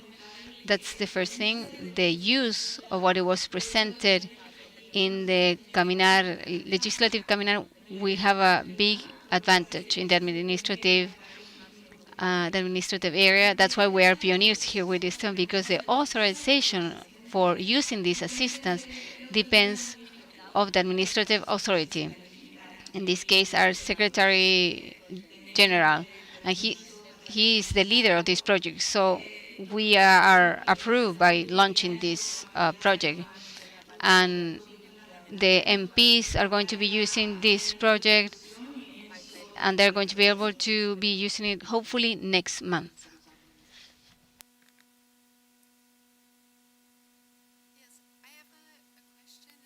Smith from the House of Representatives.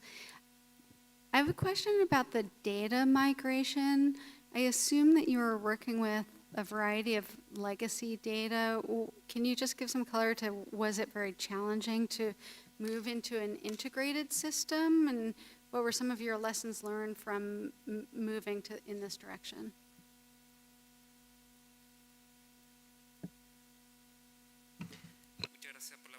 Thank you for the question.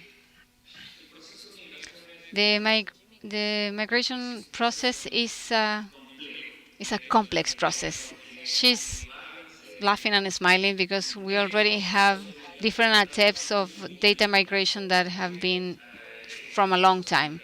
It's a complex system for any kind of system.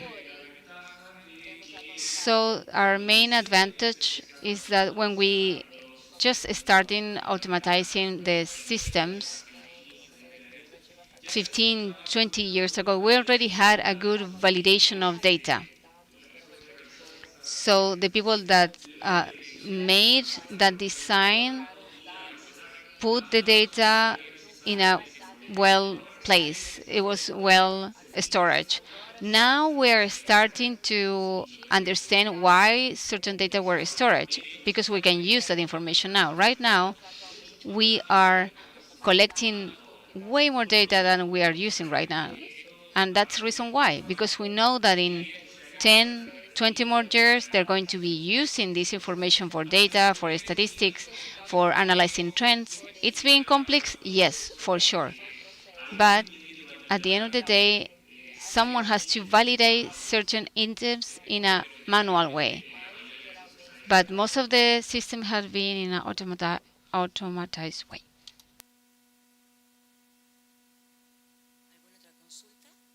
Any other question?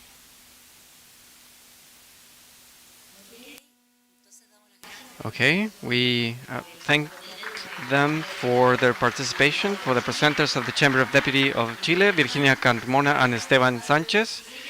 Now we're going to move to the next panel. The following presentation aims to an international recognized corporation who is the major manufacturer of software. The importance is to understand the different elements that they can provide for this industry.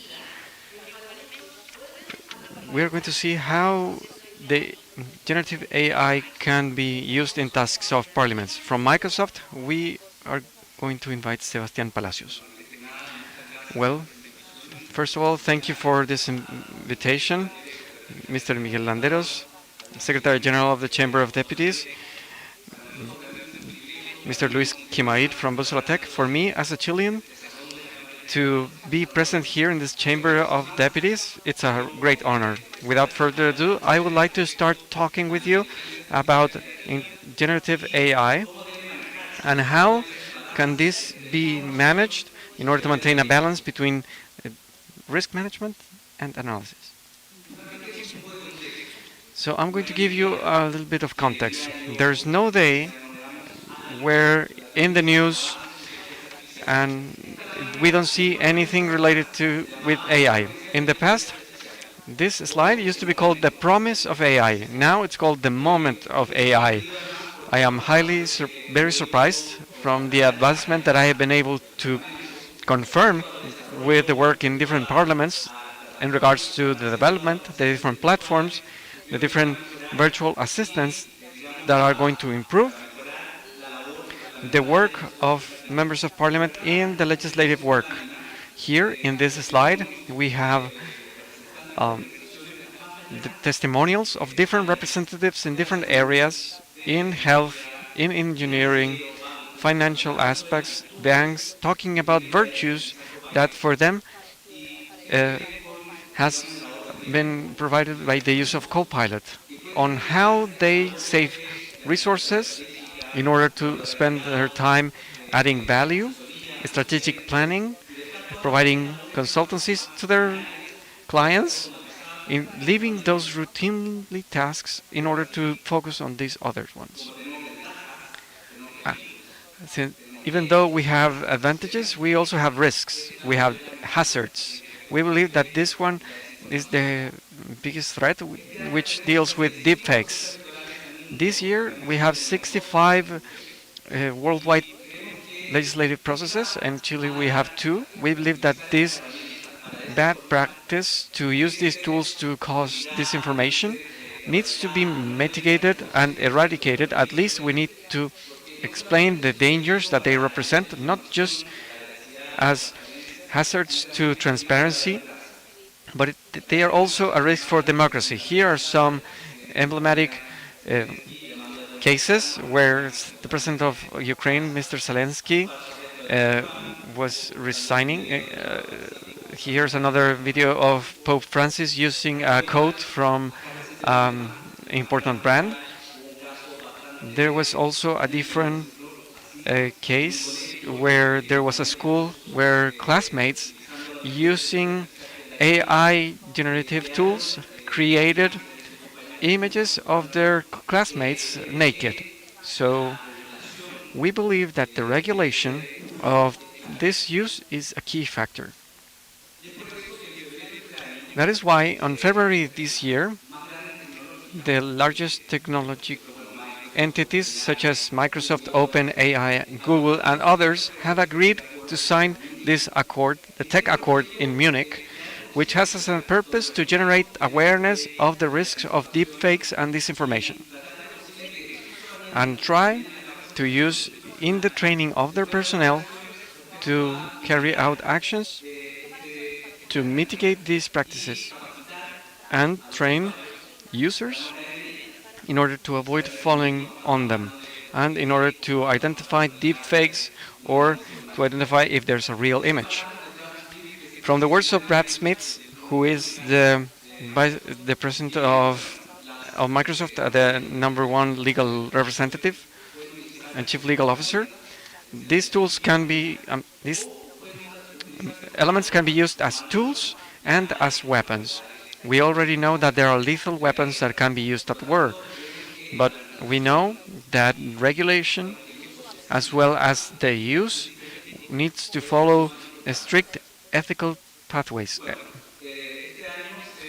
This year we created the European Union guidelines. Later on we're going to implement prohibitions, and it has a risk approach.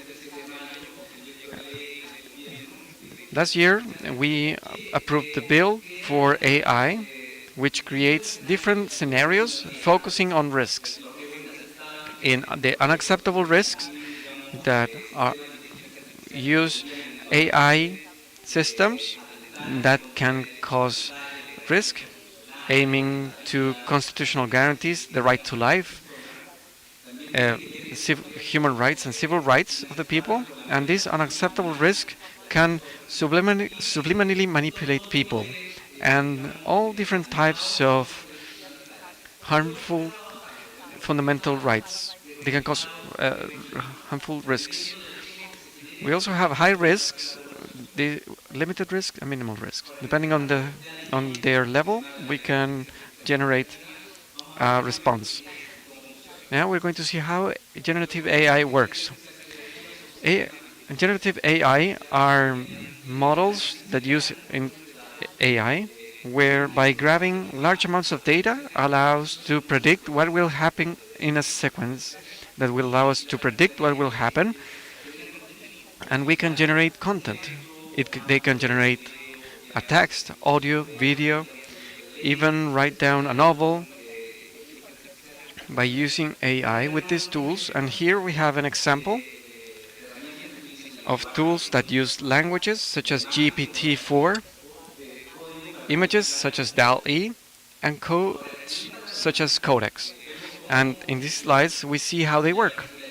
And what is very interesting about these tools is that by providing phrases and inputs provided by a human being into a tool, into a machine, using natural language, that question becomes a token.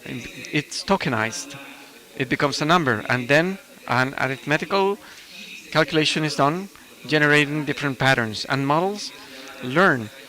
This is a self-supervised learning process. Here we have a screenshot of OpenAI, where an input is entered in natural language, is tokenized, and then a result is generated. To be more clear, here we have a parallel of what a generative AI is and it isn't. It is a predictive mathematical algorithm. It is a co-pilot, therefore the name co-pilot, because we believe it's a virtual assistant. It will never replace humans.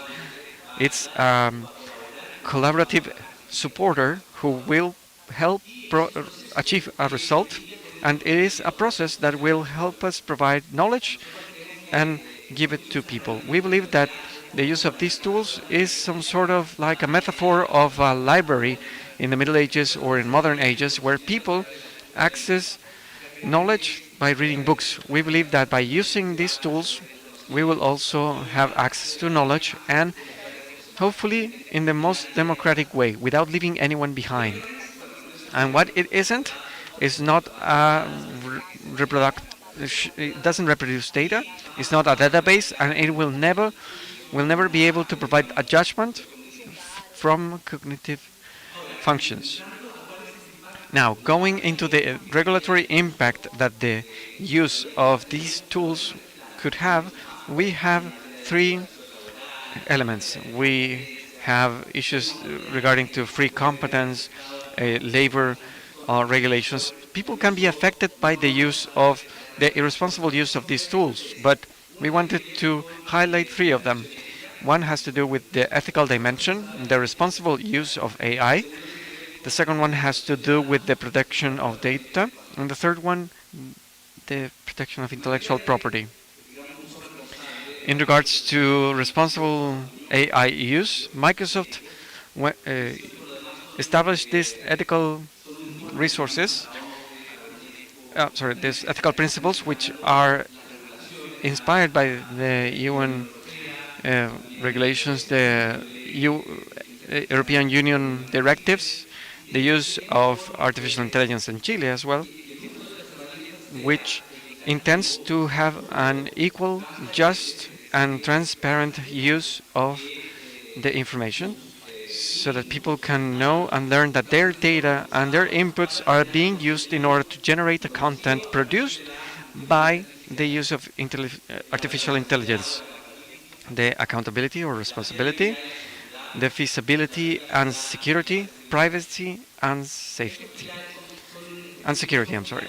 These principles are the baseline that must be part of either private or public institutions. They must create rules, they must train people, the employees of a company, different members of an organization on how to provide a responsible use and generate processes in order to have tools that can technically have safeguards in order to mitigate or handrails that can mitigate risks. Now, in terms of intellectual property, there's a lot of controversy about the content generated by generative AI and the rights of or the owners with copyright protections. Of course, we can see that holders can see the exercise of their rights being vulnerable in the reproduction, either total or partial reproductions of their work. In the output, the focus of Microsoft, both tools and users must protect the copyright of third parties. That is the base. We believe that people have the right to access this copyrighted material by the use of AI, of course, with the concept of a library. And we believe that these tools must benefit citizens, people, in the most democratic way, not just benefiting a single group in detriment of others. Now, in terms of copyright aspects, this is a more legal terms. We know there are lawyers here, but there are three questions.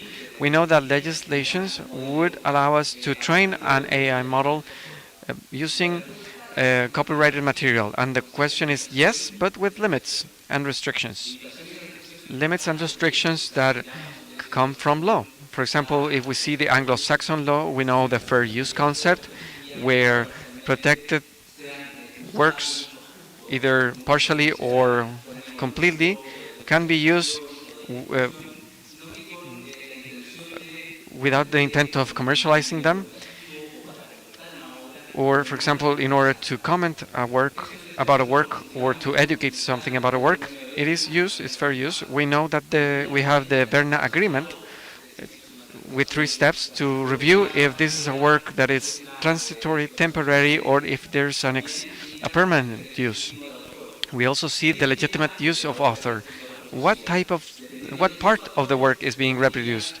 Based on these factors, we can evaluate if this infringes if the AI infringes copyrights. Well, we believe yes. In order to generate an output, in terms of output, we know that there has to be a person printing and providing their own ideas and originality and cognitive functions to this new model in order to generate an expected output. And well, of course, there can be some infractions, but at the same time, when search engines started being used in internet, a user can download copyrighted material and not just it wouldn't just become copyrighted infringement. It would be considered if they want to distribute those materials, but not if they just want to use it in private or for educational purposes. Here we have a clear example. For example, when we say that tools have to maintain a filter of content that will allow to mitigate the risk of infractions, here we have a clear example of a person that put an input that they would like to read the first chapter of Harry Potter and the Sorcerer's Stone.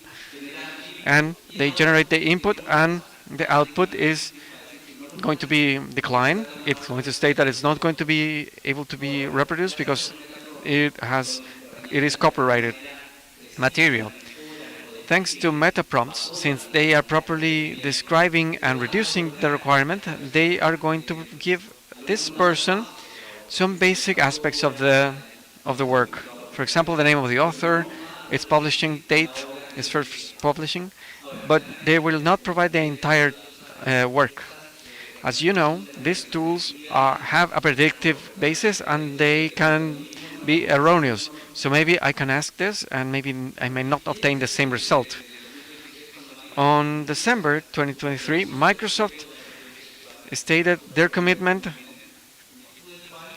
in order to respect copyrighted material, where Microsoft declared that they wanted to defend users of their software, will protect them from demands when dealing with copyright infringement.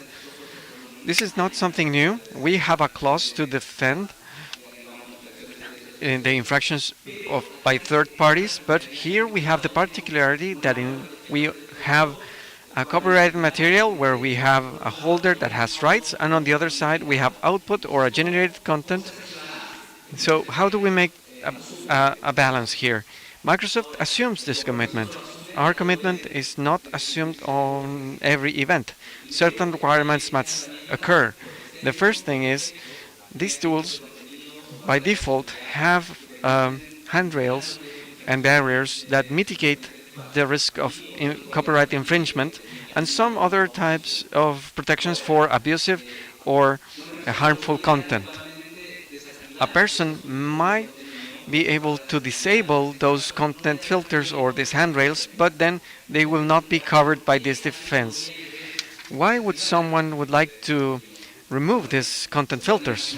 You must imagine that, for example, in the public ministry, public prosecutor's office, a prosecutor might want to see the content of certain elements and they would like to deactivate those filters. Then the person would have to use the generated content in the proper faith. That is to say, they might not know that they are infringing the rights of a third party. Then they have to have the proper amount of elements for the prompt.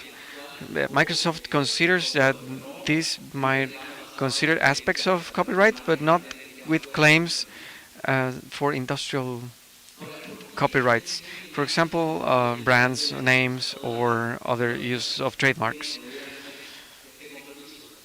You may know that why do we have a commitment? You all know that, yes, in this type of things we need to have a commitment, but the business of Microsoft, we are holders of copyrighted material. What is better than having a holder in order to explain their concern about the community of copyright protection? We try to empathize with creators and people that have copyrights, because no one is going to use technologies that they don't trust. We've heard of the term trusts.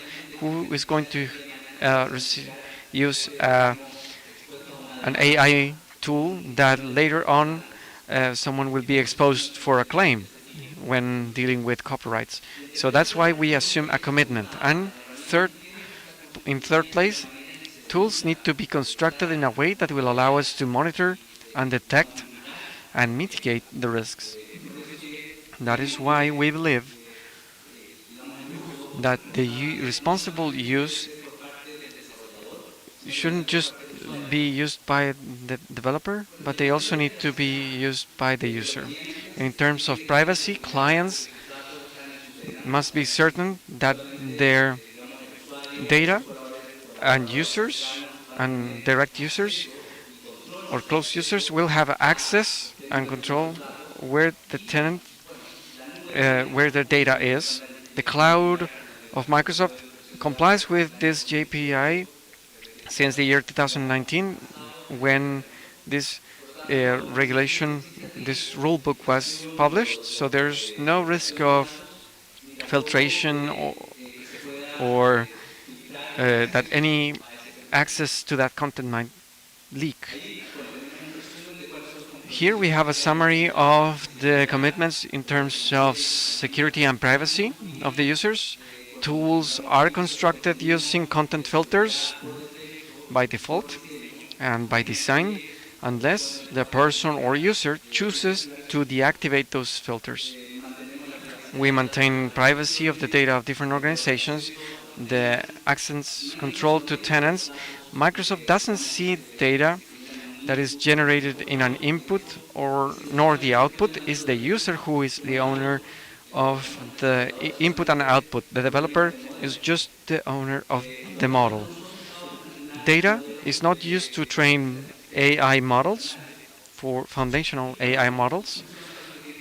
People are the ones in charge of and control of their organizations, as we mentioned before, with the GDPR regulation. The last question is not what the AI can do, because it can do an infinite number of tasks. We need to think what must be done. And in terms of ethical aspects, it needs to follow the regulation. We need to mitigate risks, and we need to share a responsibility between users and developers. And a responsibility that is part of their organizations, countries, the academia. Even this instance is an effort to create awareness in regards to the risk and the proper use and responsible use. That's my presentation. Thank you very much for your attention.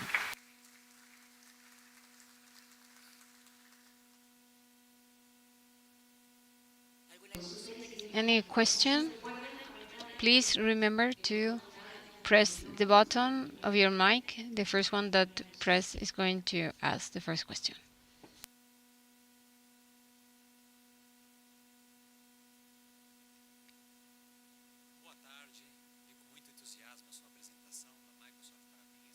Good afternoon. As a lawyer, I am very interested I was very interested in this presentation. It's an intellectual debate that we have followed very attentively.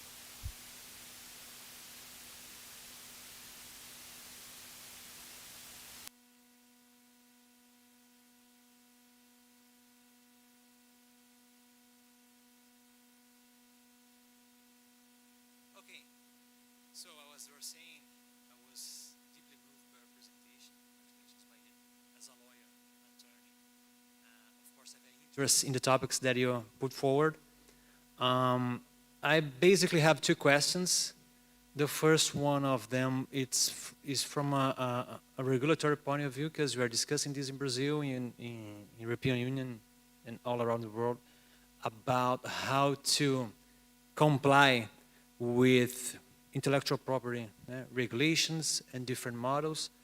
And if possible, I'd like to know a little bit more about Microsoft vision, about if there is one ideal type of regulation in terms of fair use of intellectual protected materials, or like civil law models as Brazil and continental Europe, of having a kind of express provision in law about text and data mining. And the second question, I am not quite sure if I understood the 3C's commitment, but let's suppose a user get sued by releasing a product that has used Copilot for some, I don't know, for drawings, movies, or text, and if it gets judicially, legally sued, Microsoft will help, or how, if you could develop this further, judicially or not, or what kind of information would Microsoft help the user with this situation? Thanks for your question. Well, the second question about the customer copyright commitment, the obligation that Microsoft assumes has to do with the defense of the user that has been sued by an owner of intellectual property. And it's not only the defense, but also to indemnify if there are any damages. So that's the first. This is not something new, as I said, because it's also in our software agreements. But the particularity of here is that there's content that has been generated that could be infringing others' copyrights. So that's the second question. And the first question was about intellectual property also. But can you remind me, please, again? Of course, if Microsoft has a position in this debate related to what's the best model to regulate this relationship between generative AI and the protection of intellectual property, we are now discussing some different options of working with fair use standards from common law or having express detailed regulations on the topic. Yes, yeah. Well, we think that the proper regulation of this should be to have in mind the fair use. We have been sued by the New York Times. That's something that's known. So the main ground of Microsoft defense is fair use, and fair use has to do with a use that's with no intention of commercializing or distributing or I don't know, as I mentioned in the presentation. But regarding, for example, the data mining that you mentioned, at least in Chile, I don't know the regulation in Brazil, but in this project, there's a regulation that exceptuates and allows to use third parties' intellectual property for data mining, but this regulation has just been started its legislative process, so it's gonna bring a lot of discussion, because for one side you have the ownership, the title ownerships of copyright, and for the other side the developers and the users of this technology. So that is going to create a lot of debate.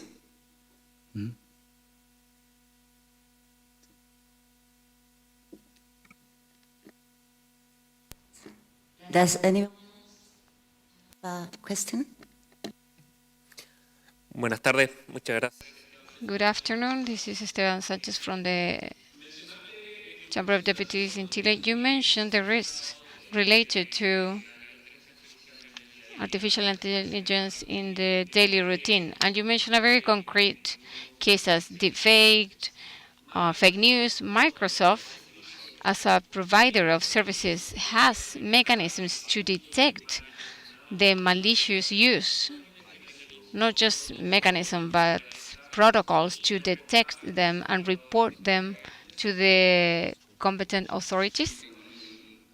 Yes, in our terms and conditions of tools of artificial intelligence, there is a retention of 30 days of the data just for monitoring and detect if there is any kind of malicious content or use.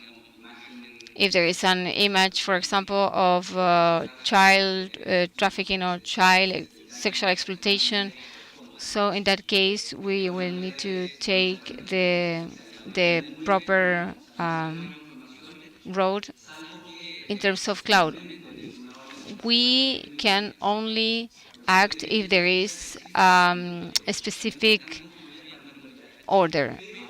We can monitor the artificial intelligence, but the user is also responsible because they have to fulfill a code of conduct. So there is a responsibility of the user that is malicious, pornographic, or any kind of content that can damage. That is forbidden or prohibited according to this code of conduct. We are ready now. Okay, thank you very much, Sebastián, for your fantastic presentation, and we invite the participants to a coffee break, 15 minutes coffee break, and then we will be back for the last part of this conference.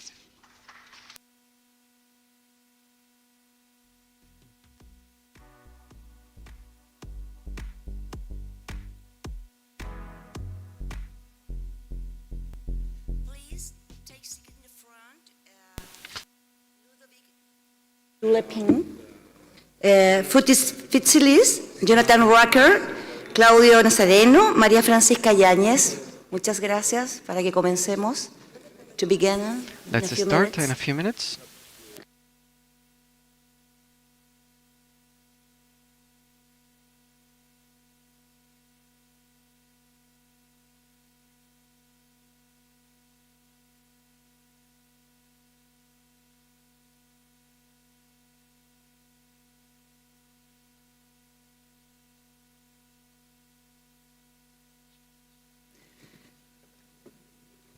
Damas y caballeros, ya llegamos a la última Ladies and sesión. gentlemen, we have arrived to the last session of the conference, which will be a dynamic conversation that is going to be very fruitful for everyone. We are going to start with the panel titled The Main Challenges and Risks for the Implementation of AI Solutions in Parliament.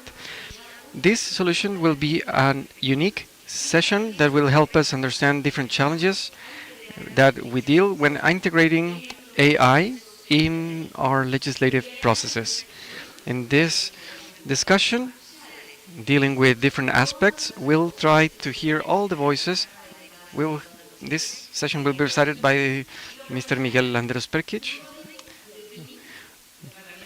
Ludwig Ludepin from the European Union Parliament, Fotis Fitsilis from the Hellenic Parliament, Jonathan Ruckert from Nova Works Australia, Claudio Nazareno from the Chamber of Deputies in Brazil, and Maria Francisca Yañez from Microsoft.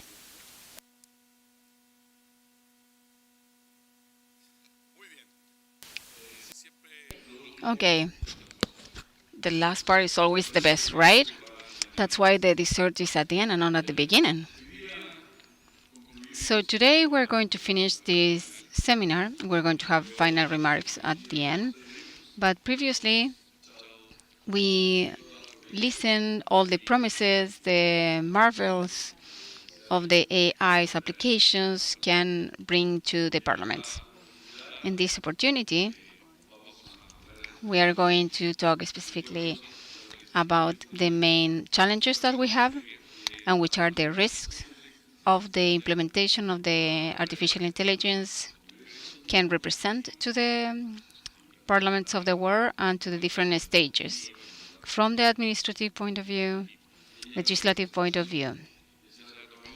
And there's something that I haven't mentioned specifically, but there are elections in several countries.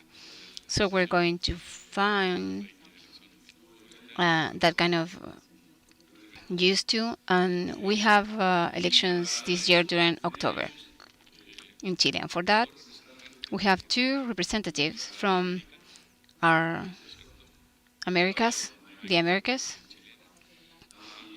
Claudio Nazarello, who has an Argentinian accent, but he's actually Brazilian. Two from Europe, my dear Ludwig Dempin, and our famous Fotis, that we have been following him. He's our inspiration in all the job that we have been working with your principal. We really appreciate what you have been doing. And finally, the fantastic last presentation that he showed us from the other side of the world, from Chile, from Australia, our dear Jonathan Roget, who is the representative of Novotec. As you know, he mentioned it before. He works as a consultant for different parliaments in Australia. Because we need to give a couple of punchlines, so I think that Fotis will be the first one to talk. Not because he have a very specific point of view. He said the other day that there is an old artificial intelligence and a new one, so we're going to ask him to say the first couple of words. So, dear Fotis, please, leave you the floor. Thank you, Chairman.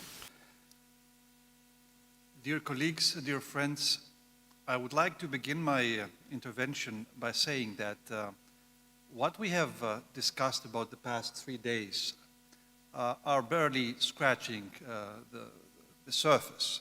We are in the very beginning of what already started decades ago. AI is not something, a contemporary technology. It's an agglomeration of technologies, different ones. Some are very well understood. They work perfectly well. They are free and essentially cheap to integrate in legacy systems. So, and others are very modern, like generative AI. They utilize multi-million-dollar, euros, you name it, infrastructure, and have concerns about privacy and implementation, data security, cyber security, what, you name it, data sovereignty. But this is out there, this is the world out there. But this is a special setup where we are now.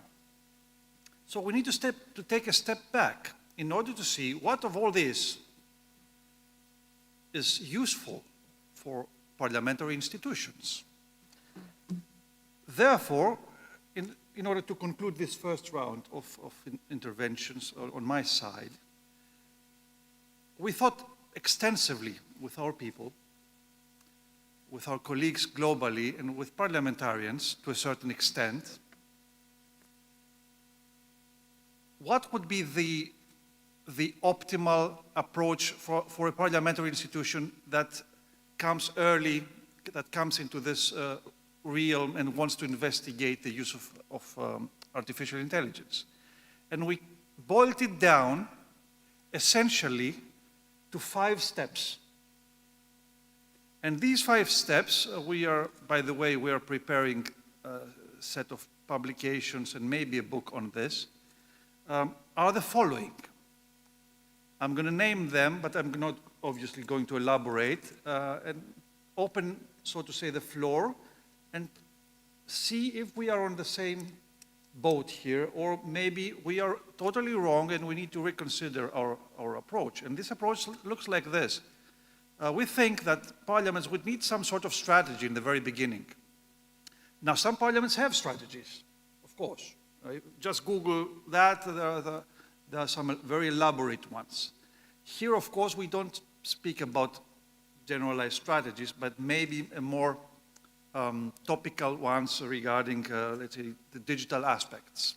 And maybe AI strategy is a part of the digital strategy. You don't need a new strategy. Maybe you need, a parliament needs just to refine existing approaches. Second, we need guidelines. So how to integrate and use these new technologies, how to combine them with existing ones. Who does this? Is this the administration? Is this the MPs? Is this a mixed committee? Are somehow key societal stakeholders to be involved? We have seen it before. It's not something new.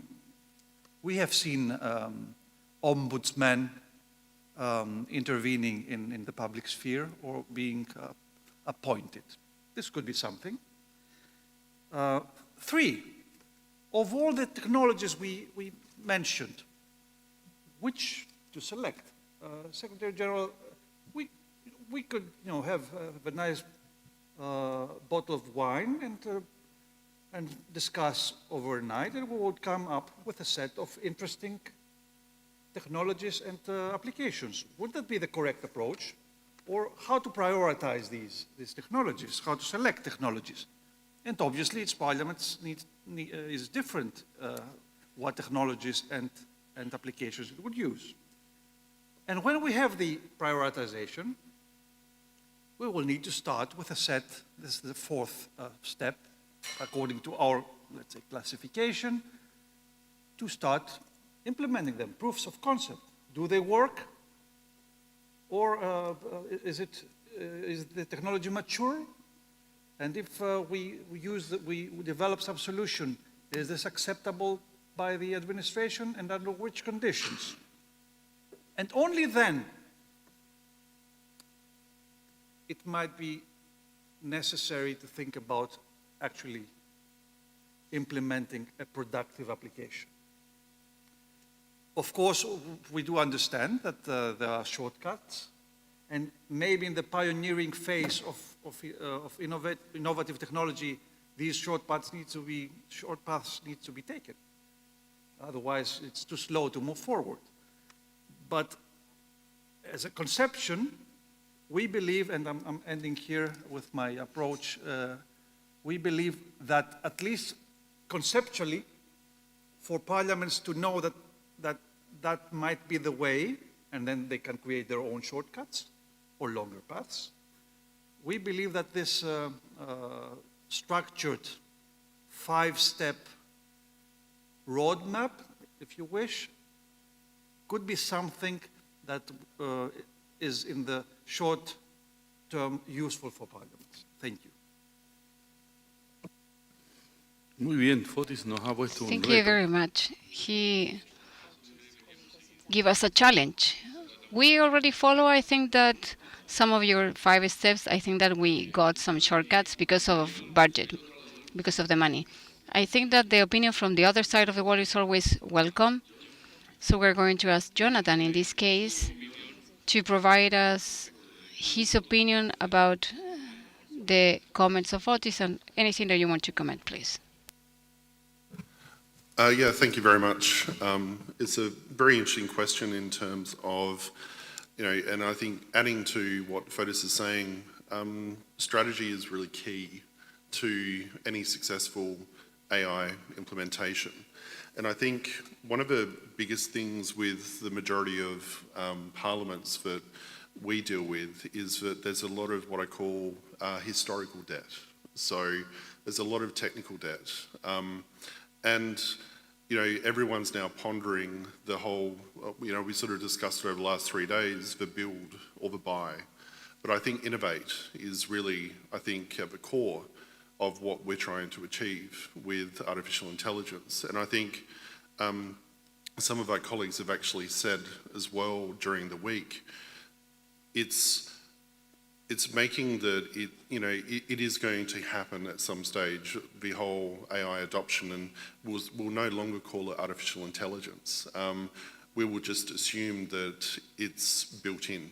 So that whole sort of terminology is going to be part of our daily operation in the future. And I think, we can see already through this week with Cámara that there's a lot of potential upside, from the use of artificial intelligence within your core applications, which actually enhances trust, it actually enhances accountability, it enhances transparency as well, and it gives people the right information at the right time when they need to make a decision. Instead of having to go through a range of different documents or a range of different information to make an informed decision. So I think understanding that there is historical debt, and if we look at the overall sort of strategy to look at rolling out anything, I think it's just assuming or making it part of your requirements that there is a level of artificial intelligence built into these products, or that there is an offering on the table, or when you're building something, making sure that you are considering when you build something, is there actually the chance to actually include a level of artificial intelligence within here as well. So if you look at, for example, when you traditionally build an application which is has a search function, so you want to search on a document, usually the old way of thinking, as I like to say now, is that it's free text search, and it's very restrictive in terms of how you can then search across that. But if you look at now the benefits of artificial intelligence, your search paradigm has completely shifted, which is, I think, the education piece, which is sort of really, I think we're still struggling in somewhat in terms of literacy, in terms of artificial intelligence, and what that means. And some of the parliaments that I've spoken to, is that they're still afraid of artificial intelligence, but that's predominantly because they don't necessarily understand the key benefits behind it. And parliaments are risk adverse. You have 200, 300 years of tradition, which people are afraid to lose. So there's the innovation side, but there's also respecting the historical side as well, and understanding that there will be certain processes. I think, Miguel, you said there's in the House of Commons, the way which they vote has been like that for a significant period of time. And yes, there might be a better way of doing that, but they may not do that at all. And that's just because of the actual historical way which they do things, and the tradition and the respect for that tradition as well. So I think it's finding the right balance between innovation and tradition, I think is, what we actually then need to really work on as well.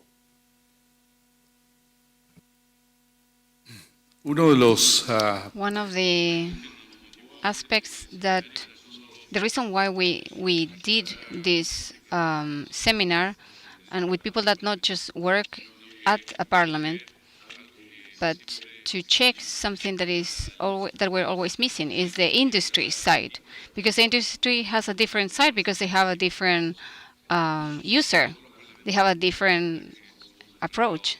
If we have a sum of all the members of the industry, is not a lot. There are other users, and those users are more important than us. So that's why we wanted to invite OpenAI. I'm not going to name everyone, but they're going to be an example. And right now in the panel we have an industry, and it's important to listen to this industry. So please, the person from Microsoft, Maria Francisca, if you can give us your opinion from the other side.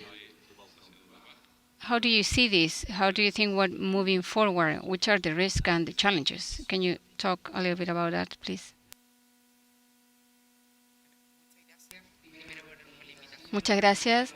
Thank you very much for the invitation, first of all, because for the industry, it's not common to be in this kind of the table, this side of the table. So thank you, Miguel. And I'm going to start with something that is not technological. It's more related to values, and it's something that we've been talking during this seminar. It's not that we are just living through the artificial intelligence. We are in the era of collaboration. Why collaboration era? Because the artificial intelligence era is very fast. So we just think in ourselves or in this parliament or in this organization. If we try to keep up with the changes that we are having every day, it's impossible. And we will be out of the game very easily. The collaboration, as you can see right now, between parliaments of different sides of the world, but this connection with the industry is very important, it's critical. And maybe it's a very specific or famous case, is the work between OpenAI and Microsoft. OpenAI is very new compared to Microsoft. They're native and they're smaller. But the collaboration is because in this era, even though we are a technological leader, we cannot face this era without the collaboration. This value, I repeat, it's not a technological value, it's an essential value. This kind of collaborative example, model, and that's why we are here today, this kind of model, collaboration model, we are doing it in different parts of the world, internationally, national. Right now, we signed an agreement with the University Católica de Chile, Catholic of Chile, in order to improve the higher education in the era of artificial intelligence. It's not something that the university can do on their own and we can do on their own. If we do it together, the quality is always better. So I wanted to start with the word value, because it's very important in this era. And artificial intelligence is not something that we see another technology. We're always asked if this is the trend technology, is this something trendy? This is different. We think that is very similar to what happened to the Industrial Revolution. We want to simplify what happened at that time. The technology replaced and sometimes amplify the capabilities, the physical capabilities in terms of strength of the humans, but also of animals that help with the job so the technology help with that and replace that physical capacity. What artificial intelligence is doing right now in this era that we're lucky to be living is something very similar to what happened in the Industrial Revolution. But this time our capacities that are amplified, other type of capacities are amplified, especially in terms of speed, because the economic growing in the Industrial Revolution era show us that the growth was about the GDP around 2-4 times per year. Now it's 20 times, and sometimes we think that it's going to be faster. So what we're actually, I repeat, living is a revolution. It's not a trendy new technology. So the opportunity that we're seeing here is how can we create that value for our countries, and not just value in terms of money. Monetary is also related to sustainable, to help the planet. So as I said before, we are in an era where the GDP is 20 times more globally. And in Chile, specifically, the different artificial intelligence initiatives are in high demand because they are giving revenues of 3 per 1. So you invest 1 and you get 3 back. So this is important for the private sector, and this is the reason why we're in relation with the Parliament. The changes are very fast. The challenge that we have in the government, in the judiciary system, they are big because society can see that everything moves very fast. So the Parliament needs to follow that and be part of this era. And once again, collaboration among parliaments of different countries and the connection with the industry, I think, is the right road. So I'm very happy to be here, and I congratulate the organizers. I want to add a couple of data here because I have my data from the industry. I think the experts from parliaments are the colleagues that are here right now sitting next to me, but I have a couple of data from the industry that I have. We have a research that we publish every day, Worldwide Index, which is an indicator of the use of technology in different jobs in the workplace, and that shows us that 75% of workers, 75%, 3 out of 4 already works with artificial intelligence. So it's a reality, even though we have or not regulations. Dear Miguel, so it's a reality, and we need to build on that reality. 75% of people. And here, someone asked me about the risks, not just about potentials, and talk about that. From 3 out of 4 people in the world that already use for this job artificial intelligence, 78% of them uses their own device. Why? Because the company that they work, private or public entity, they don't give a tool.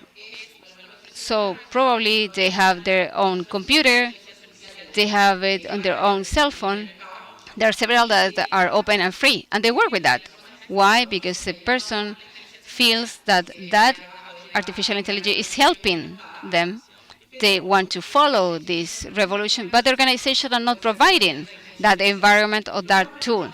So one side you can say it's extraordinary because people are adopting on their own the artificial intelligence. I think it's very positive piece of news. But on the other side, if I use my own devices from my house to my job, I can expose my job to cybersecurity risk. So my organization can be vulnerable. So there is a big challenge there.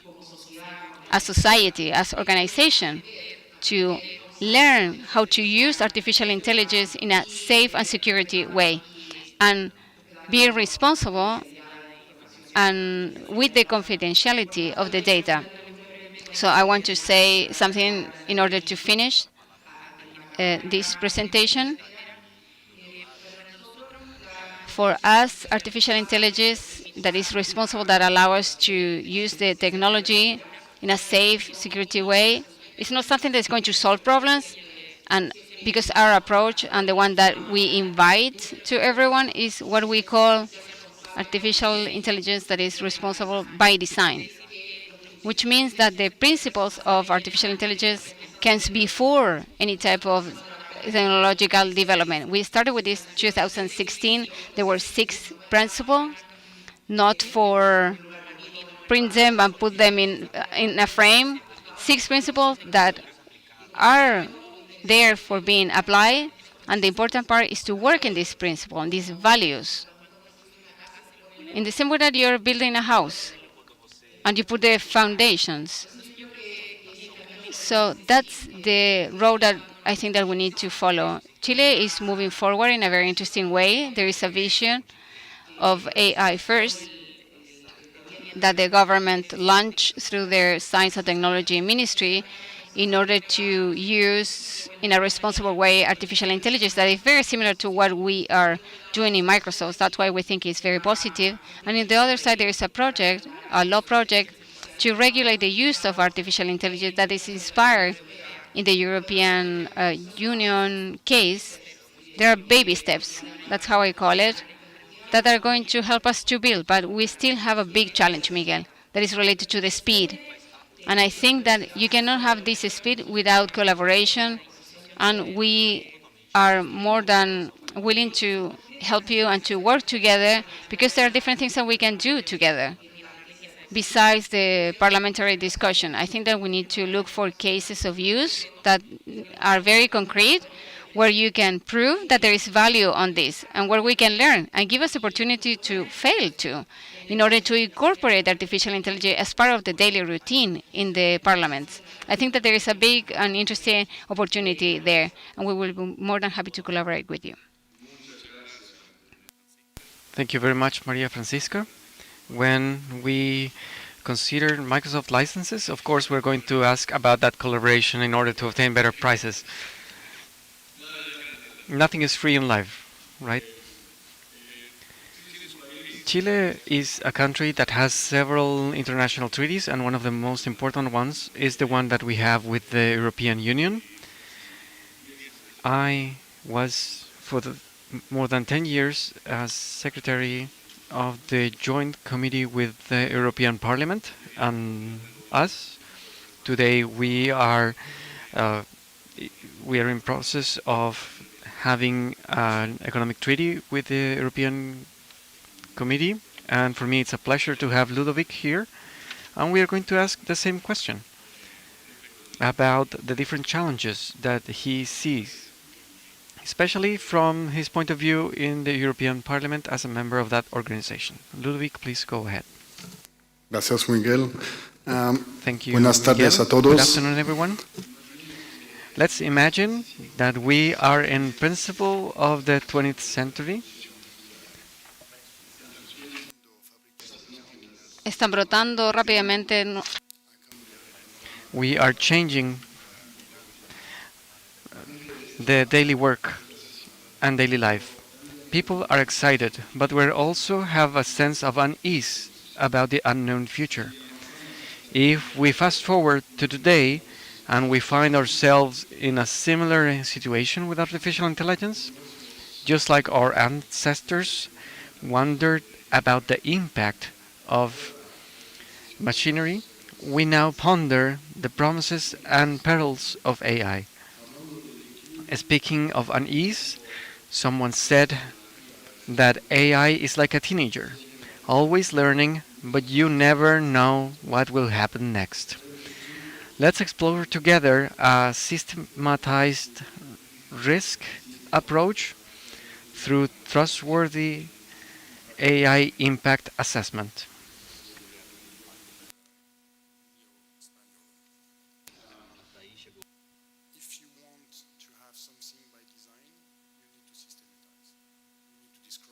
You need to instrument, you need to document, you need to have some processes, some organization in place, otherwise you are not able to systemize, but you are doing things one by one on a case base. The very small presentation I'm introducing you is about risk assessment, how to frame risk assessment for generative AI. If you want to frame it, you have to have an assessment.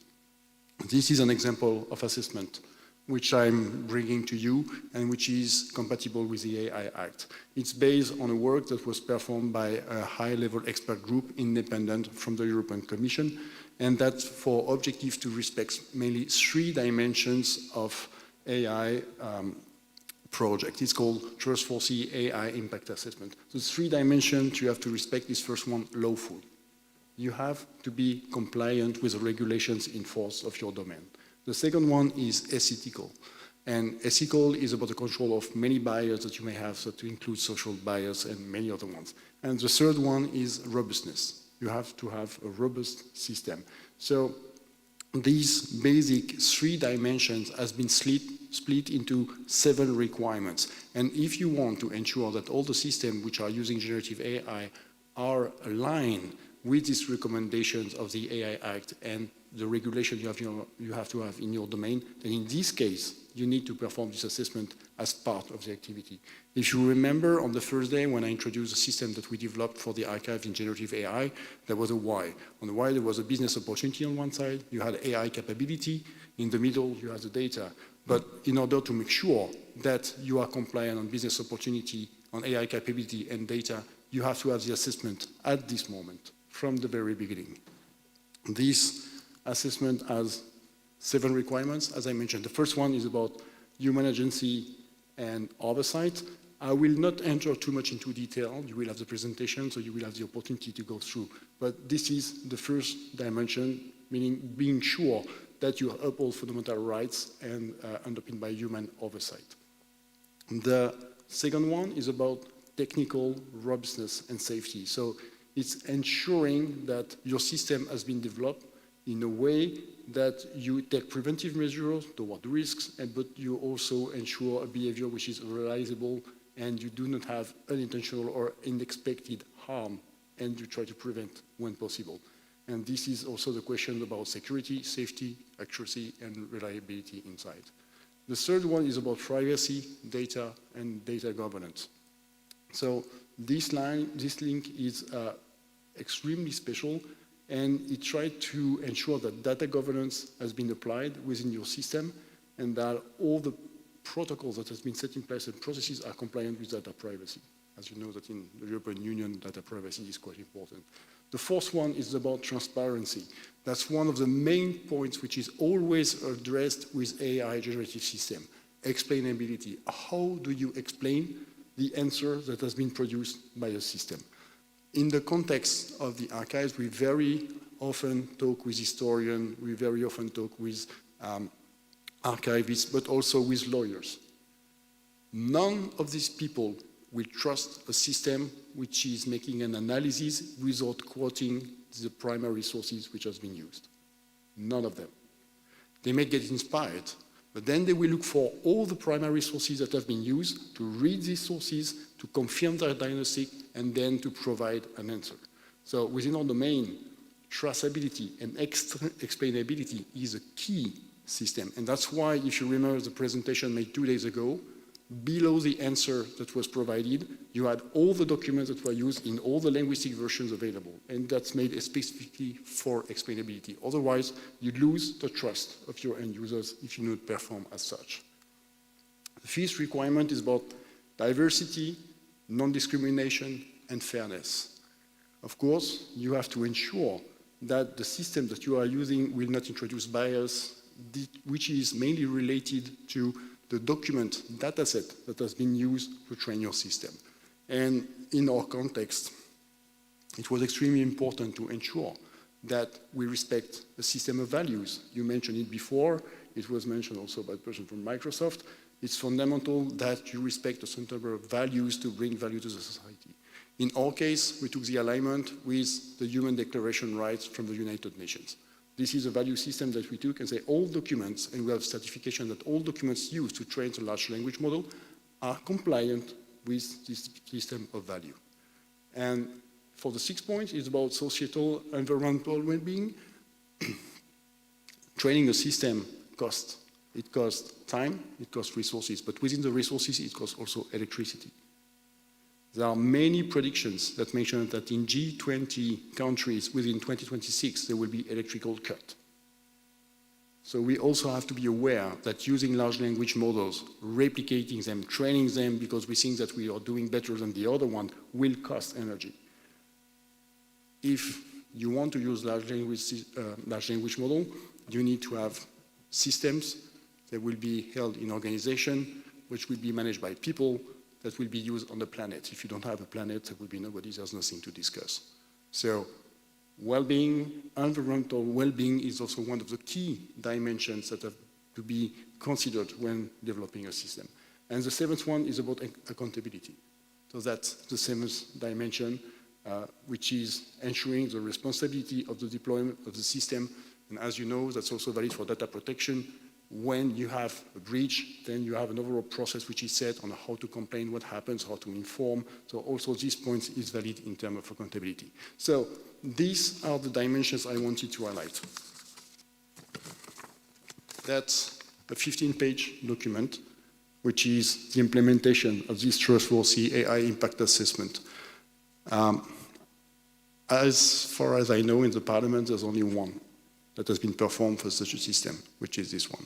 It's under qualification with the colleagues from cybersecurity, from enterprise architecture, and from the cloud services. The content of this document was shared with two different actors. It was shared first with the service provider from the large language model, so that they commit to the analysis that was performed and that they confirm the answer that was made. Mainly that for the document of the Parliament, none of the documents will be used to train the system. None of the information provided by the end users will be sent back to the service provider. Second, the infrastructure provider. Same question, ensuring that all the documents, all the information remains inside the environment of the Parliament and is not reused on any purposes by the infrastructure provider. They both read the document, they made their comments, they were included, and those are under validation inside the Parliament. So for me, as it was clearly stated by Jonathan, Parliaments are risk adverse. We are not universities, we are not the private sector. We do not have the same speed, and we'll never have the same speed. But it's not an issue not to have the same speed.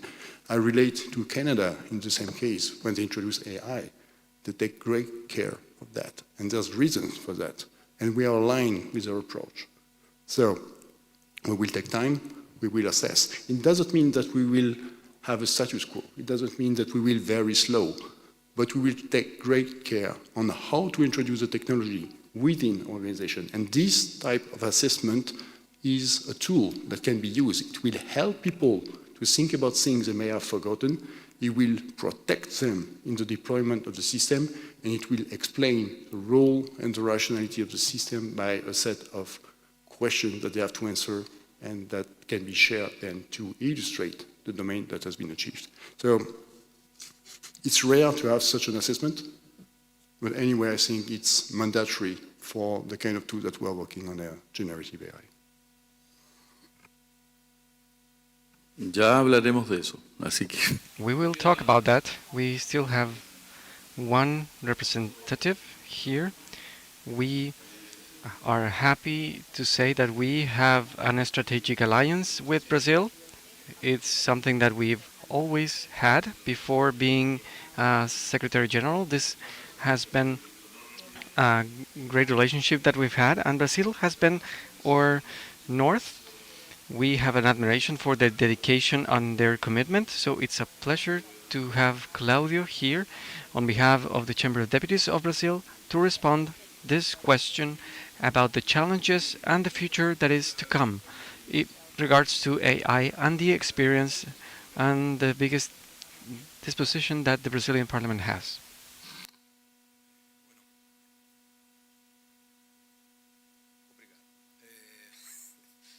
Thank you very much. Yes, it is a fact that the Brazilian Parliament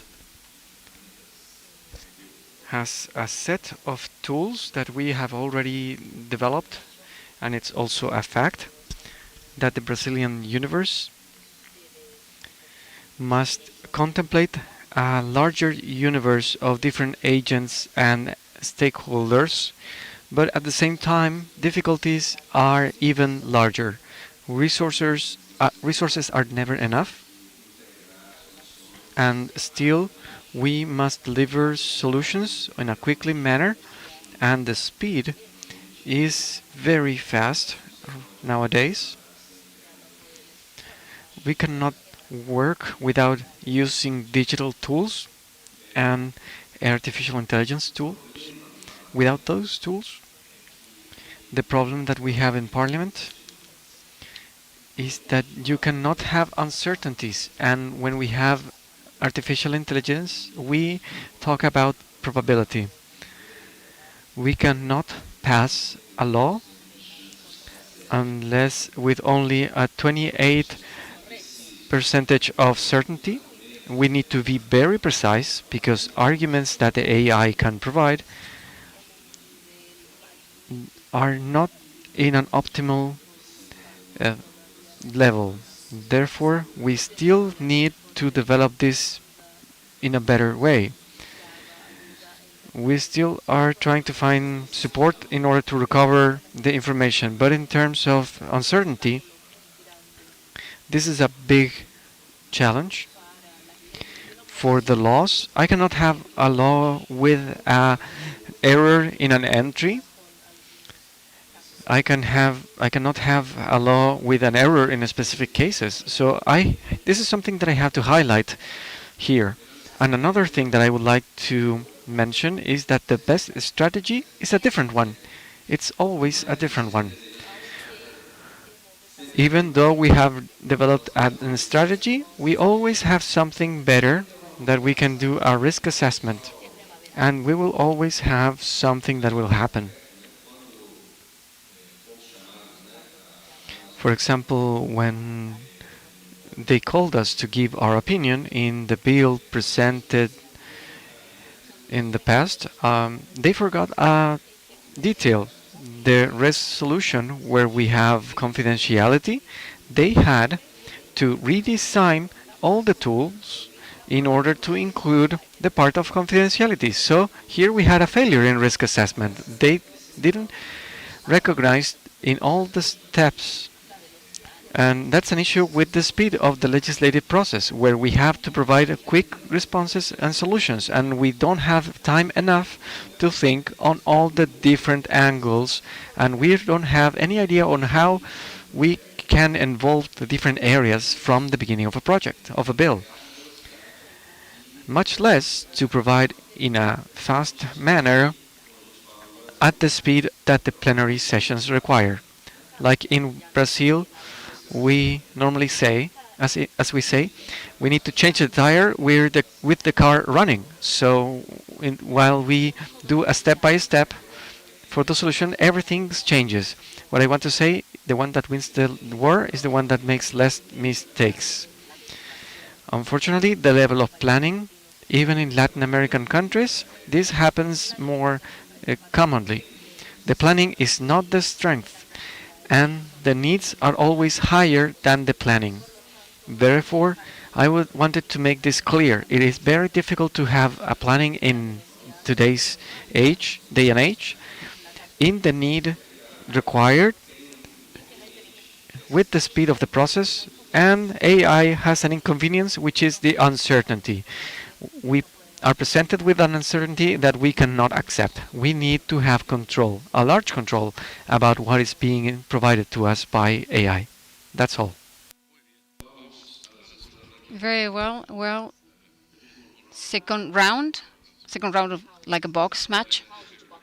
There is no girl here like ringing the bell, but this is the second round. I'm going to give you a very brief introduction. March, I present to my colleagues our advancement in what we have been doing. Half of the people there were very surprised because they had no idea what I was talking about.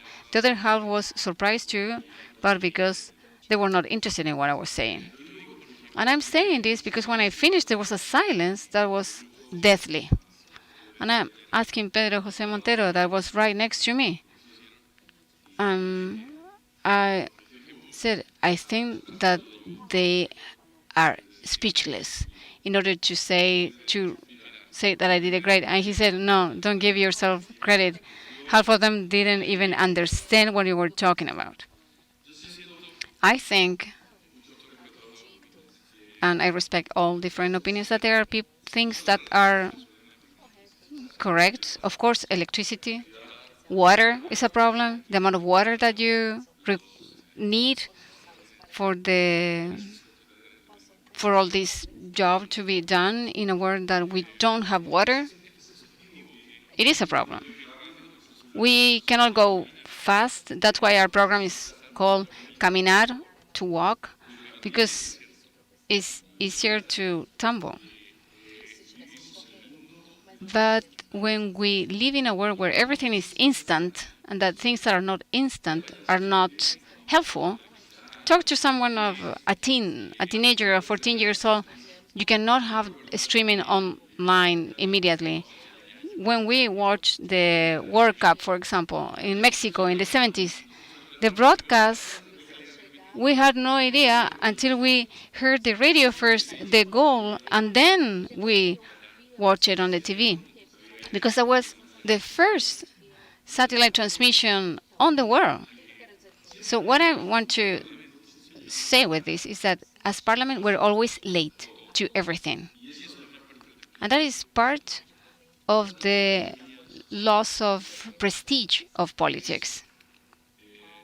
And that's my second question, because it's not that the Parliament has to have a first line role, because the lobbyists are going to be the one given this information that sometimes are not very trustworthy, because they're going to choose the archive of Ludovic. I'm going to show half of it, the one that I need to defend that is good for me, and the other half I'm not going to use it. There are going to be applications from the industry that are going to be interested too to have a captivated audience, because don't remember that the data from the parliaments are open. We're not talking about states, secrecy, or confidentiality. They are in a different agency from any government of the world, including the European Union. It is true. And the second is that they're behind of the industry, and not just the industry, the suppliers of this kind of technology. There are companies that are providing services to the parliament. So the amount of lobbyists in Chile are massive. In Brazil, there are many. United States too. Even though they are registered, they're going to arrive to the parliament and they're going to say, do not approve this because these are the data. But the parliament is supposed to propose the data. So my question in this second round, for this, don't worry. We're going to do it in a more informal way, in a different way. Jonathan, what do you think? That we still, even though we are walking in our case, we still need to move forward and faster to get better results in the parliaments in terms of the use of artificial intelligence, so people know that they can use these kind of tools to see what the parliament is doing, that the MPs are using that for in a more efficient way, and that the staffers that work with the MPs and the officers can use these tools, institutional tools. We're not talking about Microsoft or any company. Institutional tools. And we're not just talking about the tablet or the cell phone. What can you tell us about it? And that's a really good question as well. We were talking with a parliament late last year, and they're currently, looking around at what solutions are out there and whatnot. And when they sort of said, well, we haven't actually done anything to our current application set for, I think it was 17 years. So they've actually been using the same systems for nearly 17 years. And that sort of gives you a bit of an indication of that risk averseness. Or, for example, one of the first ever implementations we did back in 2005, they were still using Microsoft DOS. Because of that legacy in terms of the risk and not really moving forward in a more agile way. And one of the biggest things, or one of the comments I tend to find a lot, and even currently right now, is that with technology, no one likes to disrupt Parliament. So when we look at technology, there is always, say for example, a change freeze during the sitting, or a change freeze during whenever members of Parliament are actually operational, because everyone's time is very valuable. So everyone is also scared of change during certain times of a year. So, you know, that leaves sort of very limited windows of opportunity, and this is a way which we find a lot of parliaments to think, is that there's also very limited opportunity for that change to occur. And the concern is usually that they don't want to affect parliamentary operations. However, I think that one of the things which I would say from a technology point of view is that technology has come a long way to support rapid change and rapid releases. And, you know, and Cámara, it can be a testament to that. And, you know, I think we were saying that, you know, you're releasing things weekly. And I think parliaments really need to change their mindset in terms of you can release things without causing disruption. And I think that's a really important part of changing that mindset of parliaments, because releasing new services, releasing new features will help people's time. And, you know, if we are wasting people's time, then we're wasting taxpayers' money. That's the way I look at it. And if, you know, and we're all funding Parliament by taxes, and all citizens are. And, you know, I think, like, for example, there is actually no reason that you can not, you know, you can release things during the day whilst, you know, parliaments are sitting. We actually release, you know, daily into our sort of solution stack, and whilst parliaments are actually sitting as well. And because technology can be developed and deployed in ways which is not disruptive anymore. And I think, you know, I think when we look at it, parliaments are again risk adverse, but I think it takes really, you know, what I call leadership from the top down. Is a really important part of the technology process. And what we find is sometimes there is a disconnect between the chamber or the committees and the back-end staff. And they're always worried about affecting the operations of Parliament whilst you're actually performing important work. So I think there's that collaboration and that leadership between really, I think, driving innovation forward without, or at least understanding that risk as well. You know, as sort of Ludwig was saying with the risk profile, it's all understanding, I think, what your risk and what level of risk is your parliament willing to take, and what strategies are there as well. So understanding what strategies there are, because we can deploy 24/7. Without affecting the operations of Parliament if you have the right processes in place, if you've done the right testing, if you have the right risk management process in place. You can roll back, you can roll forward. You know, there's a range of different ways you can not be disruptive but still innovate. And I think, obviously, Chile has definitely leapt and bound, you know, in front of that curve, which I think is amazing. But quite a lot of parliaments are still stuck in that phase where they are not, well, they want to innovate, they really do, they want to move forward, but there's a lot of historical, either bad experiences, because irrespective of technology, Parliament will continue to debate. Parliament will continue to sit, Parliament will continue to vote. So if you have electronic voting and your voting system is down, they will still vote. So technology should always be looked at as an enabler of Parliament, not a disabler. And I think sometimes because of a risk-averse nature of Parliament, it's looked at from a risk-adverse perspective rather than an innovative perspective. Perfecto. Perfect. I'm very clear about it. But now we're going to ask to the industry. I'm going to make a small change with the industry question because it won't be fair to ask the same that I asked you, Jonathan. But Maria Francisca, from your perspective outside of the parliament, do you think that, please don't talk just about the Chilean case because it's not fair with other parliaments.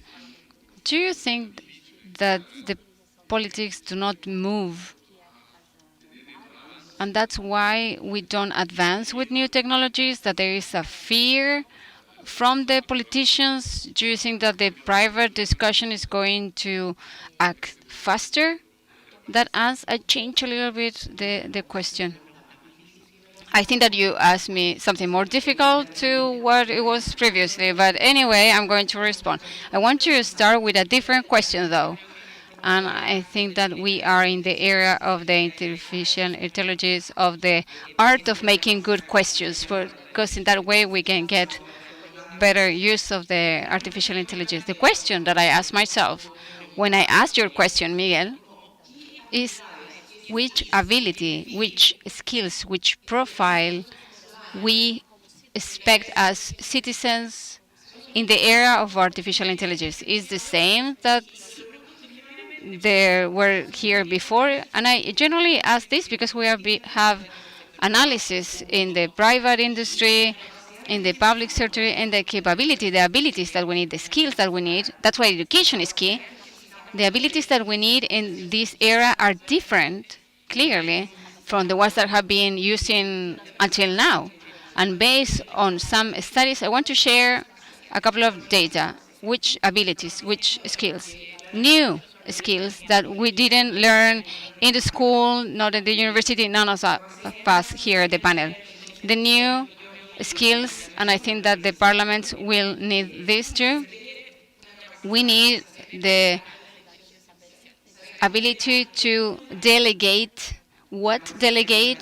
to the artificial intelligence, to identify bias. I identify bias, so I manage it. Third, this is the three that I think are more important, the intellectual curiosity, and that is something very important. And I think that in Davos, we talk in the World Economic Forum, including first ministers of several countries that are here.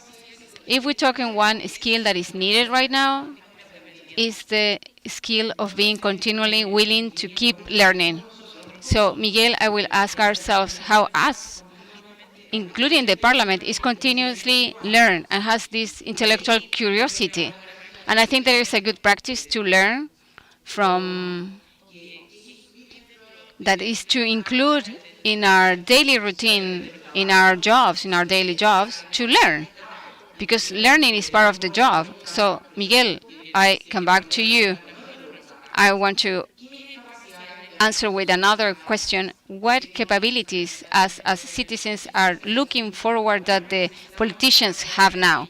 Are the same that they used to have, or they need to have new skills too?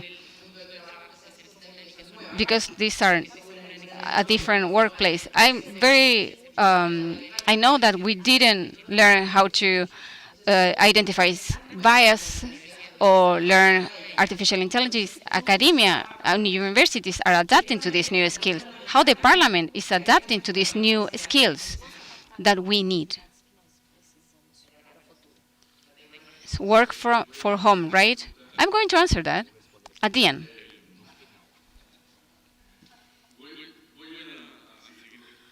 I'm going to keep changing a couple of things, and I'm going to give the floor to Claudio Nazareno from Brazil about the same question that I asked to Jonathan. Do you think that we are very behind, that we need to move forward in a speed way, that not run, but to walk in this path that we have, and that the parliament needs to walk? Which abilities do you think that we need for that, for improving that? Well, that's a hard question. One word.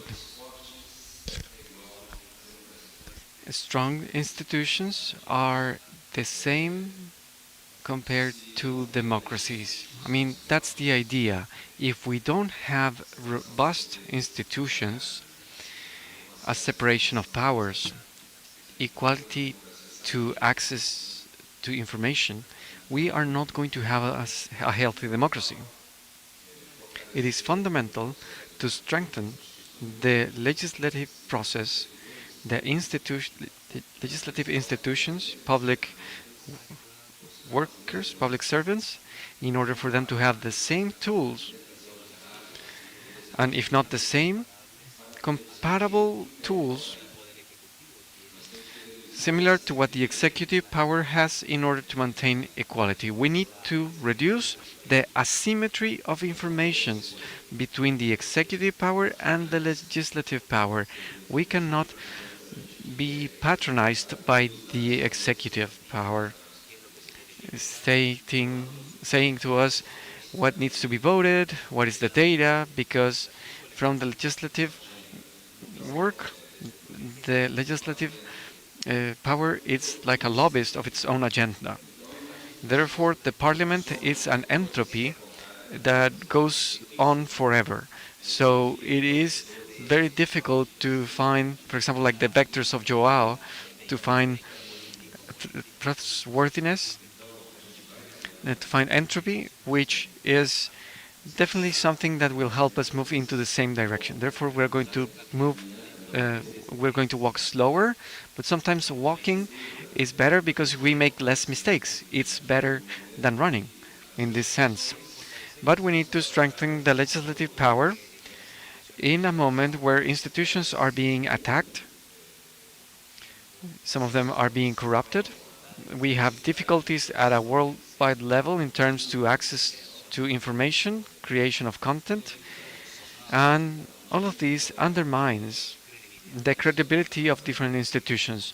We need to empower Parliament because this is something vital for democracy. Very well. Everything is big in Brazil, see? Even the explanations are big. So I'm going to... The dessert is going to be a Greek dessert because there must be a Greek dessert that is very good, so I'm going to leave you at the end. And now I'm going to drink the French wine first, and then I'm going to the dessert. So please, Ludovic, can you talk a little bit about this, please? Thank you very much. Are we slow in parliaments? I don't think so. Absolutely not. We are taking care. It's different. Are we just endorsing changes and deploying them as soon as available? No, definitively not. Absolutely not. It doesn't mean that we do not have processes to deploy. We have blue-green environment that we are playing regularly with that. We are making agile developments or, let's say, agile provision of solutions. So it has nothing to do with technical processes. It's just that we try to assess the impact of the deployment of specific solution. So it may seem to be a risk-based approach, but the risk-based approach is not a status quo. Definitively not. It's just assessing and providing tools so that people are aware of potential incidents. How you mitigate if you need, how you accept if you want. That's all. It doesn't mean that we will not do anything, that we will not move, but we try to make it in a structured way so that we are fully aware of what could happen with the solutions that we are providing. And in terms of policy, it's fundamental to have this approach, because if you take a wrong decision, then you can harm the society itself, globally. So the risks that you have by not assessing what could happen is pretty important. So it's part of a work. It's true that we are slower from the private sector. I worked quite some time ago in a 90,000 private company. We were extremely fast to deploy. Now I'm working for an institution. It's completely different. I was working in a university as a researcher and teacher. It's also a different world. So we all have our own incentives. We have our way of working, but it doesn't mean that we have a status quo or we don't want to move. Education, as you mentioned, is extremely important. Education is at the center of all the methods which are driving change. In terms of AI, that's one of the methods that I apply in the Parliament, which is called STEP. STEP is segmentation, transition, education, performance. Education is at the heart of the system to ensure that you will not lose your workforce and that you can reinvest the resources into various tasks that you may have. So education is at the center. I'm the person writing the chapter for the Interparliamentary Union on Human Resources in the context of AI guidelines for Parliament. And this is exactly that. Which are the competencies that we should provide, teach, or make sure that the staff is acquiring, depending on the level of the activities, whether it's a C-level or whether it is an operational level. So things to be learned are not the same.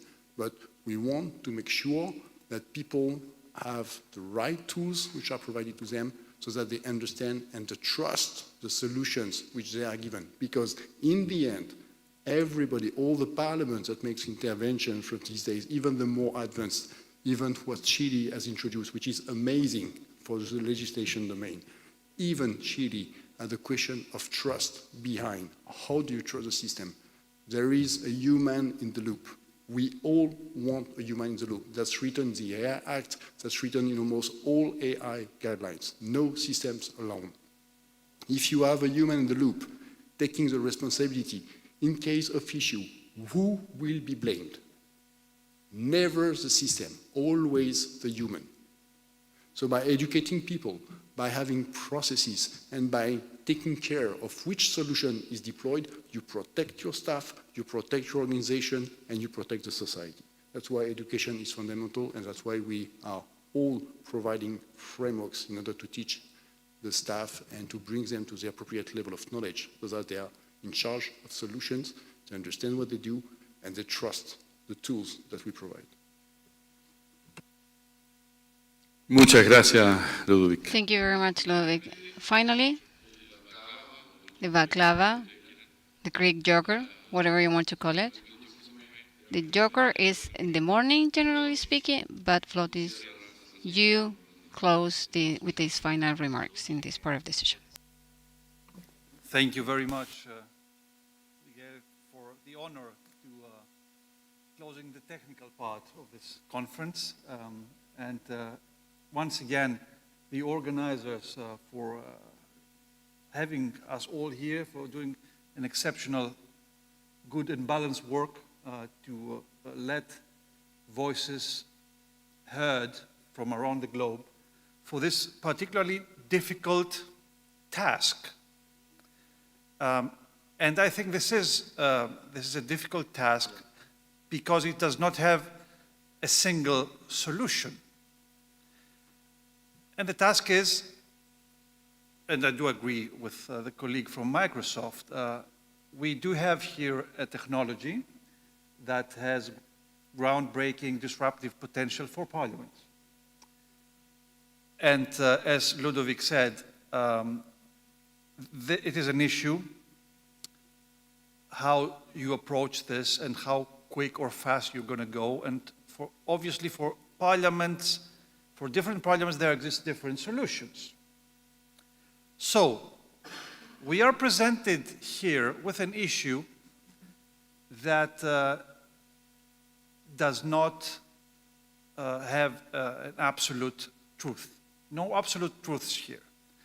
Therefore, my short approach to conclude my intervention would have also a philosophical character. Indeed, we live in an age where technology is democratized. 10-year-olds run around with mobile phones, fourth, fifth generation, utilizing fifth generation mobile technology. For $25, people can access the strongest, or let's say the most elaborate technology this planet has seen. This is extraordinary. Hence the question Miguel posed, can be circumvented or can be modified to be, how can this technology be of use for parliaments, right? That's one differentiated approach to set it. Let's keep that. This can be a very nice research question for our approach. At the same time, while having identified the uniqueness of the technology, At the same time, something else happened quite recently that we failed to recognize and maybe to associate. Just a couple of years ago, we forgot totally. We had a pandemic around. Sometimes this is taken out of the situation. Of course, at first sight, there's no connection. But indeed, there is a connection how parliaments approach a disruptive situation.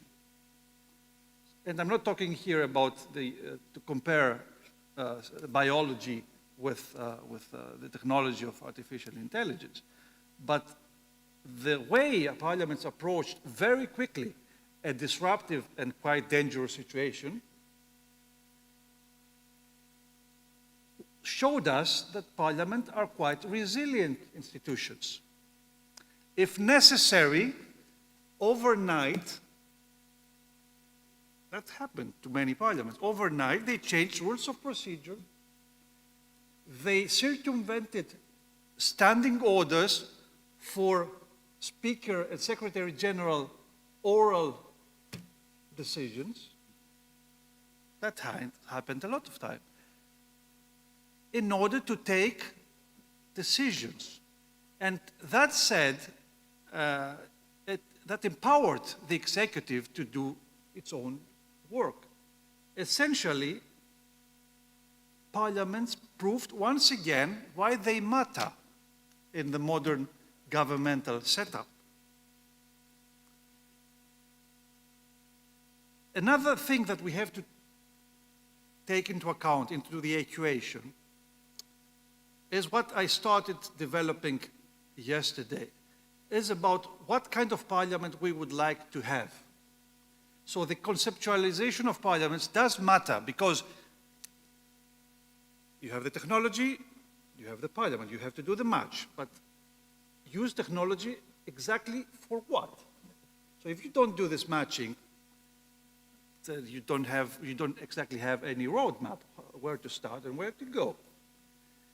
And conceptualization of parliament means also to decide, and this is a leadership, if not a political decision, and it's also an obvious ethical and maybe a responsibility from our leaders to decide and develop the next system of governance to which the parliament can belong. So before solving these groundbreaking issues, it is very difficult to get there and say, okay, I will use generative AI, this kind of AI, the next blockchain or any other technology. That's a little bit, I would say, that's an approach that may produce results in the short term, but in the long run, the parliaments may be the loser, end up losing their credibility, their status in the system, and in the institutional balance. And we don't want this to happen. And finally, in the equation, and this has been stated correctly enough, comes into equations all of us, the human subjects. Society, obviously. After all, parliaments are representative institutions. MPs, so the representatives of society, of the people, the administrators, the officials, the experts, everybody that is involved in the doings of the parliaments. A question has been asked by our colleague here from the private sector. What would it take? What kind of skills would the parliament of the future need? That's a very good question. And digital literacy, along with classical literacy, and all these two need to be kept in balance, will be necessary, such programs will be necessary to be developed. And in this sense, and I'm would like to conclude with a positive note. I believe that parliaments can set the right tone for society, can lead the change, can be agents of innovation, can be proactive in educating the people, not in the sense of developing school programs, but in the sense of leading the way, showing the right path. Mistakes will happen, but every critical decision is associated with a certain amount of risk. Parliaments need to take this risk, obviously with risk assessments, have strong leaders, and be able to acknowledge any mistakes and perform the feedback loop towards a more bright future that obviously will involve technology. We live in the age of technology. Technology will shift our lives to the better. I firmly believe in that. And parliaments can be a very big part of this equation. Thank you very much. He was the Greek dessert, see? He was the Greek dessert. See? It was very good final remarks because you saw the philosophical side, and I also like that side. And I'm going to give some final remarks, taking advantage of all what you said, because you're not going to be able to say anything back, so I'm going to say it.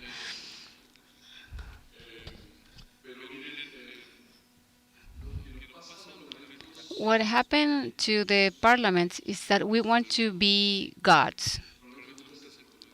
Parliaments want to be gods, no mistakes. And unfortunately, we are imperfect creatures and we made mistakes.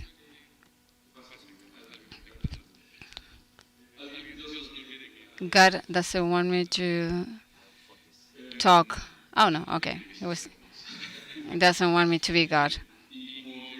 And as imperfect creatures, the human job is scared when there is a machine that can be better on their creation. I've played a lot with the word caminar, which means walk, because every day I check the debate, I check the law proposal for the first reading in the mornings, and I check what appears there because it's pretty precise in what it says, but it's not exactly what you are doing, artificial intelligence. Not, but it works well for my job, and I need a tool that helps my job. If they say that error rate is 98%, that what we're going to do with Caminar is that we're going to have an internal massive test with several stakeholders that are going to be responding several questions, because this is the natural stage before open this project. The president, the first day, said that the 2025 we're going to have it open to everyone. I'm more skeptical. We may have some of the assistance free. We do have certain things ready in the administrative part and in the legislative part, but a rate of 98% compared to what? If we compare to the mistake of a human, it's not quantified. If a country has qualified how much errors there are per parliament, I have no idea about that. I've been working in the parliament for several years, and the rate of mistake of the Chilean parliament would be less than 98%. So the application is correct what we're doing. A second consideration is related to the skills. And I said I will answer this, so I'm going to do it. The truth is that in my personal experience, the process of replacing MPs that are, because parliaments have two parts, right? The institution itself, that it's the furniture people that were here, and the political institution that is in the constitution of Chile, that is the people that are elected by our constituents to fulfill this function. Since a long time ago, I may be wrong, in the old Athenas, it was invented the criterion that select the right people in order to avoid a problem that was some kind of, what we call it, lack of probity. I don't know how it was called previously, to choose the right people. So they put a thing on the machine, and the machine says who will be the chairman, the head, the chief, the person in charge. And machine, we're talking about a machine 4,000 years ago. So we shouldn't be afraid of machines, because the politics have always been related to machines. And the skills, the abilities that society requires now, the parliament is being acquired with change, because the new generation in the parliament is going to have those skills. Of course, there is an election. It's not the machine that is choosing the MPs. Otherwise, we will say, okay, but also MP with this kind of CV, right? With LinkedIn, right? With that kind of headhunters or that kind of thing. No, there are people for several reasons that the candidates have. Because the parliament is wise and society is wise, the way of choosing the MPs that are acquiring the skills is through elections. And that is something important, and it's related to the skills too. In Chile, until 1973, it was required for being an MP to know how to write and how to read. There was no other kind of education. Right now, we do have certain educational requirements. People are going to say, yes, but secondary, high school diploma is not that much. But check the CVs of this parliament. If you say that the professionals in Chile are bad, 80% of our MPs are professionals. And if we do that exercise, you're going to check that the MPs around the world have high education. It's not a problem of the universities. They're not failing. It's the perception of people that they see in a different how the parliament works. Because the parliament has a problem. Is that we don't show what we do. People don't understand what we actually do. So we have our own lingo. We speak in our own language. Nobody else understands. That's why I talk in a very specific way. I don't mention a lot of technicalities because people are going to be lost and bored. It's a very technical language. It's very, very technical. We talk about changes. There's must be a leader for this change. Pues Barba did it in the parliament in Spain. There's always a president of the chamber. There's always a leader. And those leaders, what this parliament is doing or is trying to do, is that we try to promote those leaders. And how we promote them? With carrots, right? Studies, money,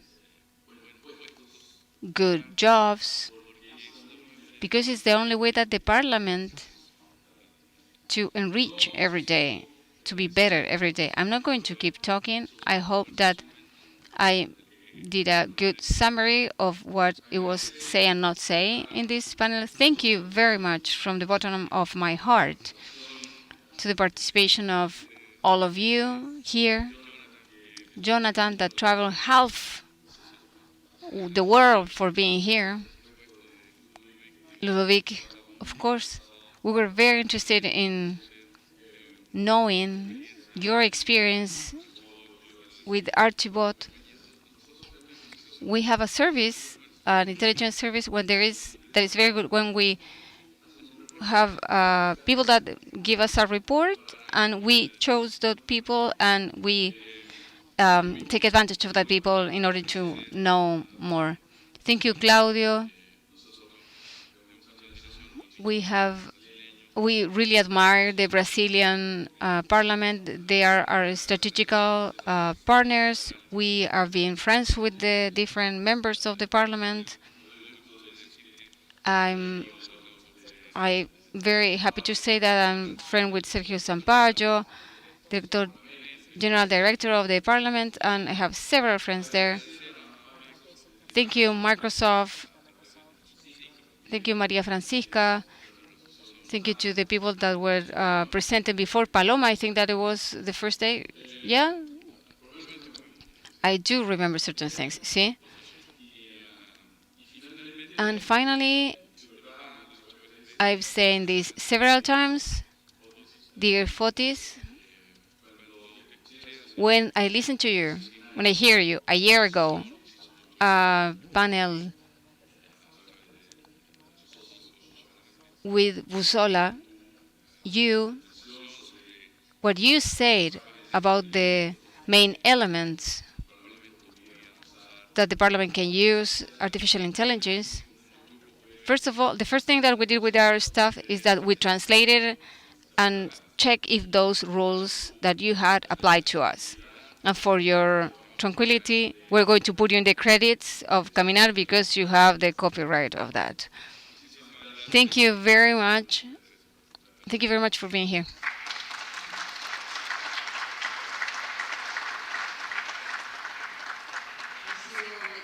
It's been a great panel. I want to say something that I mentioned before, is that most of the changes that you're going to be doing now, that you're going to talking about now, the new generations are going to see. Now, finishing this seminar, and in the name of Usolatec and the Chamber of Deputies, I'm going to leave the floor to Luis Kimagi and Miguel Landeros.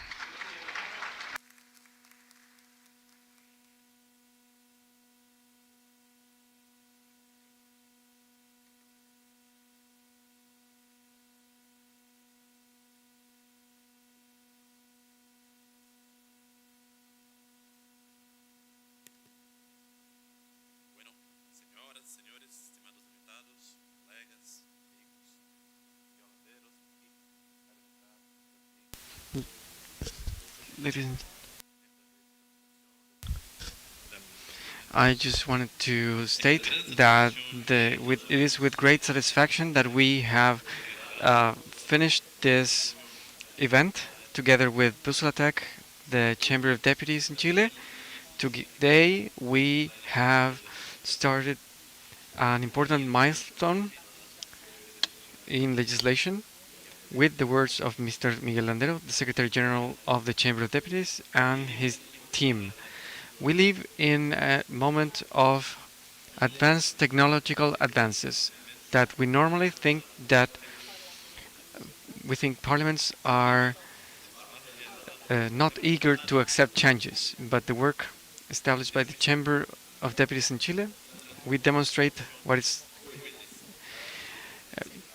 done, how we can integrate the work in our legislative work, promoting transparency and efficiency. Modernizing a parliament goes beyond from adopting new technologies. We need to adopt significant changes that will refine our democratic processes. And Caminar, that represents a significant advance in the way of how proposals are processed in the legislation. It is an innovative project. It has changed the legislative process, making it more transparent, precise, and accessible through the advanced technologies such as real-time translation, the work of Parliament members. Through the visionary work of Miguel Landeros, the project Caminar not only has modernized the legislative processes, but it has also established a new standard for selection. Dedication and the commitment from your team has guaranteed the success of this initiative.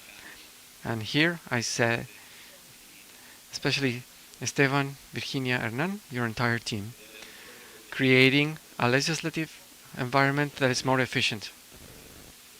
I would like to recognize this work, the exceptional achievements of you and your team. We feel inspired with the potential that technology has for our Parliament. While we celebrate these achievements, we also look towards the future with determination. We will continue exploring new possibilities, understanding the limits that we will reach with the help of our collaboration and the unbreakable commitment to improve our parliaments. Having said this, we will present you a recognition for the Caminar project. I'm going to ask you to come down here so that we can hand it to you.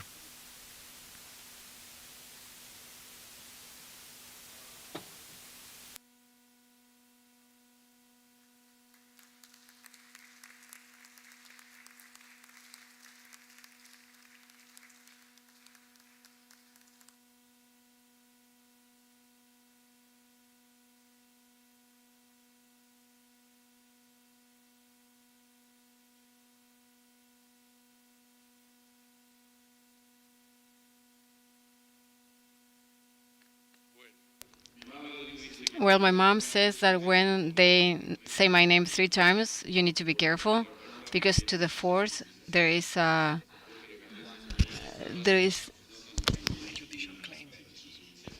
judicial claim or something like that. Well, first of all, I want to say that thank you from the bottom of my heart, this recognition, but it's so unfair, because this is an institution where today you can see me because there is a hierarchy. So when the institutions have a hierarchy, you just see the chief, the person in charge, and I look like a superstar, but I do nothing. I just have a whip that sounds whoosh, and it works. And secondly, before giving all the acknowledgement, I want to say that this Chamber of Deputies has a team that is exceptional, not just from the technological point of view, not just from the administrative point of view, not just from the organizational point of view, as you have seen it today. It's a team that in different levels, the people that work here, the people that work in the kitchen, the people that work in the catering, the people that work in the cleaning part. This is an old organization. It's 200 years old. We have General Secretary these last 200 years. So I'm just a number. I'm just the last one of that very long tradition. And we are a service, as we say it in Chile, low profile. Not just in Chile, but the idea is to be low profile, to not appear in the newspapers, because when you are in the newspaper, we take the protagonism to who are the really important. And we try to do our job in silence, with responsibility, and taking care of the budget. Because in this country and in other countries, the resources are not provided by the people with more money, not with the rich. It's the person that use and pay the taxes through buying bread, using the public transportation. So we're very careful with our job, that the projects that we consider, we always consider that we need to be responsible with those resources, and they need to be well used. Artificial intelligence, and not just artificial intelligence, technologies, generally speaking, in this century, 21st, is here to stay. This is just the beginning of several things, of course. I also know that we don't need to run, we need to walk. I know that. I'm convinced of that the association, public-private, is very necessary, because if companies of OpenAI and other companies that are not here do not want to be here, I haven't mentioned you, but I can see you, because I know that you're being from far away from your country to here, from the transcription of the debate. That is very important. The friends from India that were not here, the parliaments from India, and to all of you, what we've been trying to do here in this seminar, something very simple. We don't want to cover the sun with one finger, right? We don't want to say the industry is bad, or OpenAI is going to charge us a lot of money, that technology is better than the other one. I've always been very open about this. We are going to try everything, no exceptions. There's no taboo on that. I've proposed challenges to Parliamerica, to my colleague of Mexico. She was finally here. Mexico is so big and so beautiful. I will always be there. I know that it's hard to leave Mexico. It's so beautiful. I won't be here in this weather. But there are challenges for the Americas, for the world. We need to collaborate with the countries that don't have that much. We were checking whether or not our inventory. We have softwares that are not used. So the idea is that other countries that they don't have our resources are not using it. I don't want to donate it to a school that is not going to be using it. We need to donate it to another parliament that don't have the resources. In the final remarks, you just have to say thank you. First of all, because everything worked perfectly. Secondly, because my colleagues, everyone here, it would be unfair to mention everyone by one, but the technology, administrative, all members of the team, all the staffers, people from information, Fabiola, that is being the MC. Everyone participated here with a lot of love. And we hope that we can have a second session next year, probably. We're going to answer the questions from God, and maybe not. We're going to check how we advance. Maybe we're going to be the same or new ones. Eric Jensen was not here today, but we wanted to send him a bottle of wine. So he's not here, so he's not getting any bottle of wine. But we're going to say hi to him. People from the Parliament of Canada that have been here in other events. The same with people from US and our dear colleagues from Brazil that came from different places, and from the Chamber of Deputies and from the Senate are being here contributing to this conversation. Moises, from the Organization of American States. We have so much to work in the Americas, especially in Central America, that has so much problems and challenges. And of course, to our friends from Europe,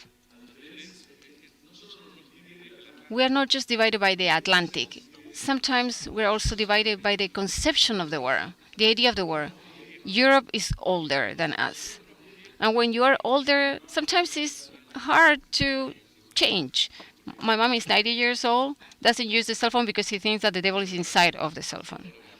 I'm not going to convince her today, right? It's kind of hard.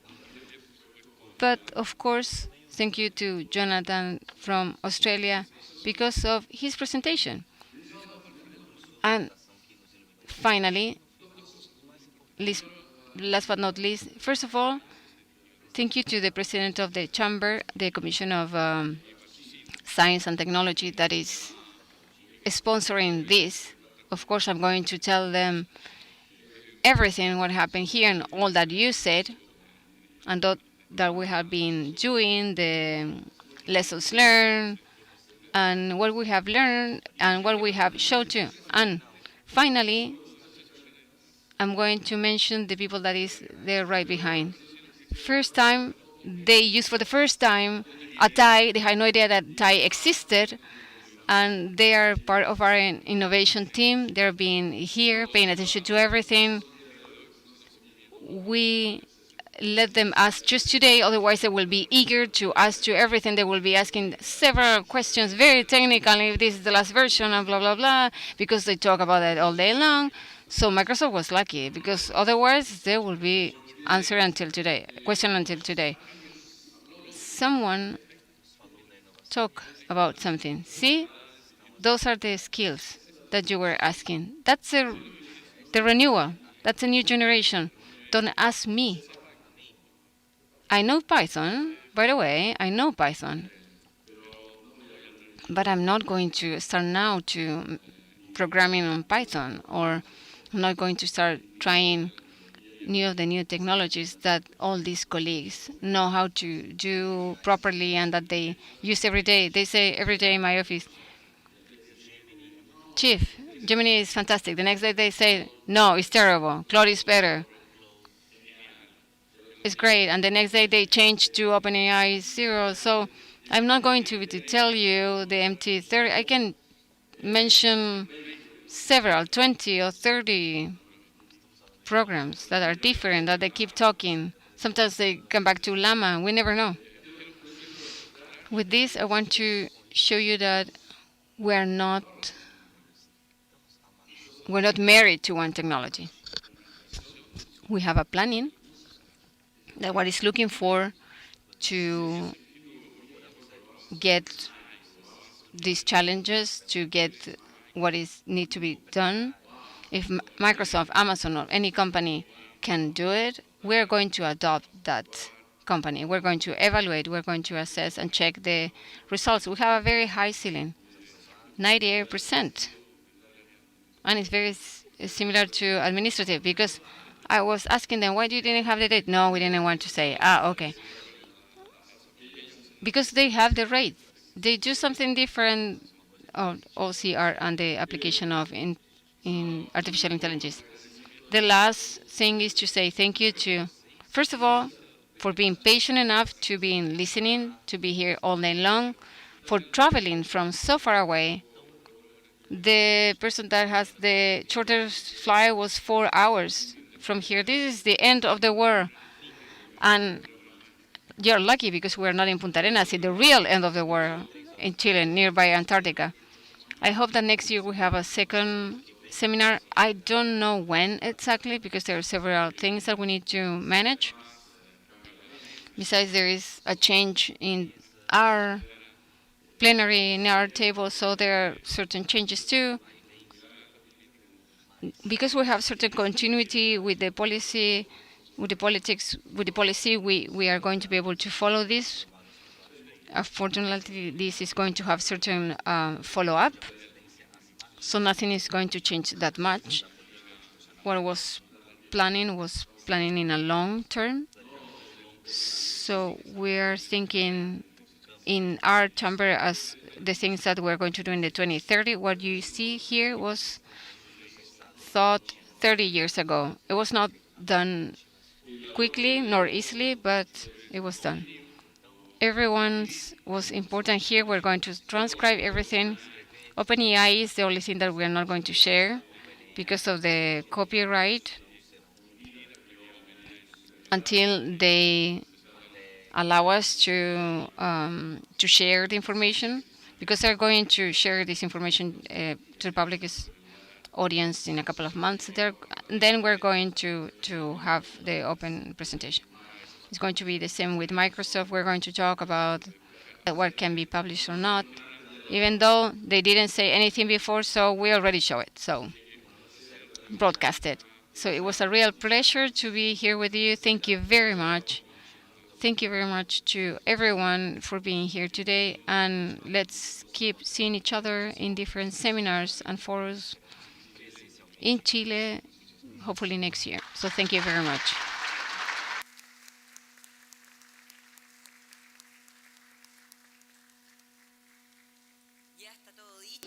Everything was said, but however, we still want to say thank you again for your participation, because without you, the success of this event won't be happening. So we hope the solutions, the idea, the proposals have a positive impact in the different parliaments. that you represent. Thank you very much to the interpreters that are right there, to the photographers, and to the person that is taking pictures and putting Flickr every day, the update of the pictures. We're going to send you all the videos so you can check them, to the organizers, to Marcos Sepúlveda, Paulina Maturana, Patricio Olivares, to the whole team of the catering, security, the people in charge of the medical staff, and everything. Thank you very much. Safe travels, and hopefully we can see each other again and in the next conference.